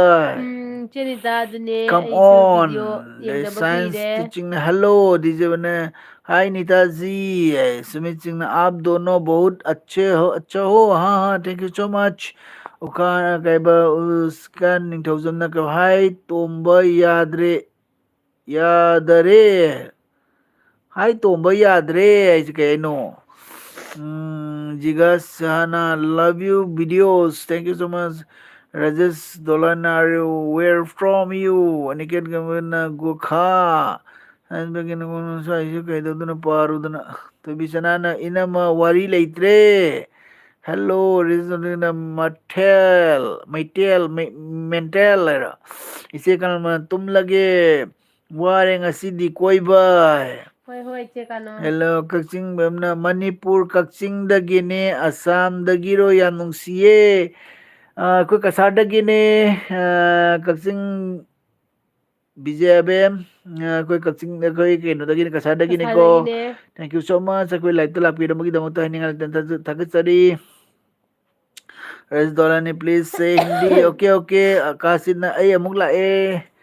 कासिर वेलकम वेलकम दीदी रैम गेमिंग ना कब क्या कर रहे हैं भाई हम लोग एलबी कर रहे हैं अभी एंड कुलपाओ क्वांग ना हाय टामो हेलो हेलो अंजलि मरांधन से मणिपुर द इरांग याम ना कल्ले से हौजिकसु याम तौनरी इरांग से आई ꯆꯦꯒꯤ ꯚꯤꯗꯤꯑꯣ ꯑꯗꯨꯝ ꯌꯦꯡꯉꯦ ꯆꯦ ꯌꯥꯝ ꯅꯨꯡꯁꯤꯌꯦ ꯆꯦ ꯚꯤꯗꯤꯑꯣꯗꯣ 이때이슈 ꯌꯥꯝ ꯅꯨꯡꯁꯤꯌꯦ ꯆꯦ ꯑꯩꯒꯤ ꯏꯟꯁꯇꯥꯒ꯭ꯔꯥꯝꯗ ꯑꯟꯖꯂꯤ ꯃꯣꯏꯔꯥꯡꯊꯦꯝ ꯂꯩꯕꯅꯦ ꯑꯣꯀꯦ ꯑꯣꯀꯦ ꯁꯣꯏꯗꯅ ꯂꯥꯏꯛ ꯇꯧꯔꯛꯀꯦꯀꯣ ꯑꯗꯨꯒ ꯁꯨꯝ ꯄꯥꯎ ꯐꯥꯎꯅꯁꯤ ꯁꯥꯏꯟꯁ ꯇꯤꯆꯤꯡꯅ ꯍꯦꯜꯂꯣ ꯁꯔ ꯍꯦꯜꯂꯣ ꯖꯤ स्वीटनेगीना के मणिपुरी ओके यस मणिपुरी ꯇꯦꯕꯤꯆꯅꯅ ꯀꯥ ꯁꯤꯠ ꯚꯤꯗꯤꯑꯣ ꯌꯥꯝ ꯅꯨꯡꯉꯥꯏꯌꯦ ꯃꯨꯛꯕꯥꯡꯒꯤꯗꯣ Mohen Chapam, bro, your age, please. Mohen Chapam, Mera age 43. Rajesh Dolaina, can you say one time Hindi your language, please? Okay okay Rajesh डोलानी मैं हिंदी बोल इसलिए नहीं बोल रहा हूँ क्योंकि यहाँ पे जो इतना जो मेरा फ्रेंड है अभी 90% मणिपुरी लोग हैं उन लोगों को वो लोगों को प्रॉब्लम हो जाएगा ना इसलिए मैंने हिंदी नहीं बोल रहा हूँ इसलिए Asit na kasit na kay ba noinigi live hekta lakninge. Thank you so much kaka. Pasal na to bisna nang pung kaya da tum haugat ke noi Manipur gi kuding do as hai kana de noi Manipur khuying do hai kana de Pres Patel na Hi Kanchai, có bóng cuồng là hai tà mô, hello hello Angelina, chế ghi new video về nghe, sang bơ đơ live, live, thằng này mày chế em hà rau ấy chế, oh, Kanana Anjali, हाँ đây đi PM Ras Khan put tàu cái nó gì bộ, thank you Anjali đây tôi biết अगी cho nên là channel support तौबीबगी thank you so much che pusambam aidi haugatningbada adum haugatle ado tumbada 12 matung pung ani makhai tabasu yawi tumba कनाना थबिसना आइरा आज लोरे नंग दिया rejeng gemeng na bhai घक्का घप करी है इसको please like कीजिए प्लीज. मणिपुरदगी लाइक अमता मणिपुरदगी लाइक अमता विकास लोंगजम सिंहा मणिपुरदगी लाइक अमता thank you so much Mohan साहब ने मैतई युमना कयाम लेगे अदुदा मोहन साहब यामे सिदे लोइने यामे यामे अखोई सदे मैतई यामे ꯌꯨꯝꯅꯥꯛꯁꯦ ꯀꯩꯅꯣ ꯀꯌꯥꯝ ꯍꯥꯏꯒꯗꯕꯅꯣ ꯈꯪꯗ꯭ꯔꯦꯀꯣ ꯌꯥꯝꯗꯤ ꯌꯥꯝꯃꯦ ꯌꯥꯝꯅ. Rajesh dollar in not answering मैंने तो बोल दिया ना राजेश जी प्रॉब्लम रॉन्ग ना इतई तामो इतई पाहलो तामो इतई मा पाहलो हायरो ꯑꯩ मा ꯄꯥꯕ ममित ꯉꯝꯃꯣꯏ. नुंगाइते ngasi का सिने तुबिसना थैंक यू एन हायरे के जेम्स हेलो सलेश कुमार ना Meitei is good people thank you so much Posambam ना अदुने तुबिसना आईडी अदुगा खरनी लेरंबदो तुम्बा सुंगो होगतनिंगदे कुबोय ꯀꯩꯒꯤꯅꯣ ꯑꯗꯨꯕꯣ इंबैनेबा ꯏꯪꯕꯒꯤꯅꯦꯀꯣ. Usakantana I am new subscriber and I am big fan too. A big fan in 20 minutes because you are funny. Thank you so much. Zame gana Manipur fazana inge. ꯁꯤꯗꯁꯨ ꯃꯦꯘꯥꯂꯌꯥ ꯌꯥꯝ ꯏꯪꯉꯦ. Tobisanana che posambam. Sandaga ayuka se matha sai nungsa fana sarsu ayuk se khuingdi.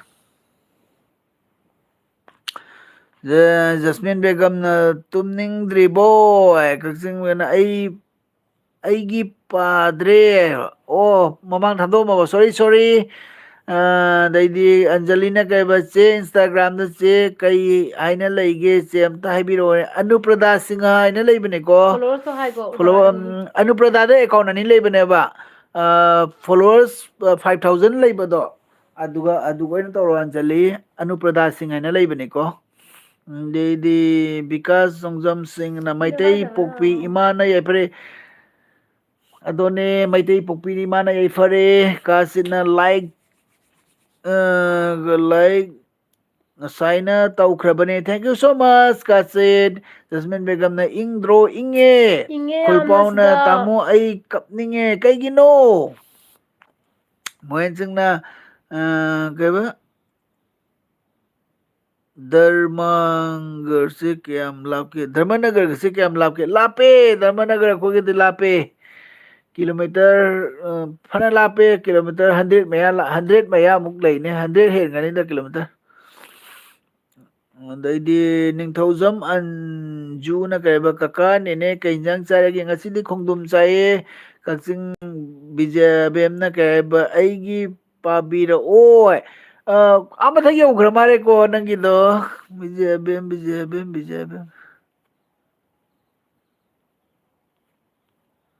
yam lam le horale ꯀꯥꯎꯅꯨ. आज उरे ꯌꯥꯝ सावे देखो ꯌꯥꯝꯃꯗꯤ. आज उग्र माले ꯀꯃꯥꯏ ꯀꯥꯜꯂꯤꯅꯣ ꯅꯣꯏꯁꯨ. सतपो एफएम नहीं you know English no no no दैदी तो बिसना इनमा दाबुंग अनि ना अमता नोकलो ngasi di pen na noktri je kano ma anu ngasi thok thak anu ngasai loktak radio da isai khalle do isai khalle daw yae oh ꯑꯣꯍꯣ. this sabto fm na ओजा मेगारना कक्चिंग कदाईगिनो बिजाबेम से संगीता बेबना मणिपुर कोइनिंग फाउदब्रो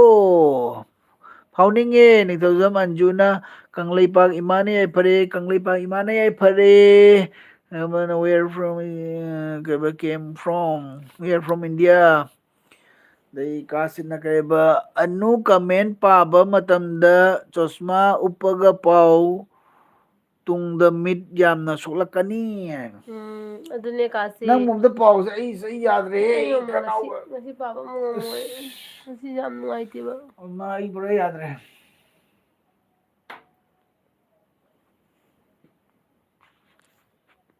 ꯑꯗꯒꯤꯗꯤ ꯀꯩꯕ ꯎꯁꯥ ꯀꯤꯔꯟꯅ ꯍꯥꯏ ꯇꯨꯝꯅꯤꯡꯗ꯭ꯔꯤꯕ꯭ꯔꯣ ꯇꯨꯝꯃꯣ ꯍꯥꯏ ꯑꯗꯩ ꯀꯨꯜꯄꯨꯋꯥꯅ ꯇꯥꯃꯣ ꯏꯇꯩꯃꯁꯦ ꯌꯥꯝꯅ ꯐꯖꯩꯀꯣ ꯕꯂꯥ ꯃꯥꯜꯂꯦꯀꯣ ꯆꯨꯝꯗ꯭ꯔꯣ ꯇꯥꯃꯣꯒ ꯍꯥꯏ ꯀꯥꯏꯗꯩꯅꯣꯍꯦ ꯅꯣꯏꯁꯤꯅꯅꯦ ꯑꯗꯨꯗꯒꯤꯗꯤ ꯐꯣꯅꯥ ꯔꯣꯅꯜꯅ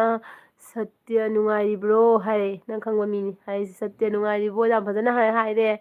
ꯑꯗꯒꯤ ꯅꯨꯡꯉꯥꯏꯔꯤꯌꯦ ꯅꯨꯡꯉꯥꯏꯔꯤꯌꯦ ꯑꯗꯒꯤꯗꯤ ꯃꯣꯍꯦꯅ ꯀꯩ ꯍꯥꯏꯕ ꯑꯟꯖꯂꯤ ꯏꯇꯩꯃꯁꯨ ꯊꯥꯗꯕꯩ ꯍꯥ ꯑꯟꯖꯂꯤꯅ ꯍꯥꯏꯕ ꯆꯦ ꯌꯥꯗ꯭ꯔꯦ ꯆꯦ ꯃꯦꯁꯦꯖ ꯑꯝꯇ ꯊꯥꯕꯤꯔꯛꯑꯣ ꯆꯦ ꯍꯥꯏ ꯑꯣꯀꯦ ꯊꯥꯔꯛꯀꯦ ꯑꯦꯐꯕꯤꯗ ꯀꯩꯅꯣ ꯇꯧꯔꯣ ꯑꯦꯕꯤꯗ ꯆꯪꯉꯣ ꯑꯟꯖꯂꯤ ꯑꯅꯨꯄ꯭ꯔꯗꯥ ꯁꯤꯡꯍ ꯍꯥꯏꯅ ꯂꯩꯕꯅꯦ ꯑꯦꯕꯤꯗ ꯑꯗꯨꯒ ꯑꯣꯏꯅ ꯆꯪꯉꯣ ꯃꯣꯍꯦꯅ ꯍꯥꯏꯕ ꯏꯇꯩꯃꯁꯨ ꯀꯩ ꯍꯥꯏꯕ ꯀꯁꯥꯔꯗꯒꯤꯔꯣ ꯏꯌꯥꯝꯕ ꯑꯩꯁꯨ ꯀꯁꯥꯔꯒꯤꯅꯦ ꯑꯗꯒꯤ ꯊꯣꯏꯕꯤꯁꯅꯥꯅ ꯏꯅꯝꯃ ꯅꯪ ꯎꯏꯔꯤ ꯇꯧꯕꯩ ꯁꯛꯇꯣ ꯍꯥꯏ ꯑꯗꯨꯅꯦ ꯊꯣꯏꯕꯤꯁꯅꯥ ꯉꯁꯤꯗꯣ ꯅꯪ ꯑꯩ ꯈꯨꯏꯔꯦꯕ ꯑꯩꯗꯣ ꯉꯁꯥꯏ ꯀꯩꯅꯣ ꯇꯧꯔꯤꯕ ꯇꯨꯝꯕꯗꯒꯤꯅꯦ ꯃꯤꯀꯞ ꯊꯣꯛꯂꯒ ꯌꯥꯎꯕꯅꯤꯅꯅꯦ ꯑꯗꯩ ꯏꯆꯦ ꯀꯥꯅꯣꯅ ꯕꯥꯏ ꯃꯌꯥꯝ ꯍꯥꯏ ꯑꯣꯀꯦ ꯏꯆꯦ ꯀꯥꯅꯣꯟ ꯕꯥ ꯕꯥꯏ ꯁ꯭ꯋꯤꯠ ꯗ꯭ꯔꯤꯝ ꯑꯗꯒꯤꯗꯤ ꯄꯣꯠꯁꯝꯕꯝꯅ ꯆꯦꯅꯨ ꯅꯪ ꯆꯩꯇꯦꯛ ꯑꯝꯇ ꯍꯥꯞꯄꯣꯃꯤ ꯍꯥꯏ ꯑꯗꯒꯤꯗꯤ ꯑꯟꯖꯂꯤꯅ ꯆꯦ ꯅꯣꯏ ꯎꯕꯁꯦ ꯌꯥꯝ ꯅꯨꯡꯁꯤꯌꯦ ꯆꯦꯗ ꯉꯇꯪ ꯅꯈꯣꯡꯗꯣ ꯇꯩꯁꯜꯂꯨꯅ ꯑꯩ ꯐꯝꯕꯗꯣ ꯅꯨꯡꯉꯥꯏꯇ꯭ꯔꯦ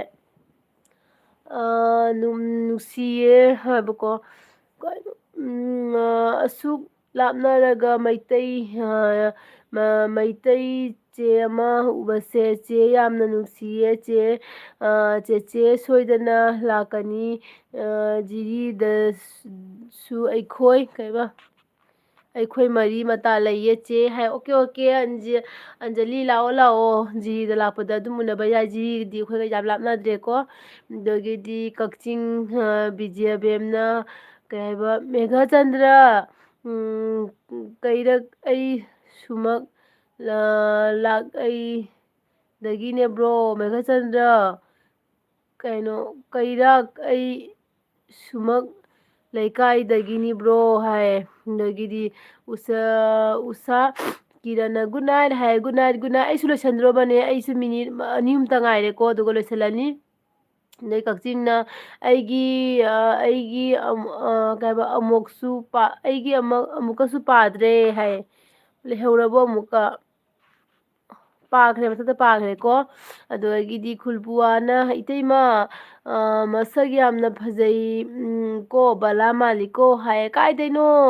ꯈꯨꯜꯕꯨꯋꯥ ꯀꯗꯥꯏꯗꯒꯤꯅꯣ ꯁꯛꯀꯁꯦ ꯌꯥꯗ꯭ꯔꯦ ꯑꯩꯈꯣꯏꯗꯤ ꯍꯅꯨꯕꯤ ꯐꯥꯔꯦ ꯑꯍꯟ ꯑꯣꯏꯔꯦꯕ ꯑꯗꯩ ꯗꯥ ꯃꯦꯘꯥꯅ ꯀꯩꯕ ꯂꯣꯛꯇꯥꯛ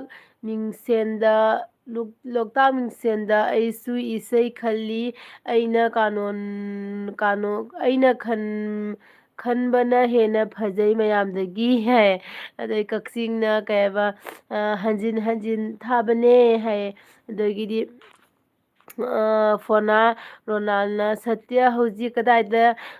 ꯀꯗꯥꯏꯗꯅꯣ ꯍꯥꯏꯌꯦ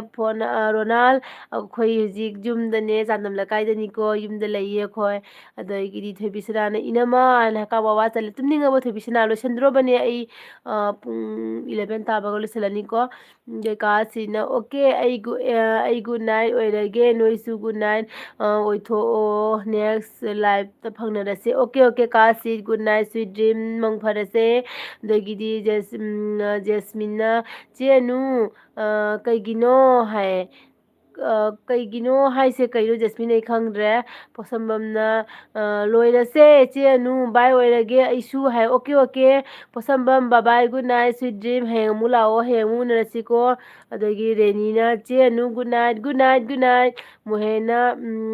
ꯕꯔꯥꯛꯀꯤ ꯂꯤꯁꯥ ꯌꯥꯝ ꯍꯥꯎꯋꯦ ꯍꯥꯏꯅꯩ ꯏꯇꯩꯃ ꯍꯥꯏ ꯌꯥꯝ ꯍꯥꯎꯋꯦ ꯕꯔꯥꯀꯤ ꯂꯤꯁꯥ ꯀꯣ ꯑꯗꯒꯤꯗꯤ ꯄꯣꯠꯁꯝꯕꯝꯅ ꯊꯣꯏꯕꯤꯁꯅꯥ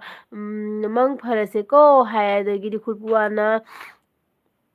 ꯏꯇꯩꯃ ꯁꯥꯎꯒꯅꯨꯀꯣ ꯕꯂꯥ ꯃꯥꯜꯂꯦ ꯍꯥꯏꯕꯒꯤ ꯁꯥꯎꯗꯦ ꯀꯩꯒꯤ ꯁꯥꯎꯗꯣꯏꯅꯣ ꯅꯣꯏꯅ ꯅꯨꯡꯁꯤꯅ ꯑꯗꯨꯝ ꯍꯥꯏꯕꯅꯦ ꯀꯔꯤꯝ ꯁꯥꯎꯅꯤꯡꯉꯥꯏ ꯂꯩꯇꯦ ꯁꯤꯗꯀꯣ ꯑꯗꯒꯤꯗꯤ ꯍꯥꯏ ꯀꯩꯅꯣ Angel I am watching your live video in my become TV is my first time to come your live video. Thank you, thank you. Thobisana che posambam emoji dudi and haire noksale masu Anjalina che abemadi tumkhre Anjali madi ngantana tumkhre ngasido kakchingna aigi hanjin hanjin thabane ai thokhrani paramdabanina hai kakching udabaini nang comments do ude lakti ne hoi hujik nang lakpasidi pari sidi aidi loina serial la paraini ko dai thebisana na tumning de LB loidri phau hai adagi Jitendra na hai hello Jitendra adagi di Anjalina che sahi kaya surage hai Anjali ai sahi kaya surangadaba mange amta hairo nang adagi di Jitendra na how are you hai I am fine Jitendra are you adagi di Jitendra na you from hai we are from Silchar adagi di posambam na hey nungsibaine aphaubi nache na thoi and hai Jitendra na I love you hai I don't I don't like you, okay. I don't love you. The thobisana na aphaubi haiba che posambam nangido hai adagidi Ronald na Satya tum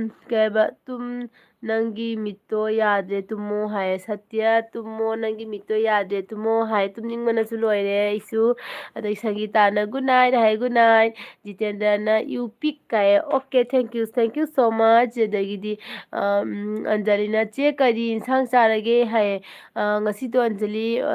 khongdum thongbo ina chare aduga gidi posambam adudi hingchabi thoibi yarabo hai dai thebisana na hai adai kulpuwa na iteima tamo good night aikhoi ima heart nare prayer tawbiyo ko please hai okay kulpuwa kashum tawda boisanu isora janbi boisanu ko ima do kashum tawda boisanu haina isoda nijari Jitendra nice you look hai thank you thebisana na inama hayengdi spec upo aduna hena phajai hai okay hayeng okay daidi Anjalina che voice new kaba ऐसे video new थगलो video video वारे से है okay Anjali thagalake Jitendra na you from Assam हायरबनी dum hangi आप Jitendra क्या करे हैं हम लोग LB लेवी कर रहे करे हैं थबिसना ना गुड नाइट दादा इनमा sweet dreams dream love you love you थबिसना वीडियो bye bye good हायरमगे night कुछ लो चलो akhoi चलो sulosalani thebisana video ngairamage okay bye bye good night sweet dream mayam punamakpu bye bye oirase bye bye दे Mohan mohena जपमना pung पुंग kaya के da आदर LB la live होगे hoge हयेंग haye उनर से good good night night mohen pung 8 da lao hayen ko pung 8 da gi hawe gi LB senung Bangron dangi I love you itayma masung amasung tamo tamo haye okay kulpuwa okay bye bye good night love you Angelina too से Facebook खक्त पाई bro है Instagram su pai Anjali ai Instagram da Anuprada Singh ha na lei bane ai gi 500 followers he 500 500 5000 he la bane ba ko followers to ado nang su kana duga tawro ba duga jadra na duga phangza ba taraga na FB da chango FB da su Anuprada Singh ha lei bane ba to mase da mi jadre na paro Angelina Instagram पाई बने अंजलि केनो लाई बने अनुप्रदा Singh high लाई बने को देदी good night bye everyone good night अमुक सांगदरनो तुमो को तुम है तूने तुम के मैं bye good night bye bye good night mayam good sweet night dream Anjali से मैसेज तथा भी रहो अरे केनो अंजलि फेसबुक तो चंगो ने फेसबुक तो अनुप्रदा सिंह हा तो हम तो फ्रेंड रिक्वेस्ट तो तो अंजलि मोइरांग थे फेसबुक तने अनुप्रदा सिंह हाई लेबने अदुदा अमता चंगोने अदुगा केना तवरसे को मैसेज थारा के इंस्टाग्राम दा ओके अदुदी everybody good night sweet dream माइजो के सामने see कई you इंसान next time चले okay bye या दो ले Dila sila. Tawag sana. Mi cham lagi kena jalan itu sila mi. वाई बो Wah hebat mi lagi kena jalan. Ma'am bye bye Bye everybody bye bye. Bye tawag ruang. Kadum jeng thalai sih kaino.